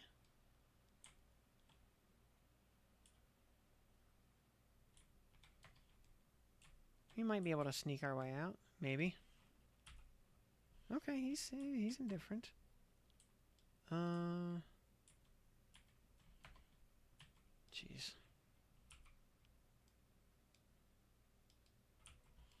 Okay, he sees us.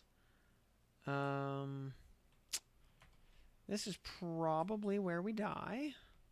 There's no way we can deal with these guys. Oh, crap.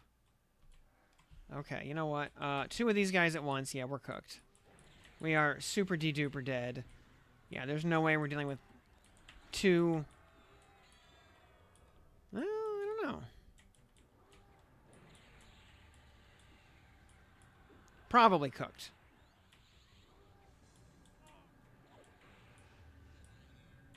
Oh, those...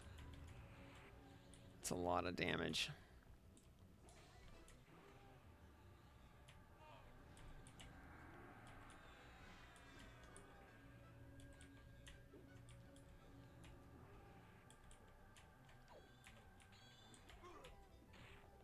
Oh, yeah, he, as soon as we run out of evasive stance endurance, yeah, we just explode.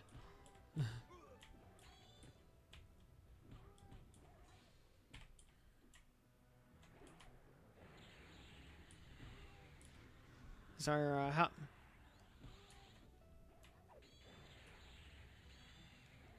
Oh, also, our pet died. Here, let's make another. Well. Yeah. Well, we fell off the bridge there. You know. Struggling through level 31 mobs was one thing. Well, 39 mobs actually double our level and then some. Yeah, it's a little bit much.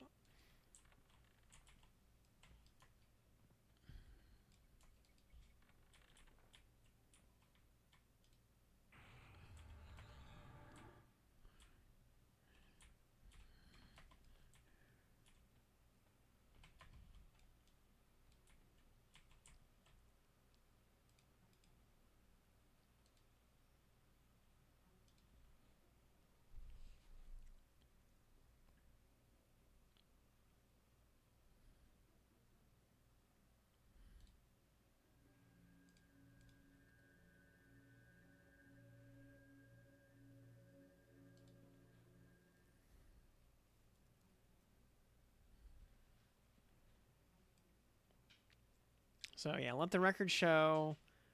Doesn't really matter how much gear you have. If the enemies are 20 levels above you, they are probably going to rock you.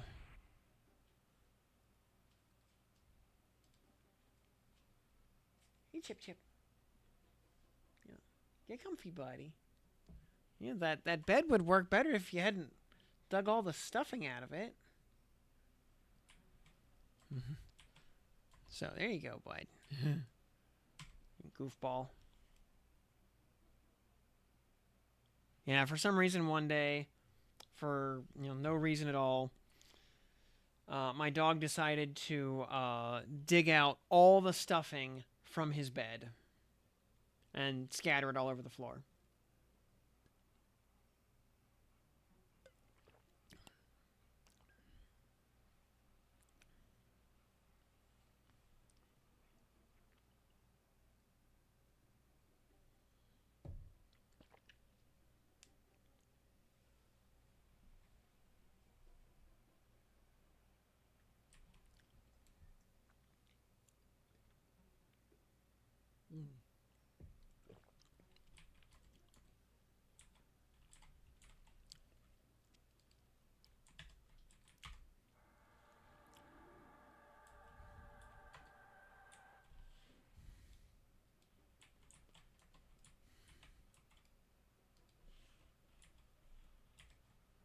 This one's a cleric paladin.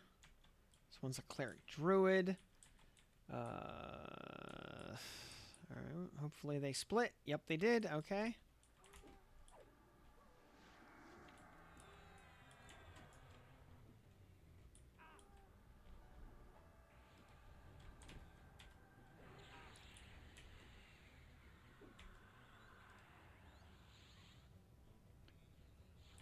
Yeah, we're also going to run into a problem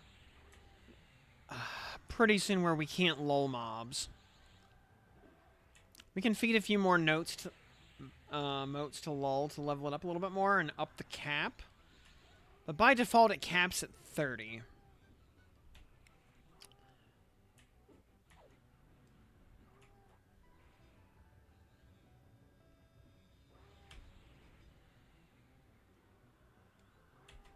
And we don't get an upgrade until level 25.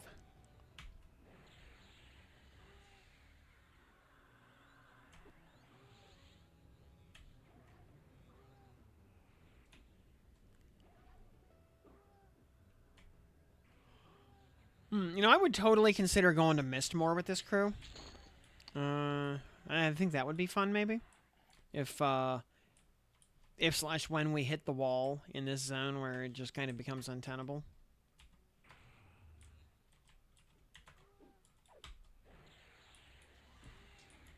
Which, I mean, we know the mobs are going to keep leveling up as we go deeper into the dungeon. So, I think we will 100% hit a point where we either, you know, turn back or make a new instance.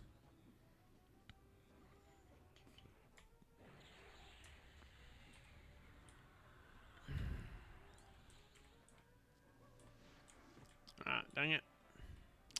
Stupid Knoll LOH'd.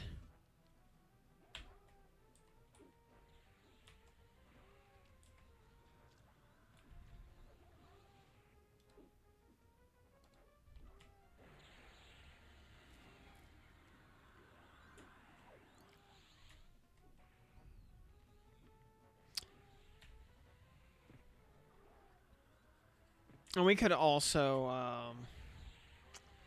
if we made a new instance, we could also knock it down to +2 to make it a little more efficient from an XP perspective. Because on +2, most enemies are still single class, so they have half the hit points and, you know, half the class features.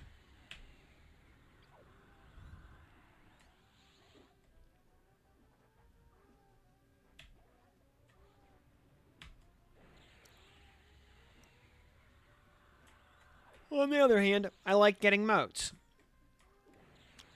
Moats are useful.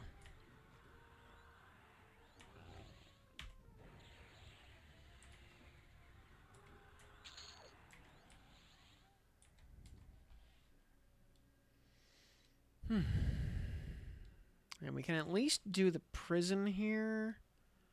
I don't know how much further necessarily we'll be able to go. Also, here's a cool thing. With every point of tracking, you know, you can actually see the, yeah, watch the range on the green ring. Boop. Did you see it move by a pixel? Basically, every time you get a skill point of tracking, the ring gets 1 pixel bigger.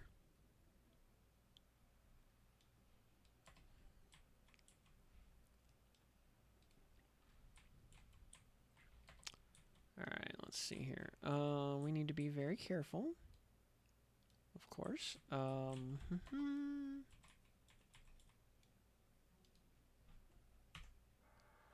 I should have overchanneled that. And I didn't. We got away with it, but...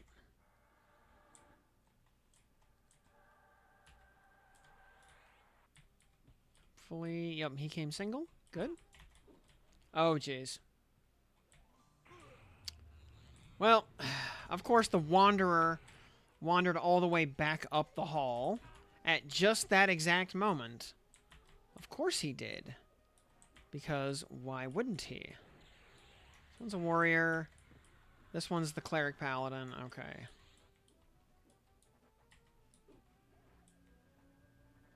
So yeah, we'll start with the high damage mob. We'll go to defensive.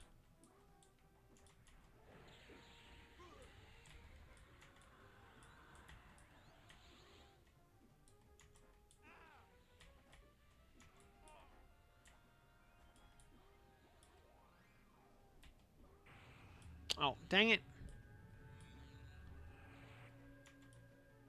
Alright, he's going to be casting superior healing left and right now. So all we have to do is interrupt it.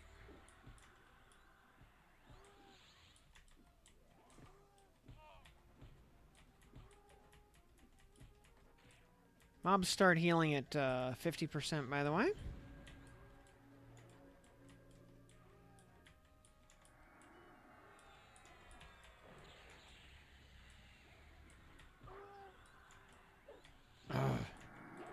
So.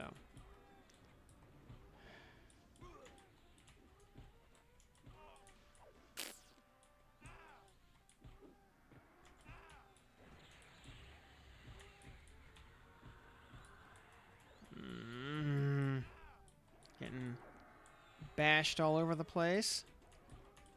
I swear, every time, like I'm casting a spell with a cast time of a quarter second, but he just happens to be bashing at that exact moment. Because of course he is. Beholder's Maze, that would be so great. Beholder's Maze is such a, like flavorful place, because beholders are cool. It's such a, like, kind of useless and unplayable zone. Oh, man. We got close to killing these two. But we just could not convert, you know. Again, you know, two mobs that are each double our level. A little tricky. And the cleric there,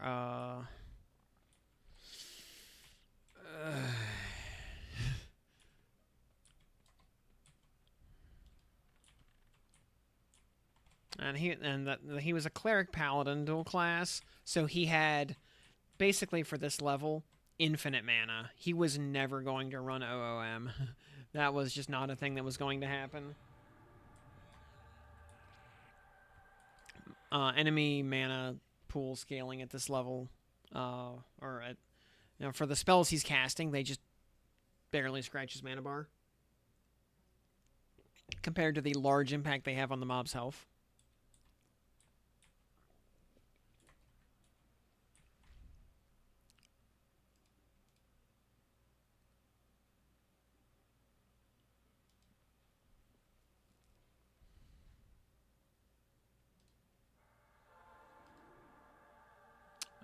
Garduk, such a good weapon.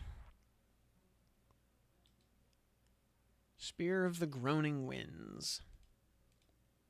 Very nice.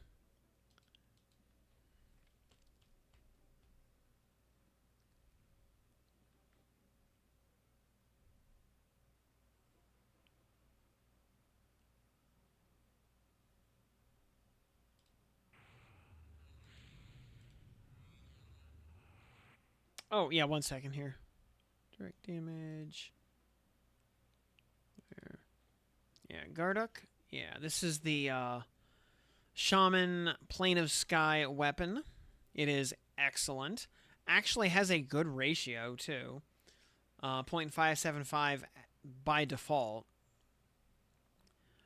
This will get to a little bit better than a 1.0 ratio if you took it all the way to plus 10. Which admittedly is, you know, a major investment. Compared to, yeah, Sunder Fury, the rare drop warrior two-hander. This thing is glorious. Also has a lot of built-in haste. Great pet weapon, by the way. As a result. Drops in Plane of Hate rarely off of, I think off the Karaikues.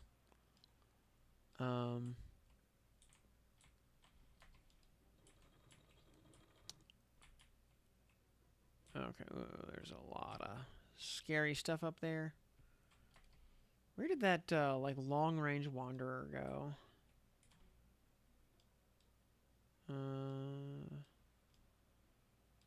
He has a very long range that he wanders.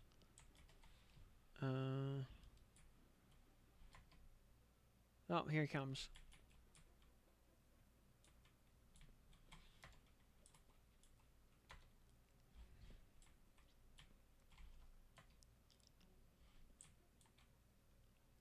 Going after FBSS in Elguk is not even worth it. Yeah, I completely agree. On closed beta, I had dragon drops. I had a full deck of dragon drops basically before I ever even saw Frenzy, much less dropped an FBSS.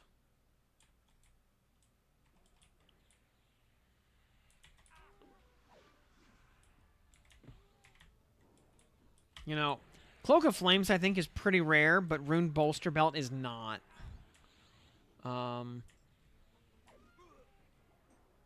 So...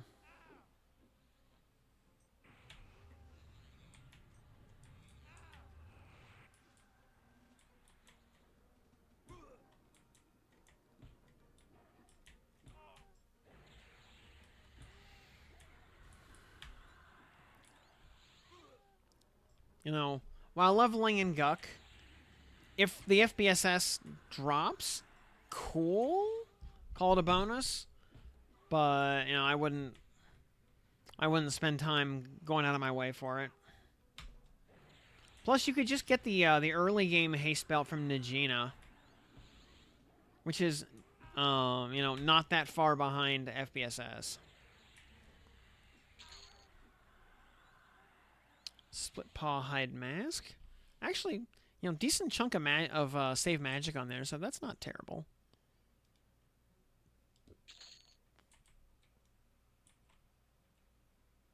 Oh, Code of Zunvi.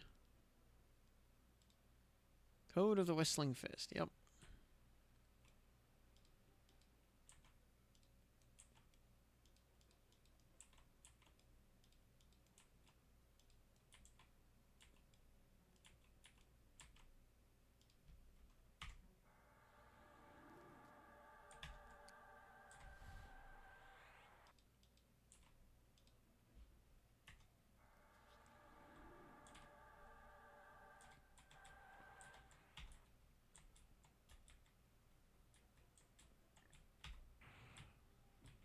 Oh, really? Like, last time they split. Dang it.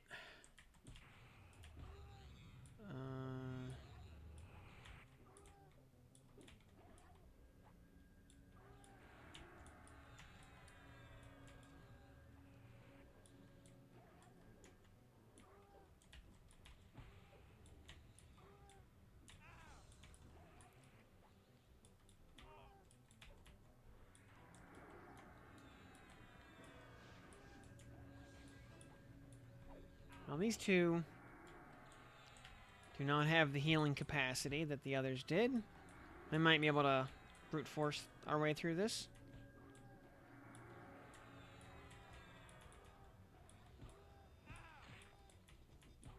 Maybe.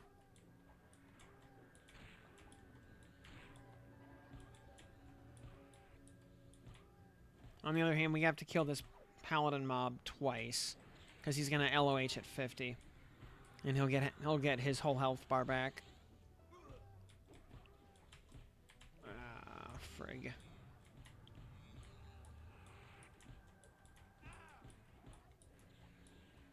Frig. Yeah. Yeah, I think level 34 mob. Oh, because this guy... Oh. This guy is actually unlullable. He's one level too high. Alright, we're already seeing mobs higher than what we can pacify. So I think we've actually hit the limit of what we can do in this zone. Yeah,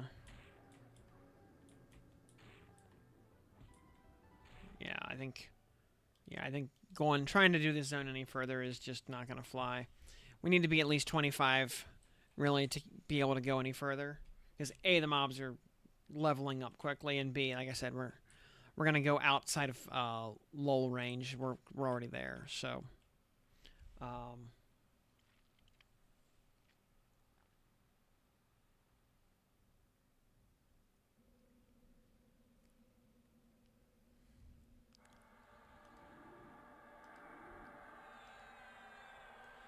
We could go to Blackburrow. Let's see. We could do...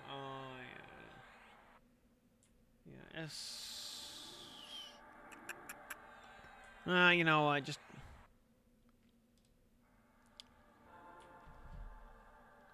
Back to Befallen. When in doubt, just go to Befallen. It just works.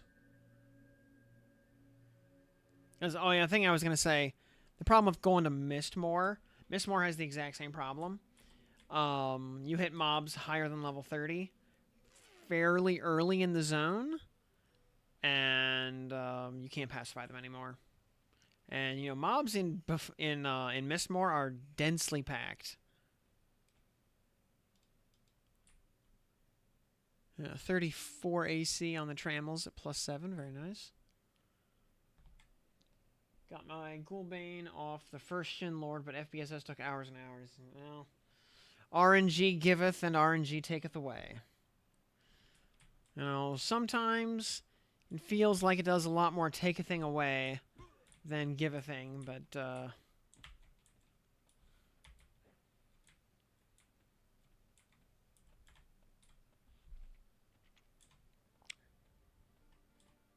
one upside here, though, we can just run, we can just hop down the well, go straight into the bottom of Befallen, and start doing at least the worthwhile side of the zone.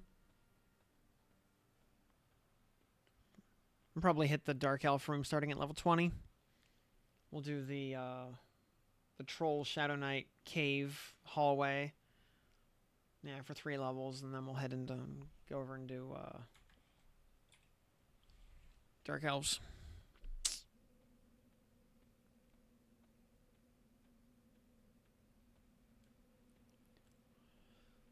Boy, I love running around without my horse.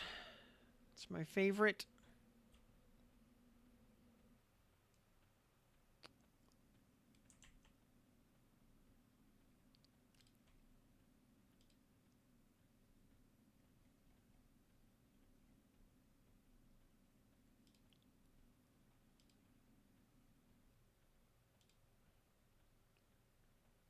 Oh, there's an update for Everything is Crab. Very nice. And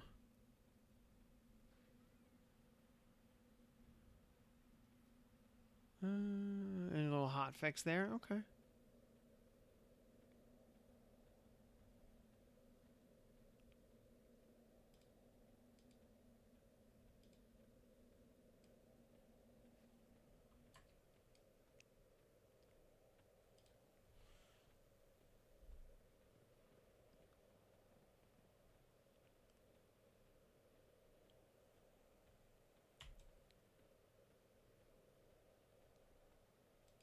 Drop of crystallized flame +10.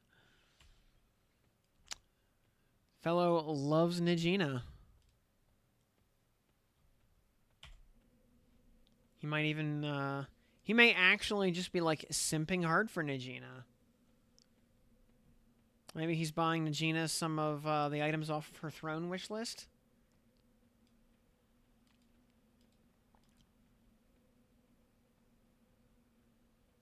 He might even be modding Najina's Twitch chat for her.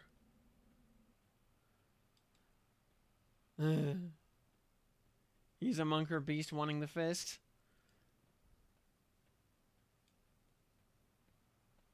I mean, the fist isn't that rare.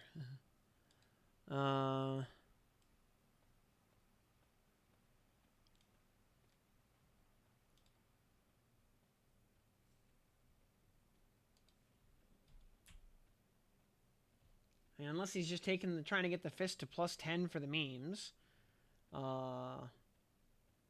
Which I can totally respect. Yeah, the earring is the common drop. I'm aware. I mean,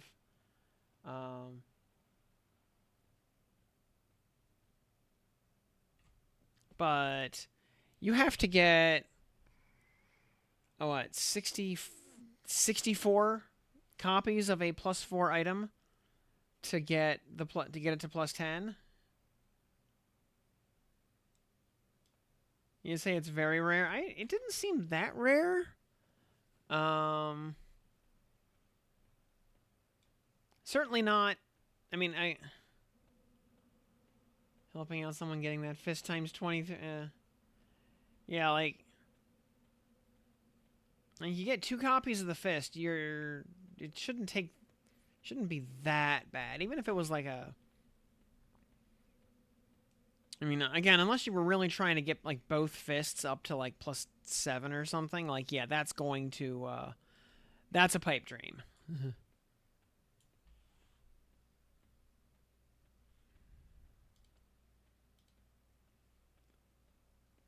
They wanted at level 8 minimum each. Good lord. Yeah. Trying to get 2 copies to +8. Yeah, that's a pipe dream.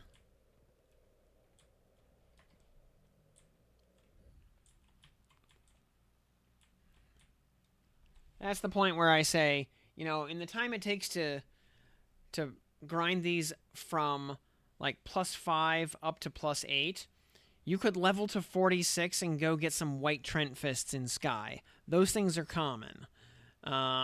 Maybe get lucky and get a Nebula Sapphire or something to put towards a Woo's fist. Like, yours are both, yours are both 8. Oh.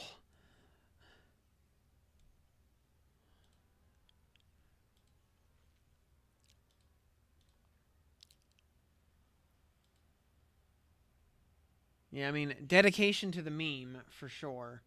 Like, yeah, respect. I would not do that.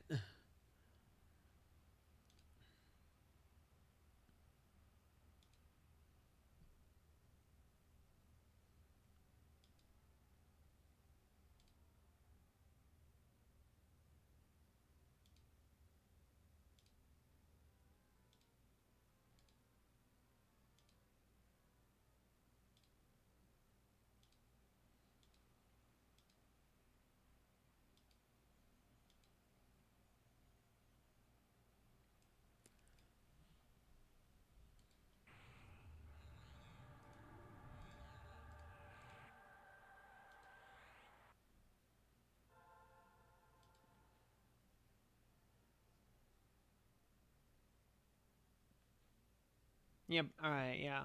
+10 on 2 earrings than time it took to get to 2 +8s. Like, I'll believe that. That seems totally plausible, actually. Um.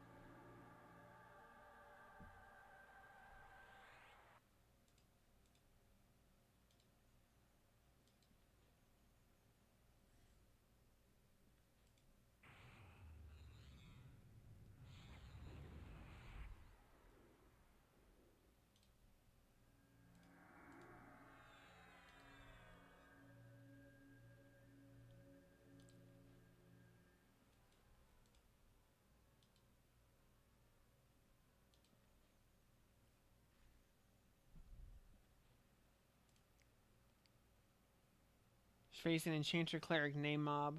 Took forever with all the ads. I bet. Yeah, that does not. No,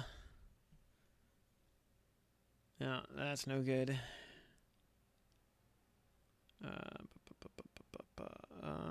What was I looking for? Oh yeah. Fire searing arrow.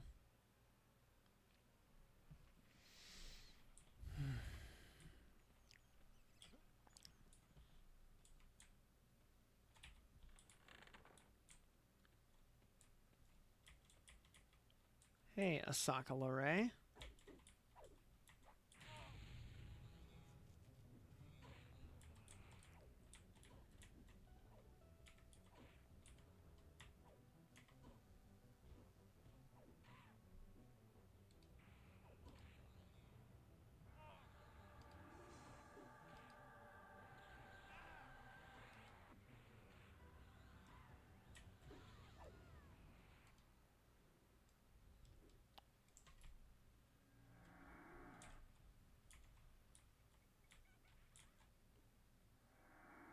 Wow.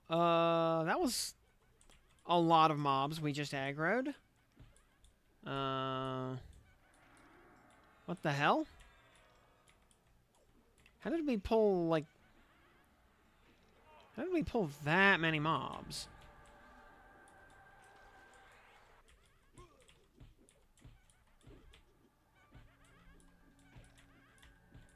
So where's my pet? You know what? We're I don't know where my pet is.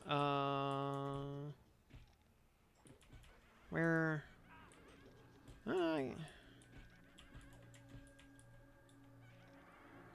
Pet? Is he like right here with me and he's just like out of view or no, he's being stupid. Okay. As pets do. Okay, he's all right, he finally warped down here. He was just having a giggle.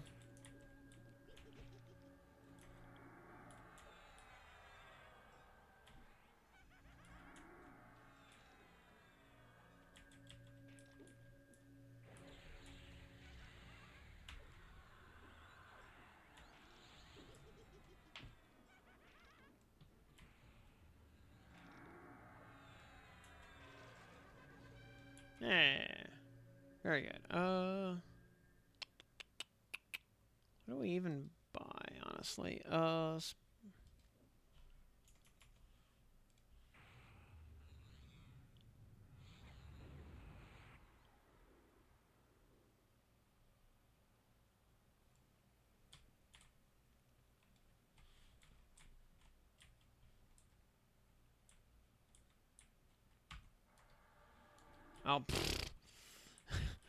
crit resist lol again.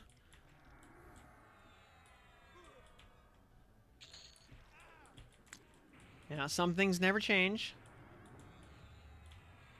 That's just the way it is.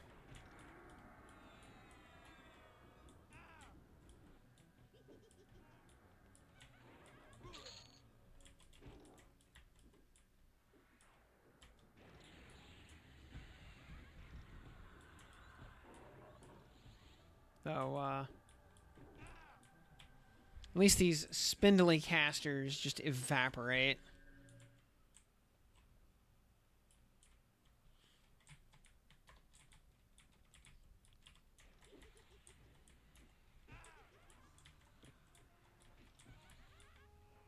Not to mention the occasional slay undead.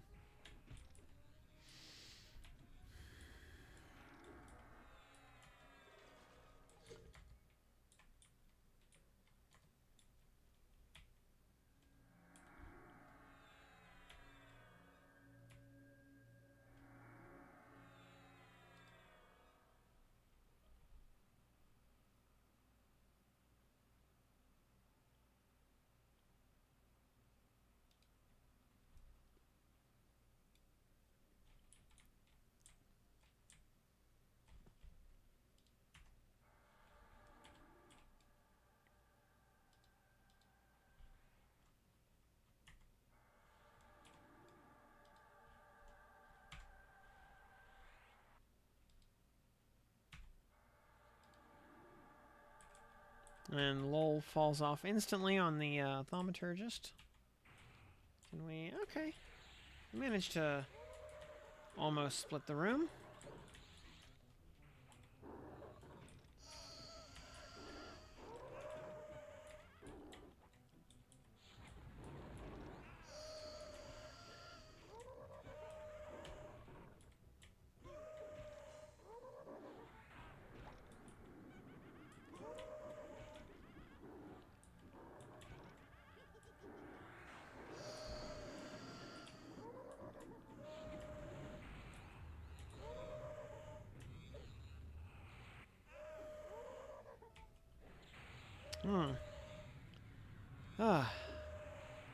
After kind of getting used to slogging through mobs 15 levels above us, it's a little nice to be back to just old-fashioned yellow cons.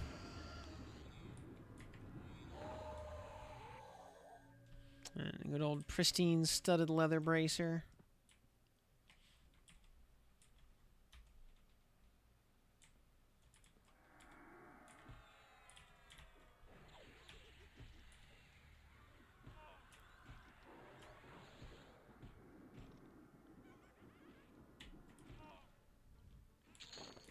And spindly casters with no HP.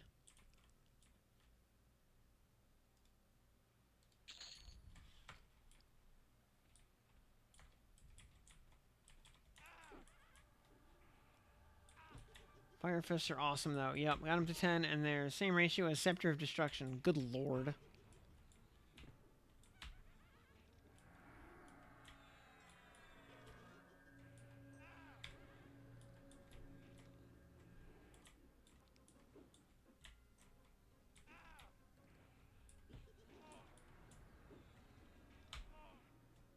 Wonder what the price of an Afridi standard will be on full release.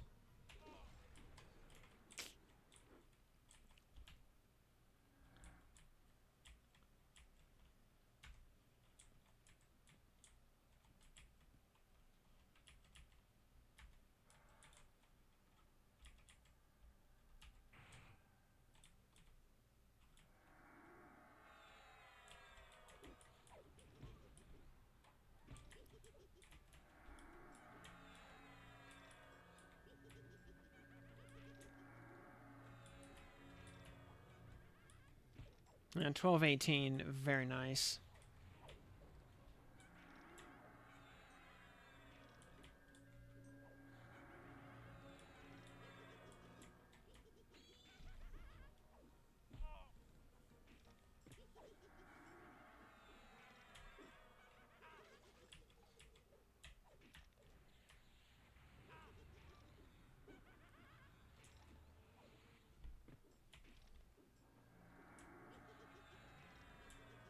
I mean, in the process of getting them both to,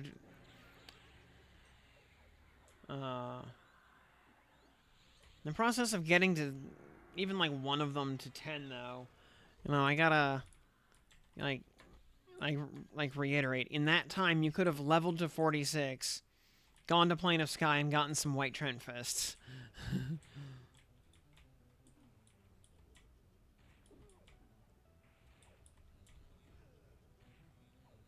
And you would probably hate your life a lot less. Good. Oh, just a bronze claymore. Rip. And some troll meat. Gross. The troll meat is one of the main ingredients of a Big Mac, so I mean, you know, there's that at least.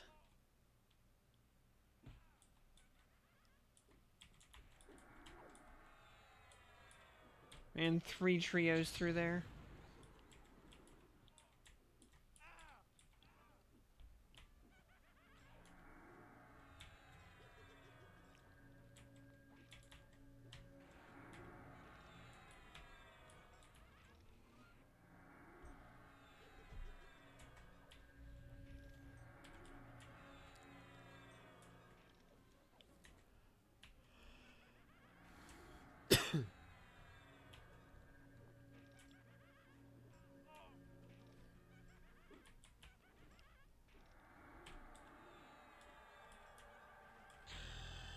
And ding 18. Huzzah.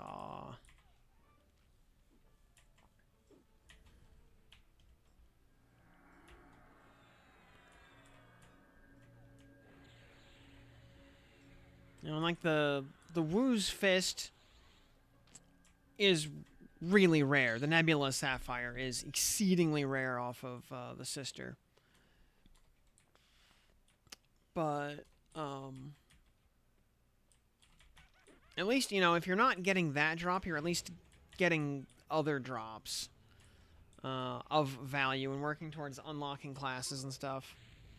When you hit 46, what do you do first? Interrook. Well, I'll say if you're a Shadow Knight and you need a Soul Leech, then you do Kha'Zix first. Otherwise, yeah, just Interrook raids. Because Interrook holds the best in slot for so many slots. You know, your first Interrook kill is probably one of the single biggest power spikes you'll ever see in the entire game.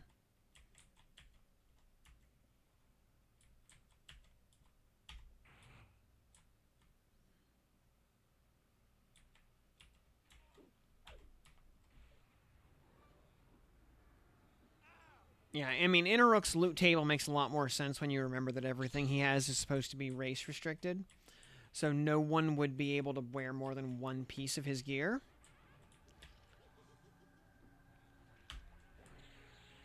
So with race restrictions were gone, yeah, he's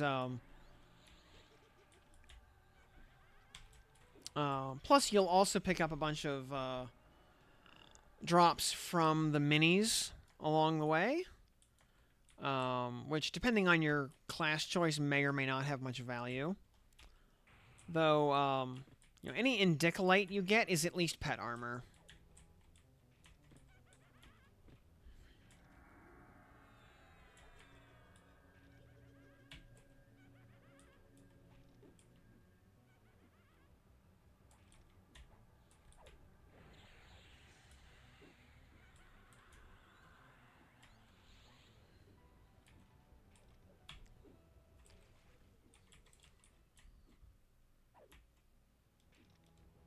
Grob oven mitts. Hue.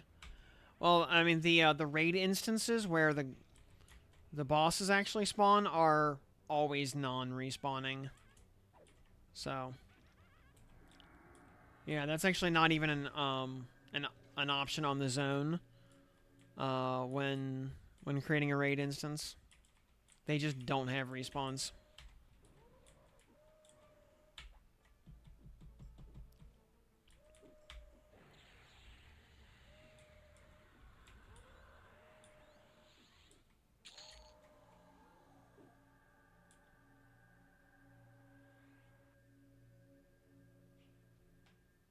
And doing minis. I mean, if you want to do like regular XP zone of hate, because the minis, you know, spawn there also. So yeah, I would absolutely always go non-respawning on the XP version of the zone. But the raid instance has a couple of minis also. Because you'll have either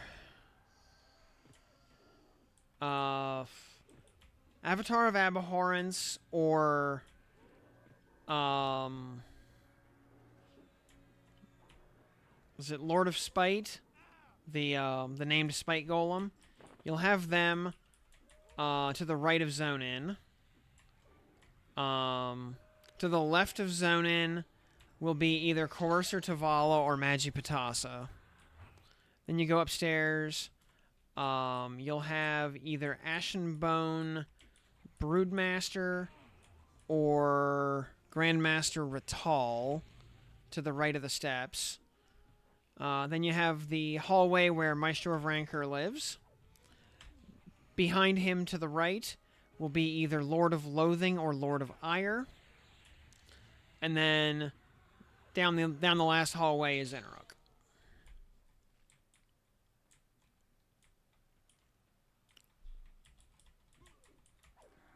Oh, and I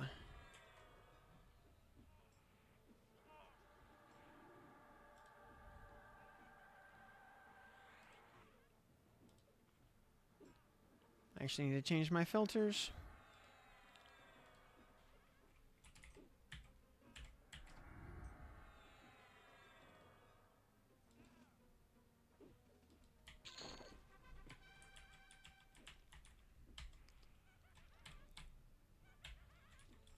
And yeah, within the raid instance, the couple of trash mobs and minis that come before Enrook are all non-respawning.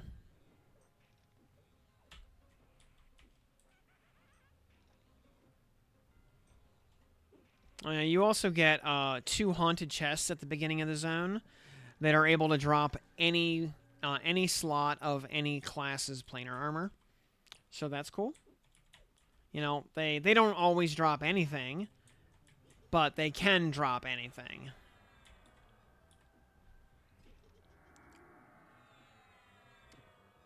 For trash mobs, you're mostly going to see... you might see like a... you can also see... Oh, that's right. It's top floor... Right of the steps, you can also see... the named Scorn Banshee up there, whatever her name... Mistress of Scorn.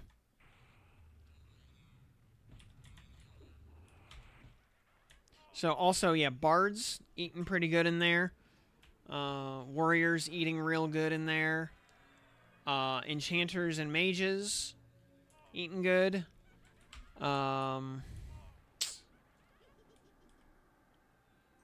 So, because the minis still actually, in the raid instances, mobs drop loot according to their old drop table, where each mob is class specific instead of slot specific. So, like, Grandmaster Rital will always drop a bunch of Indicolite, or, well, 2 pieces of Indicolite.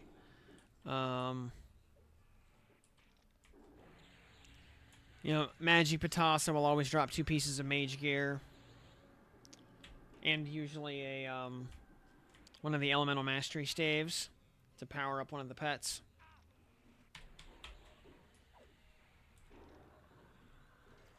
I forget which staff it is he drops, but it's one of them.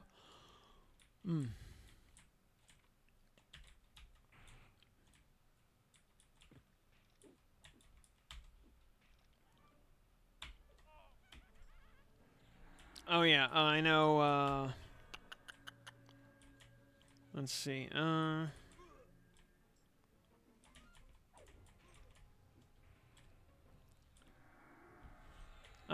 yeah, the Spike Golem drops Shaman gear. Let's see, Mistress of Scorn drops Bard gear.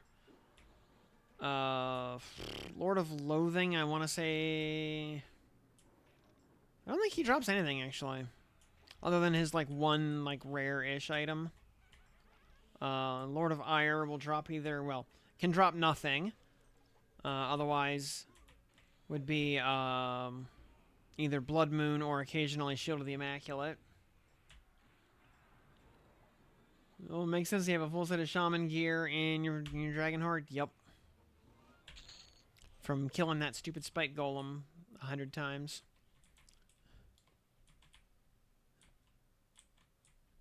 And boy, howdy, does he have a lot of hit points.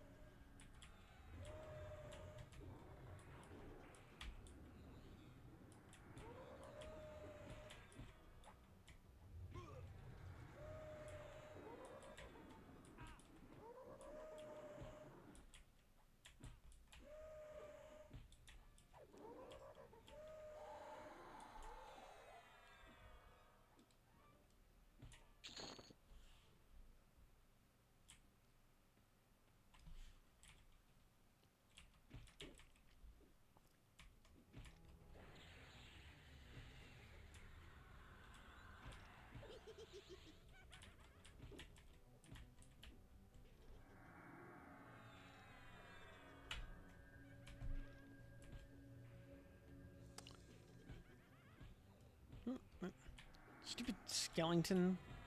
Quit being stupid. Just...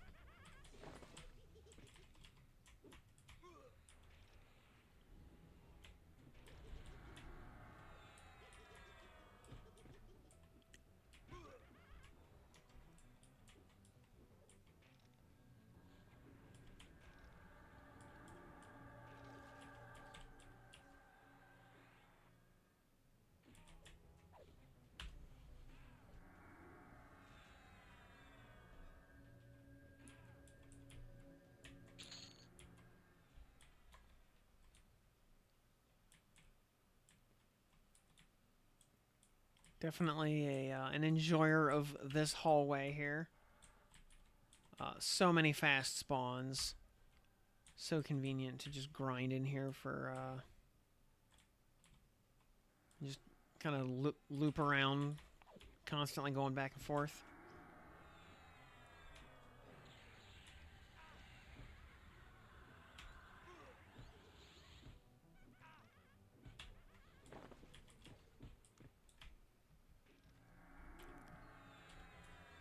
Getting lots of major moats down here.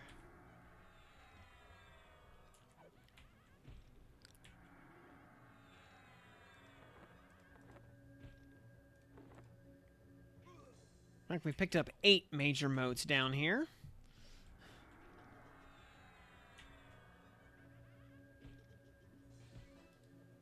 We're level 18 now. Any level 18 spells worth talking about? Nope. Oh, we get Spirit of Blizzard. Form. Okay.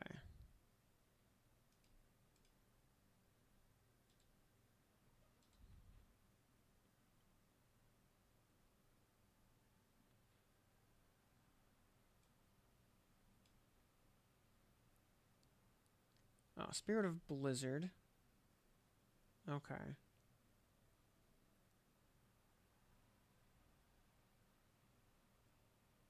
Versus, yeah, Spirit of Lightning.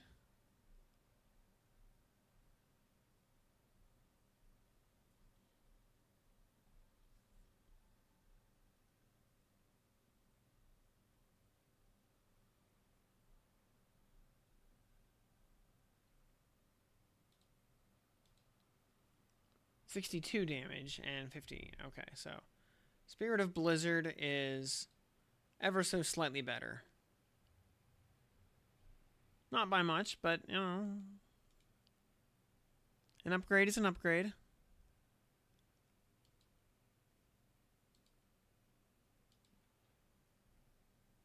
This Maul Great Axe, I have it +5 is 0.769.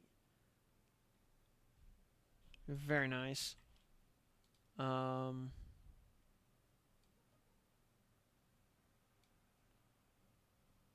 Yeah, it just barely loses out to Babs. Just barely. Though, I don't know, Babs you can get at like level 16 or 18.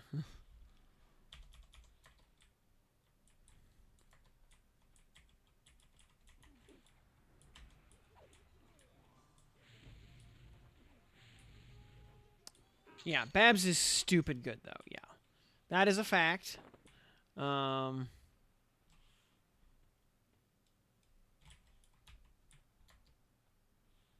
Babs was like maybe a mistake. The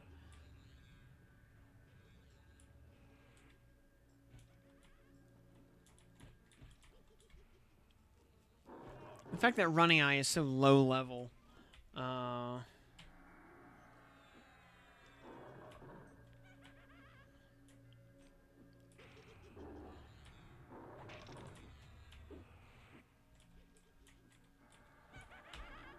And as long as you have some kind of AE Mez or AE Nukes,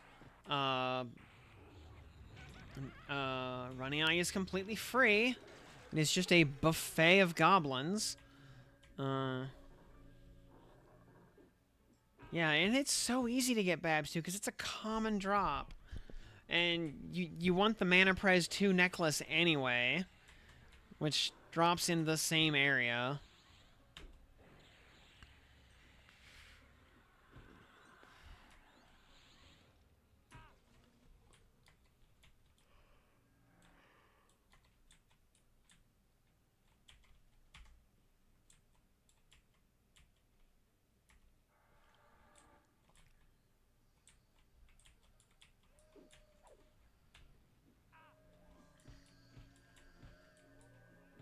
By the way, the Priest Amiaz room is shockingly hard to split up with Pacify.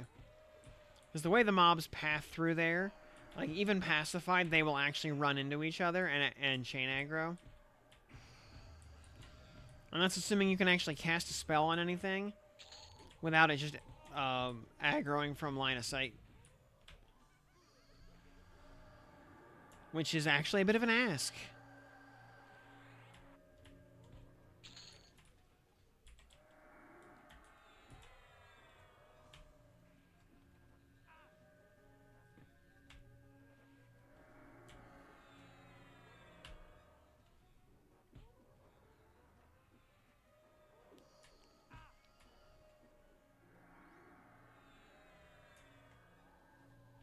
Ugh. Yeah, I will say, like the worst part of um, early game Paladin, and you know, Beastlords and Rangers do actually have the same problem, a little bit worse. Is just not getting access to a respectable heal at anything that vaguely resembles a level appropriate point.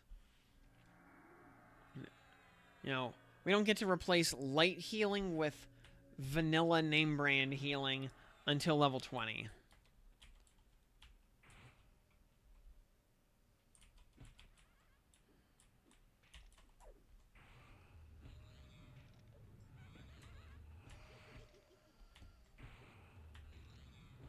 You know, by the time we finally get vanilla healing, it's already obsolete.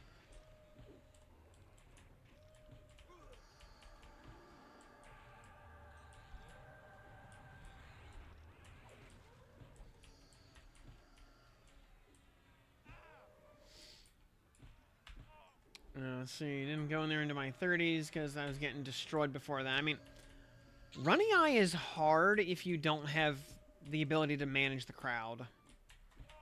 Because that conga line of goblins just goes on forever.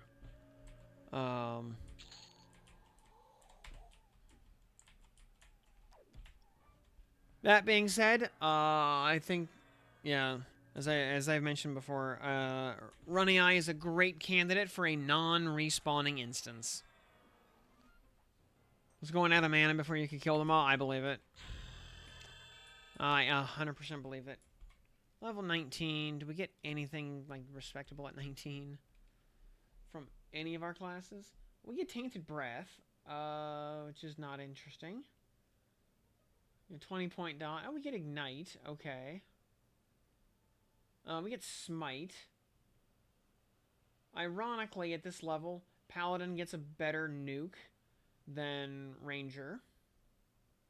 We get Tiny Companion. We get Root. And I guess Searing Arrow is still worth using.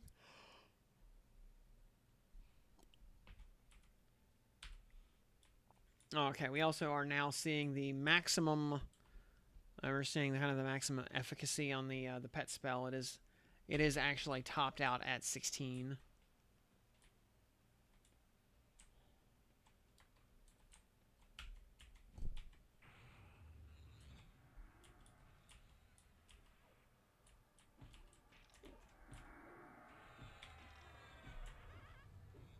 Oh yeah, something I had said kind of offhandedly, I think in the closed beta Discord earlier.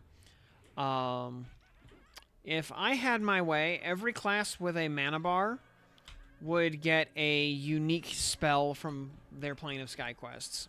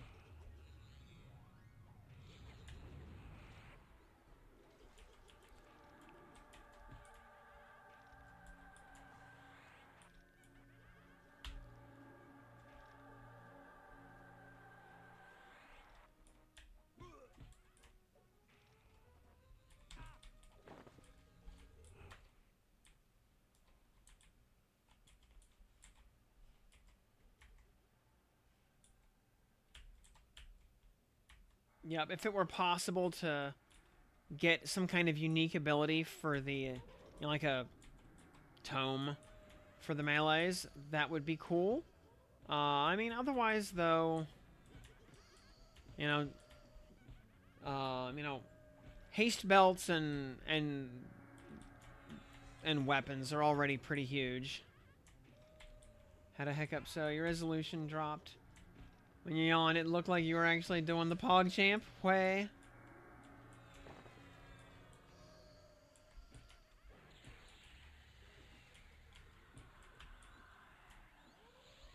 Now, did it look like normal PogChamp, or did it look like more of a soy Pog? Because there's a difference.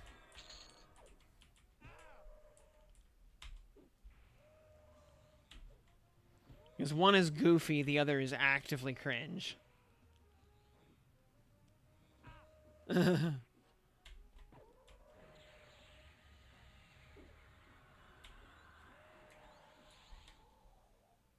Well, suffice to say, you know, normal PogChamp is the face you make when you get, you know, when the boss finally drops the rare item that you've been camping for, you know, hours and hours and hours and hours. Soy Pog is the face you make when your wife's boyfriend buys you a Nintendo Switch 2 to keep you busy while he bangs the crap out of her.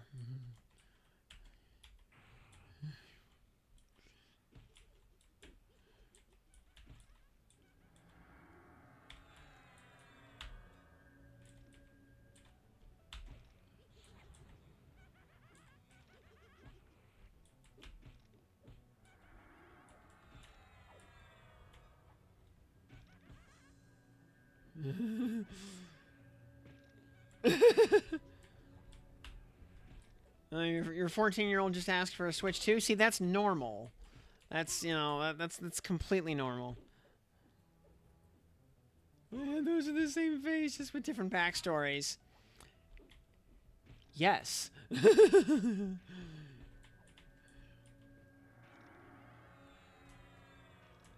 Except one of them has a scraggly, half-assed attempt at a goatee.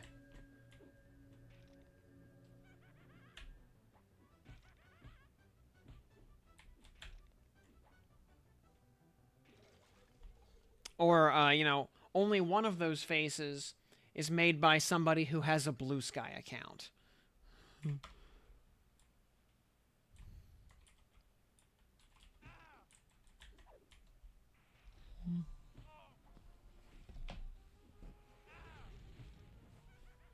You know, only one of those faces is made by somebody who pays $5,000 a month to live in an actual closet inside someone else's apartment in San Francisco.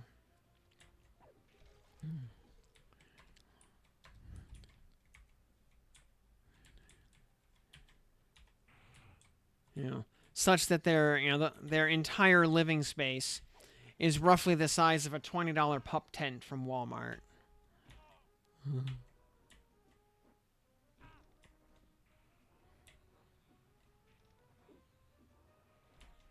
Only one of those faces is made by somebody who has gaslit himself into thinking he actually enjoys the taste of Beyond Meat.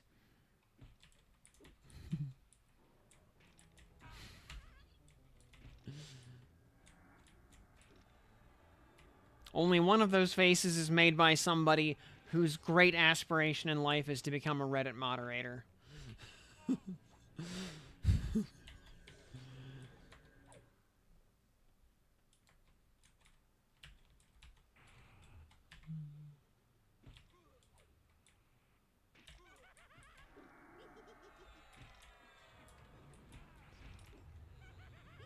So yeah, the difference is just the backstory.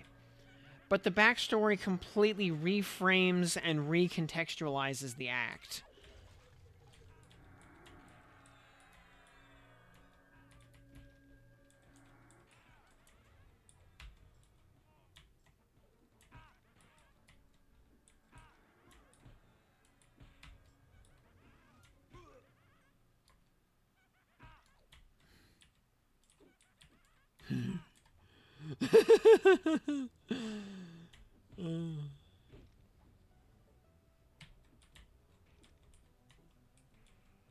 See, it's all about the difference in deep lore.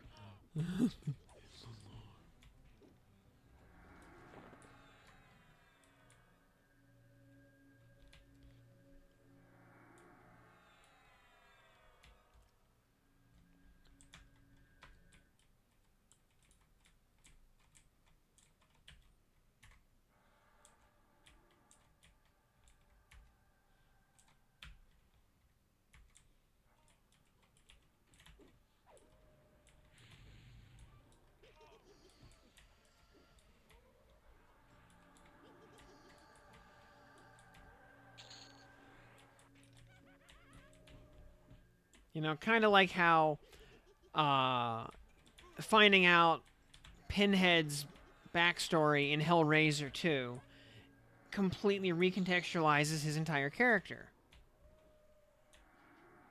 And indeed the universe that he exists in.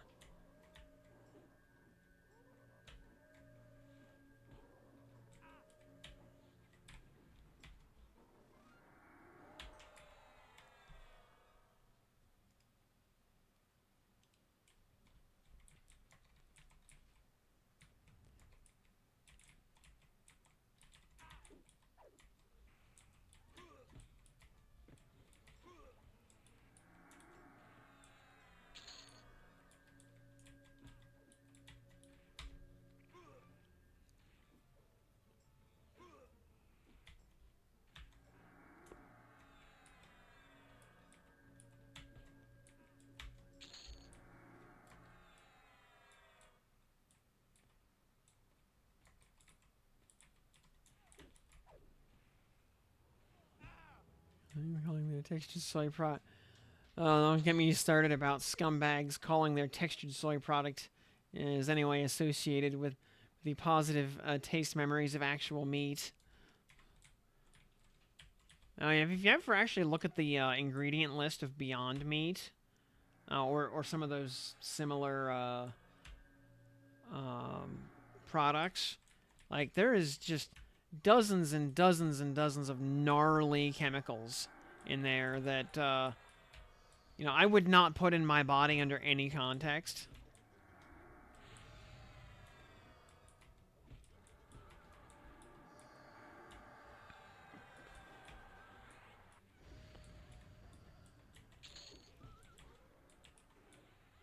Also, dear Klaus Schwab, no, I will not live in the pods. I will not eat the bugs.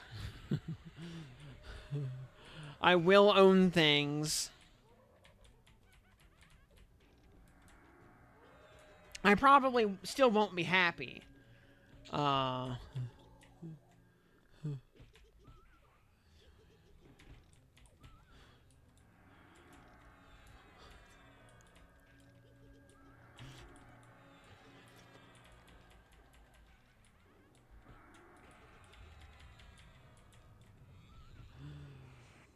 Went to a food truck the other day.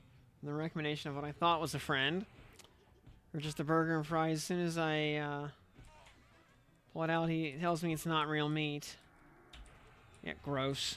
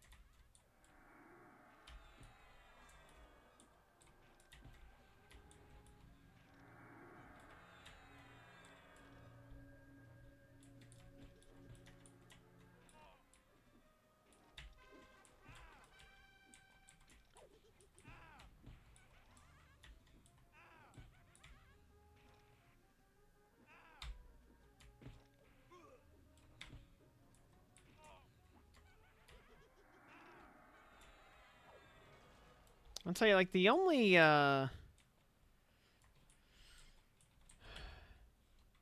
food truck I ever really liked was actually in Lyon, back when I was living in France. Saw this food truck in kind of the big square of the city, or like the Central Park area of the city, basically. And yeah, it had a full-on wood-burning pizza oven in the truck. And this pizza I got was just crazy good. It was just cheese and anchovies, It was the most gloriously, deliciously salty thing I've ever eaten. And I wish I could have it again. To a Muslim-run cafe. Ordered a bacon and egg roll. They're called turkey bacon. I know there's this, I think the family that owns it is actually Lebanese. There's this halal buffet chain down in Texas called Damacy's, which I highly recommend. Some just fabulous gyro and couscous, and you know all the like typical Mediterranean staples. Yeah, they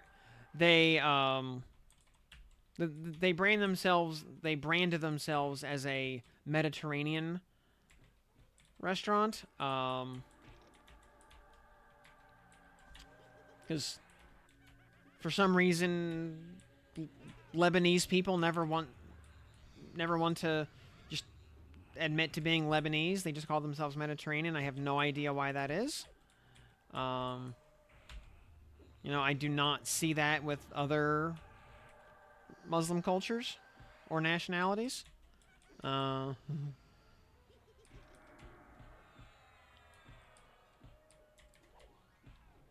Yeah, it tasted okay, but yeah, you're ready for actual bacon and you get turkey bacon, and yeah, and it is not the same.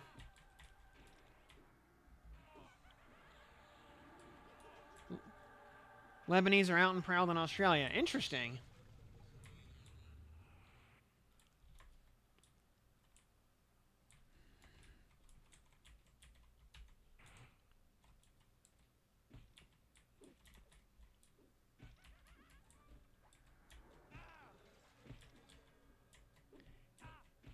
Yeah, the group that's much more visible in the U.S. are the Armenians. You actually see Armenian churches in a number of cities around the country. They're actually a uh, pretty substantial minority for being a nationality that just doesn't have that many people in the first place. You know, Armenia is just not a big country in terms of population.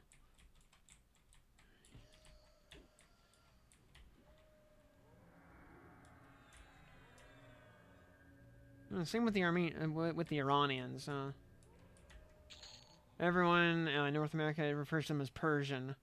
Yeah, I believe that. I mean, consider, you know, the historical, you know, geopolitical, and even before this year, just the historical geopolitical conflicts between the U.S. and Iran. So, and most Americans are too dumb to know that that the predominant ethnic majority of Iran is Persian.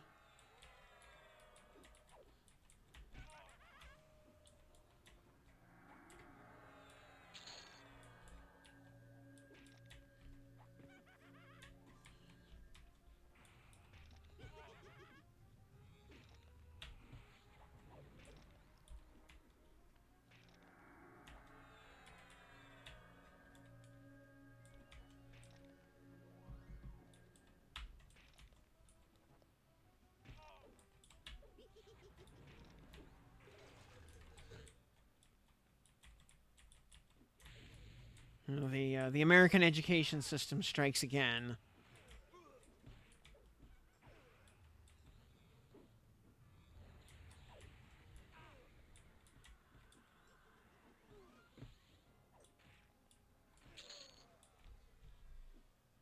Hey, a good old bone-bladed claymore.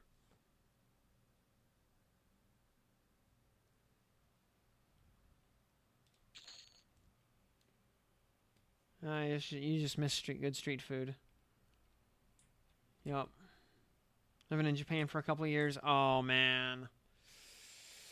Festival food in Japan, Ermagerd, Choco Banana, yakisoba, you know, it's...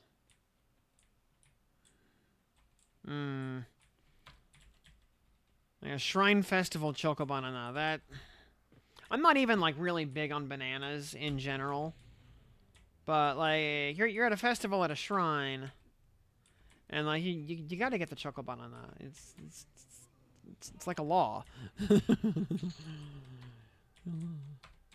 um.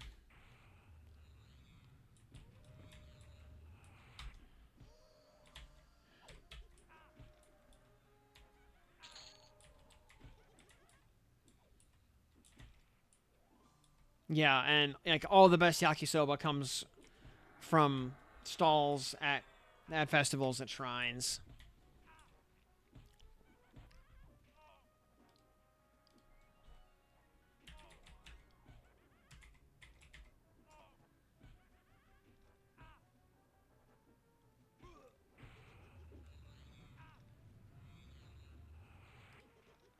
You know, I would usually go down to Kamakura for Hatsumode, and yeah, hit a couple of the big shrines down there.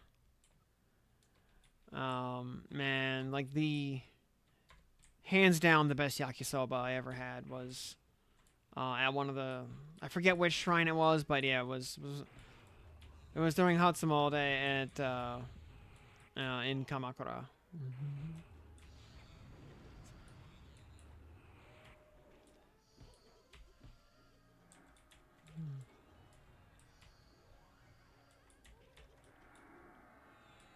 Takoyaki, oh man.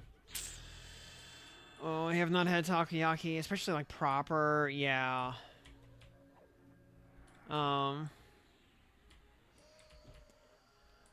Actually, I think the last time I had proper takoyaki was actually in Hawaii. Um, somewhere on like the back end of Honolulu.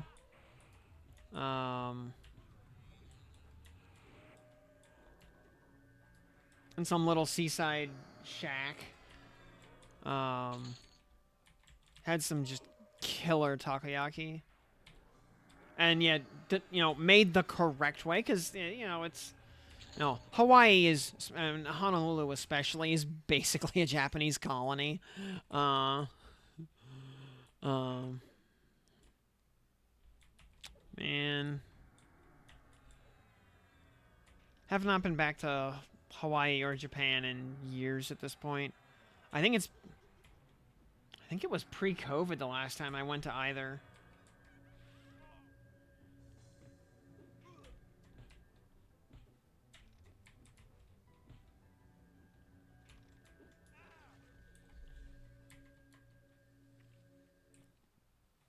There was also, I guess it was still, I think it was technically in Konda still. There's this ancient noodle joint. Um, I would always go to. Well, anytime I was in Tokyo.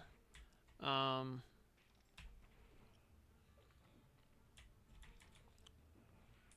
you know, being there for work, I'd usually be, you know, in or near Akiba. So, you know, Konda's just next door, basically. You know, 15 or 20 minute walk from the main drag in Akiba to this noodle joint. They've been serving up tsukemen the exact same way since the 1860s. The menu has never changed. Um, you know, typical hyper traditional Japanese noodle joint.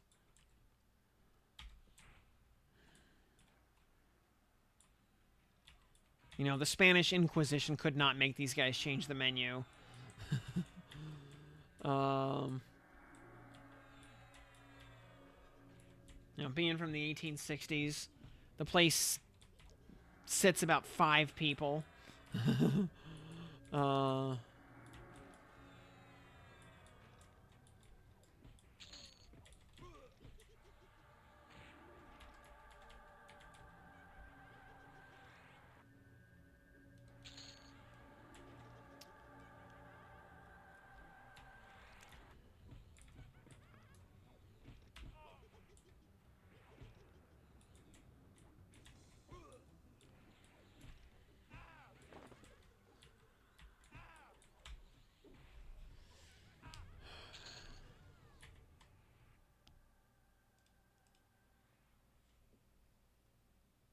Oh yeah, we dinged 20 somewhere along the way, so we finally have vanilla healing.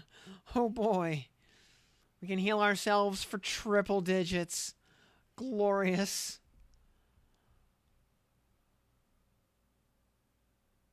Try to clear sky at 46. I mean, as long as we have Mez, I know we can. I mean, I soloed EOV at 48.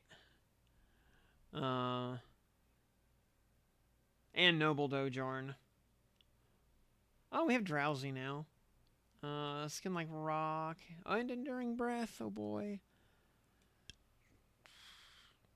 You know what? 21 we get Spirit of Keshval. Okay, that's cool.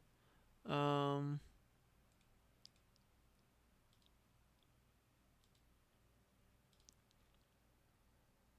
gonna try. Yeah, I think with Sky, as long as you have Mez, there is very little that I think you would struggle to do even at 46. I mean, going in at 46 with a bunch of with like total noob gear, I think you might struggle to solo like some of the things, like because like Dojorn actually does some damage.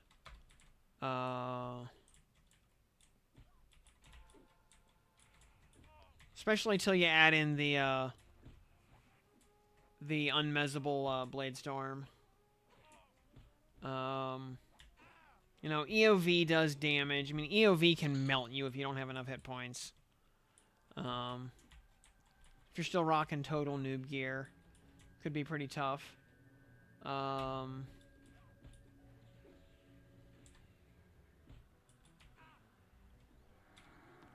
than that, though, as long as you can mez stuff, I think you're pretty much in the clear. There's not that many mobs in Sky that are actually dangerous.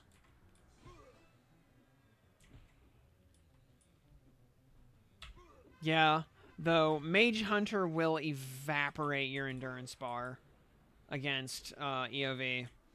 You're way better off using evasive if you have it.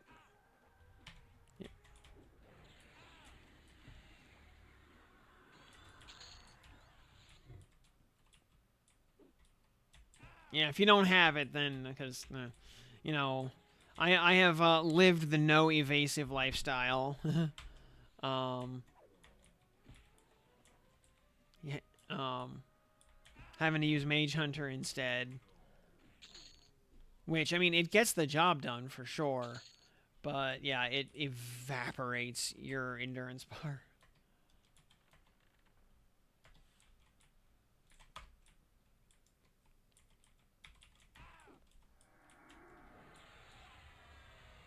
Oh, yeah, Blood Moon is very solid. SKs don't have a lot of really good one-hand options at the planar tier. They have several good two-hand options, like Kildorn, for example, which is, you know, Kildorn is great and not hard to get. Yeah, does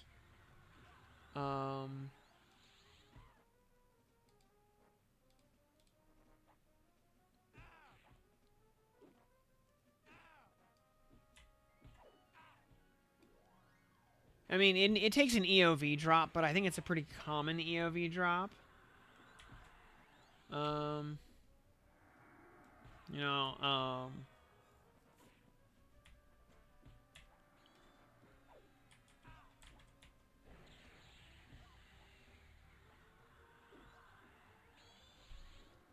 and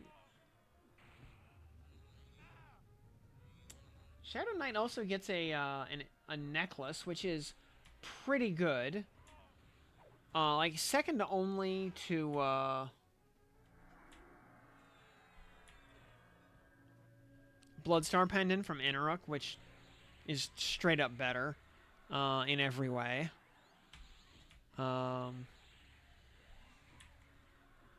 But otherwise, yeah, Amulet of the Sphinx Eye. Very solid and only requires you to kill Gorgolosk. Faceplate, pretty respectable. Again, loses to Triumphant Mask. But still quite solid. Crimson Ring of the Jinny. It's a ring with stats, so it's good. And only requires Keeper of Souls. So it's easy. Obtenebrate Mithril Guard is a shield. 35 AC shield. It's a good shield. And just requires an Ifriti drop. And a Wind Rune, so super easy to get. Pauldrons. The Pearlescent Pauldrons are pretty okay. Again, you know, Pauldrons of Power exist. So, But Pearlescent Pauldrons...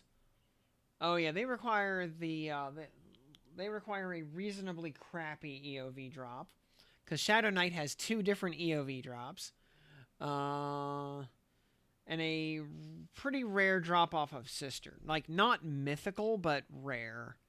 So, and then Pegasus Hide Belt, actually... Oh, their Haste Belt drop. Yeah, the Finely Woven Cloth Belt from Spirok Lord.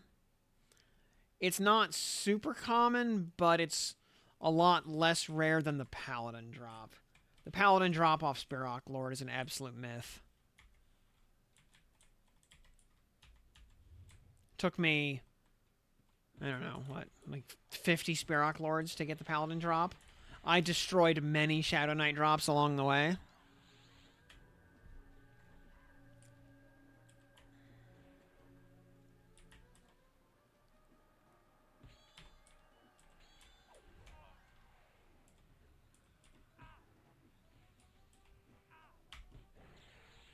And yeah, Blood Moons are also pretty common because they're the common drop that makes you sad because it means you didn't get a Shield of the Immaculate.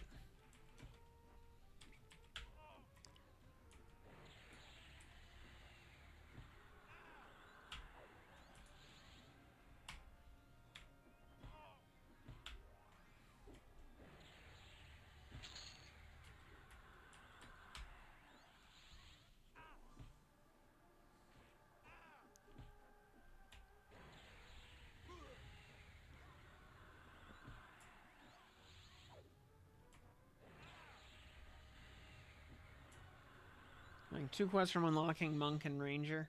Nice. Yeah, I am actually, without even trying, I got like halfway to unlocking Ranger. Because the game just keeps throwing those the EOV pearls at me for Windstriker.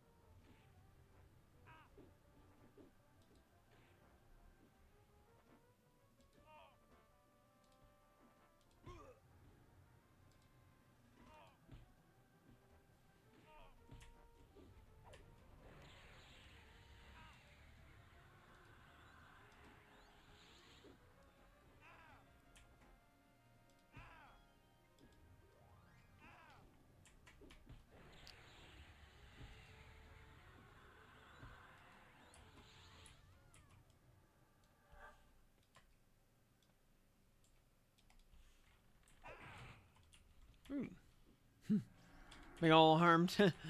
Harm touch jump scare right there.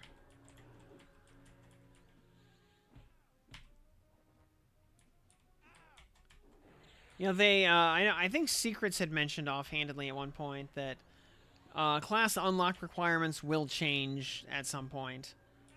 Oh,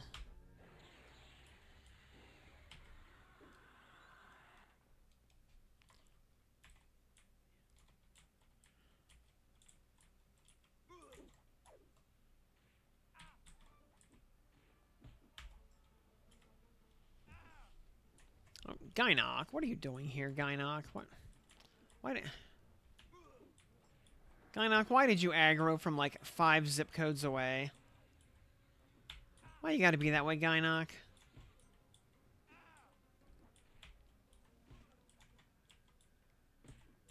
Gynoc, buddy, you gotta learn to chill just a little bit.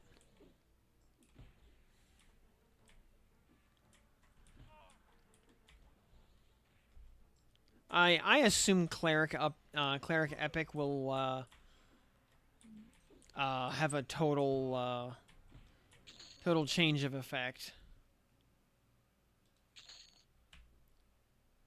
since res is largely irrelevant.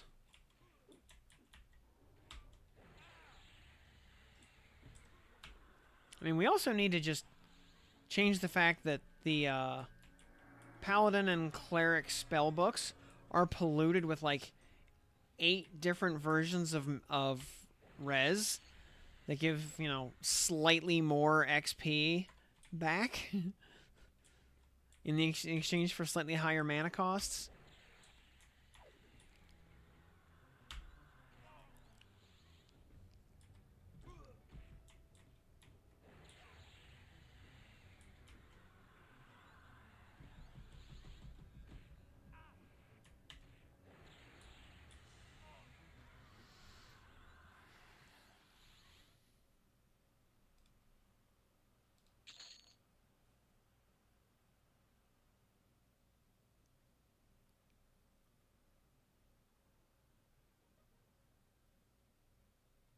I click summon him. No matter what he's doing, no matter where he is, no matter what level he is, he will be summoned to you and forced to dance. You do not want to see me dance. It is truly pathetic.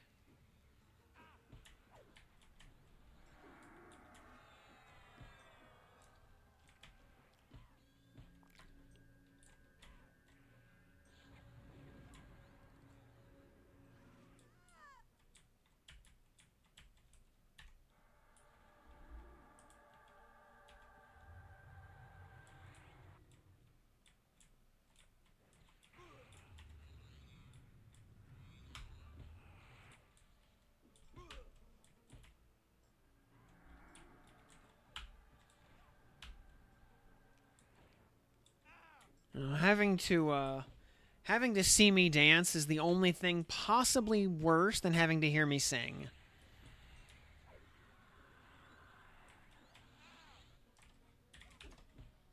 Oh, geez, it is almost midnight already. Holy moly. Oh, I mean, that makes sense. We were screwing around a bit earlier, so... Yeah, time kind of flew by, yeah.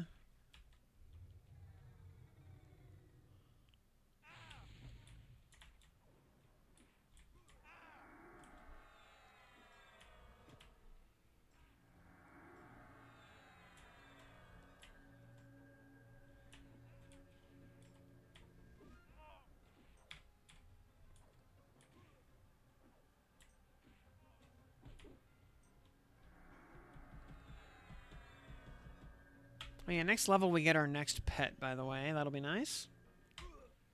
Keeping our pet relevant. Oh, we never killed dragons this reset? Oh, well. Oh, you know what? We'll get this,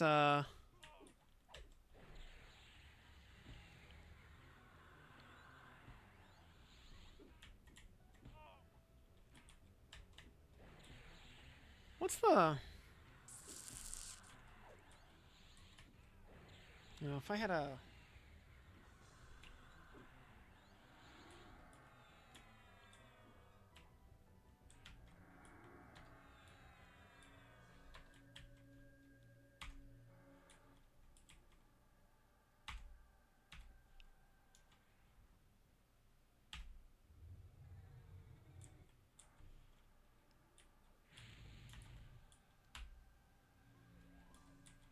Doing D2 Nagafan. 3 bags on the first kill on D0. I mean, bags are useful, you know. You'll never outgrow the bags the way you outgrow the gloves. Or the weapons.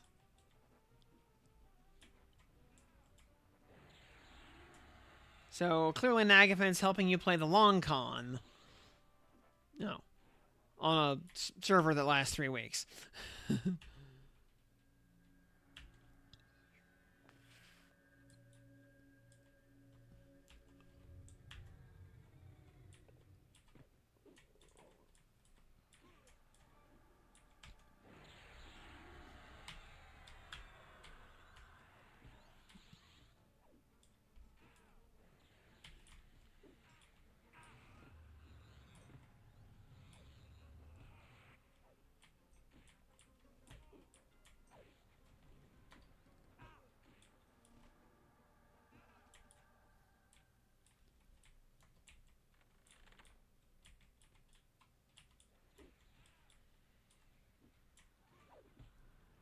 The slime blood gloves are way better than most. Nice. Yeah, slime blood gloves are so good.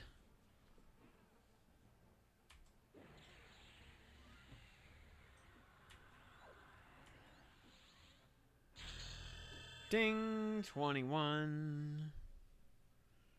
Alright. Pet can leave. Spirit of Keshval. Anything else at level 21? Let's see. Skin like a rock.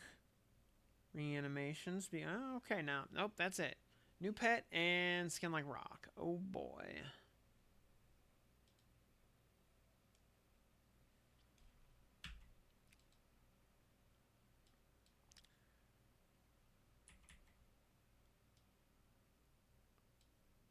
Let's see here. We've picked up 12 tier 5 motes and 4 tier 4 motes here in Befallen so far.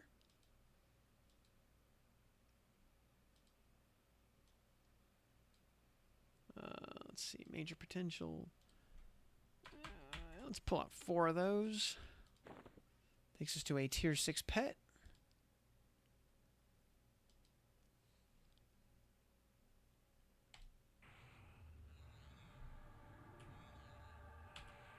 We have once again summoned a Yellowcon pet.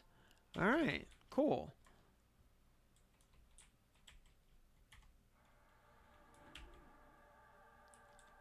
A Trap of Logic? Yeah, you know what? We're doing alright so far.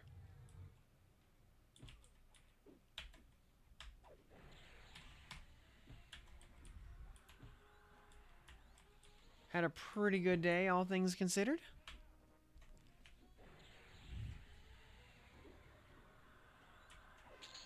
Though at almost midnight here, we may have to think about winding things down a little bit.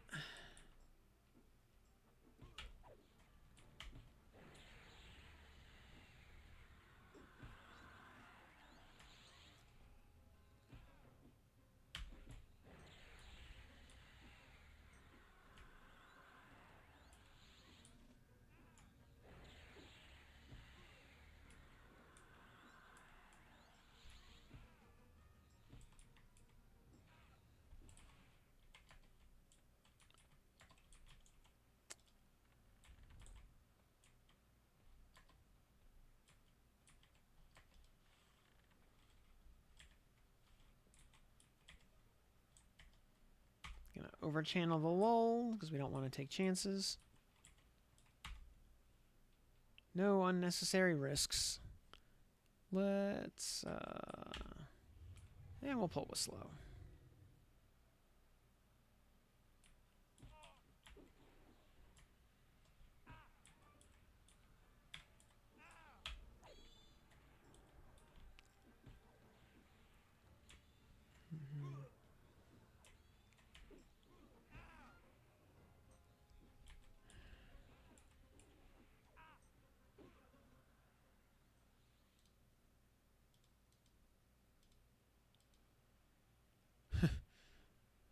Wild One Wig +7.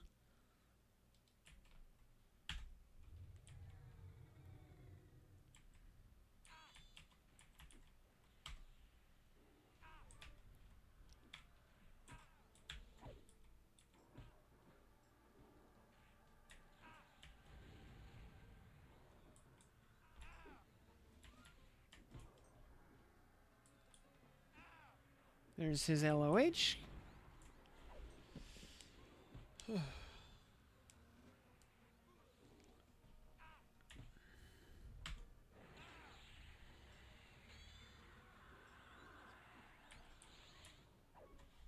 I'm gonna go on Pal Monk Shaman unreleased. Good setup right there. The more you play SK Cleric Eng, the more I realize that I have a very hard time dying. Yeah, I mean, Shaman's great, but Enchanter just lets you get away with murder. Mez solves so many problems.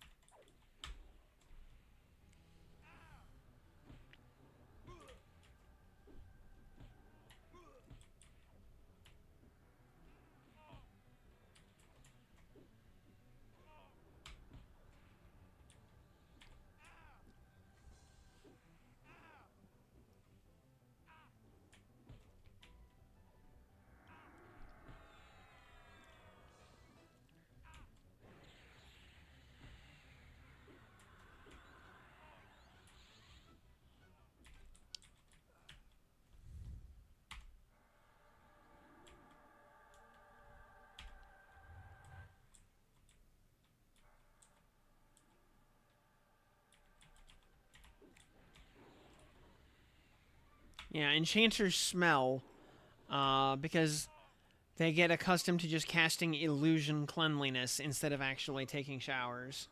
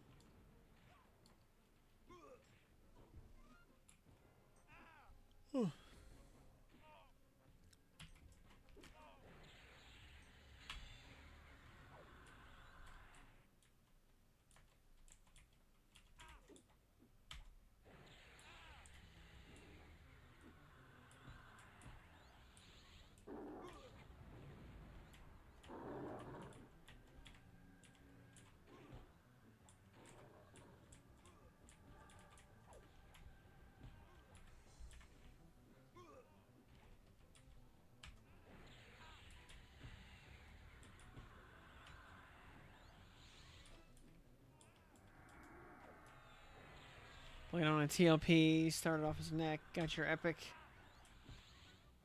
Twinkling Engine, fell in love and regretted not playing it back in 2000. I believe it. Plus, you know, Charm Pet's just so good for grinding.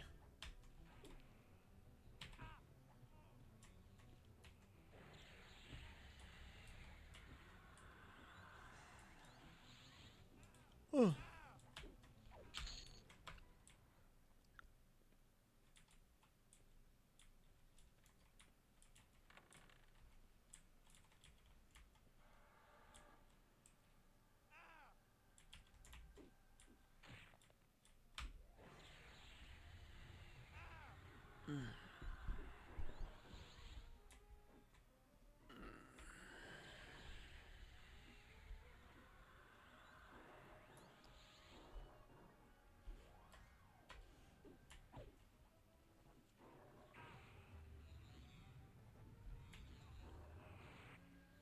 Really use Charm here, summon the hole.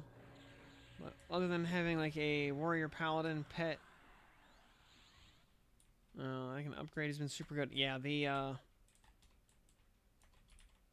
fact that enchanter animations are actual real pets now is very nice. They can actually tell them what to do. It's great.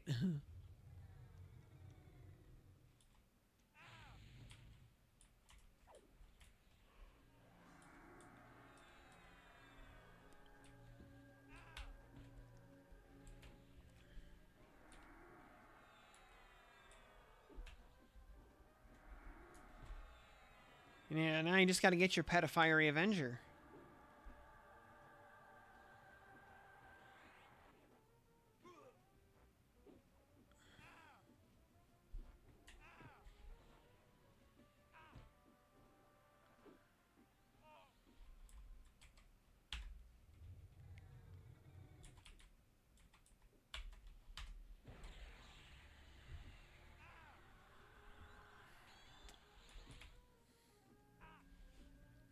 If you're playing, you're camping for ghoulbanes. You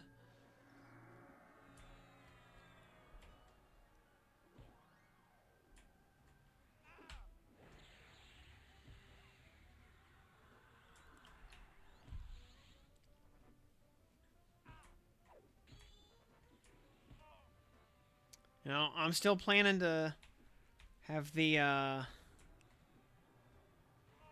like, you know, 16 fiery avengers ready to go to upgrade into defenders as soon as Kunark drops.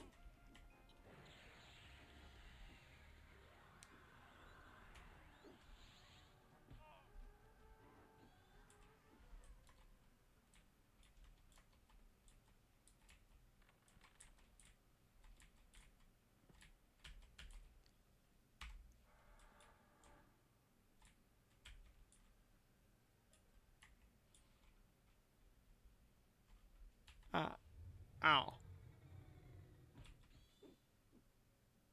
I yawned so hard my jaw actually cramped up. I hate when that happens.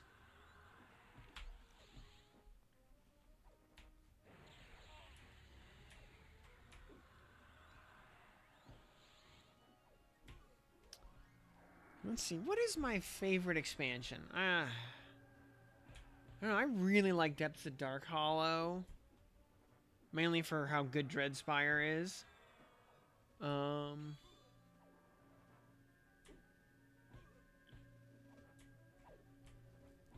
I really liked Plains of Power.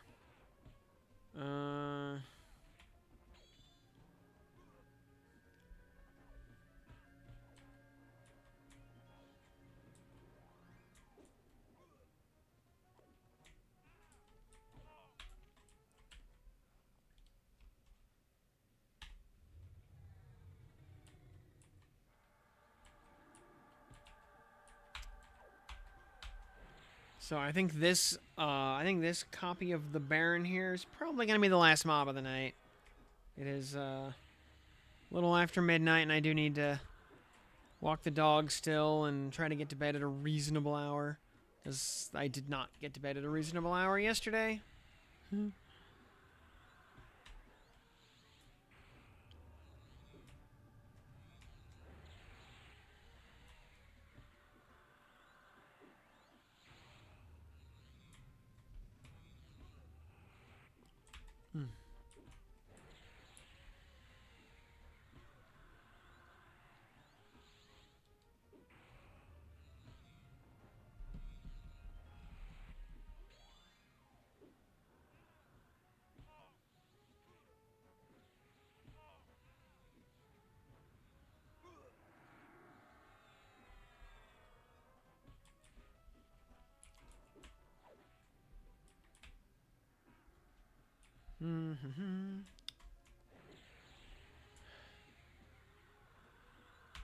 Stupid Baron with his stupid 1.5 life bars.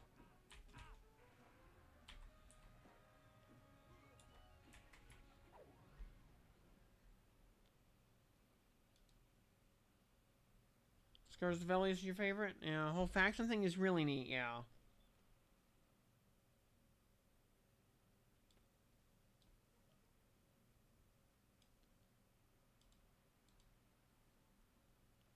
Good old Dark Forge armor.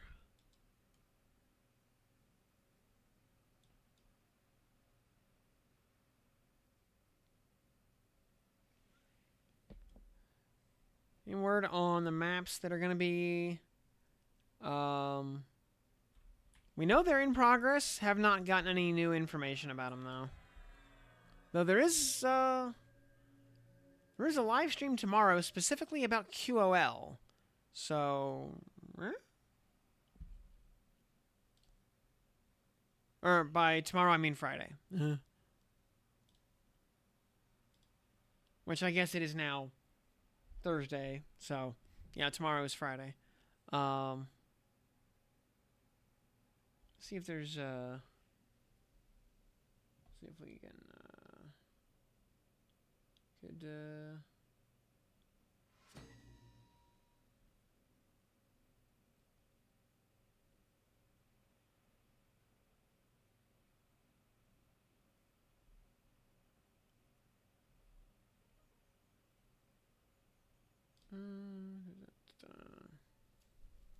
who all? I'm checking the. You know what? We'll go. All right. Well, yeah, that's gonna do it for me. We're gonna get our little raid here for. We're gonna go raid nighttime adventures. So yeah, stick around here for a second. We'll go. We're gonna hit that raid button here in a minute. But yeah, that'll do it for me. So thanks for tuning in, everybody. We'll be back tomorrow. We'll keep running this. Vok, thanks for that follow. Welcome, welcome. Glad to have you here. Yeah, tomorrow we'll also have Path of Exile patch notes probably for the next league, so we'll get a chance to look at that. I'll keep grinding away on our hybrid shenanigans, see if we can see how well this keeps working as class features actually come online. But otherwise, yeah, that's it for me. So my name's Tim.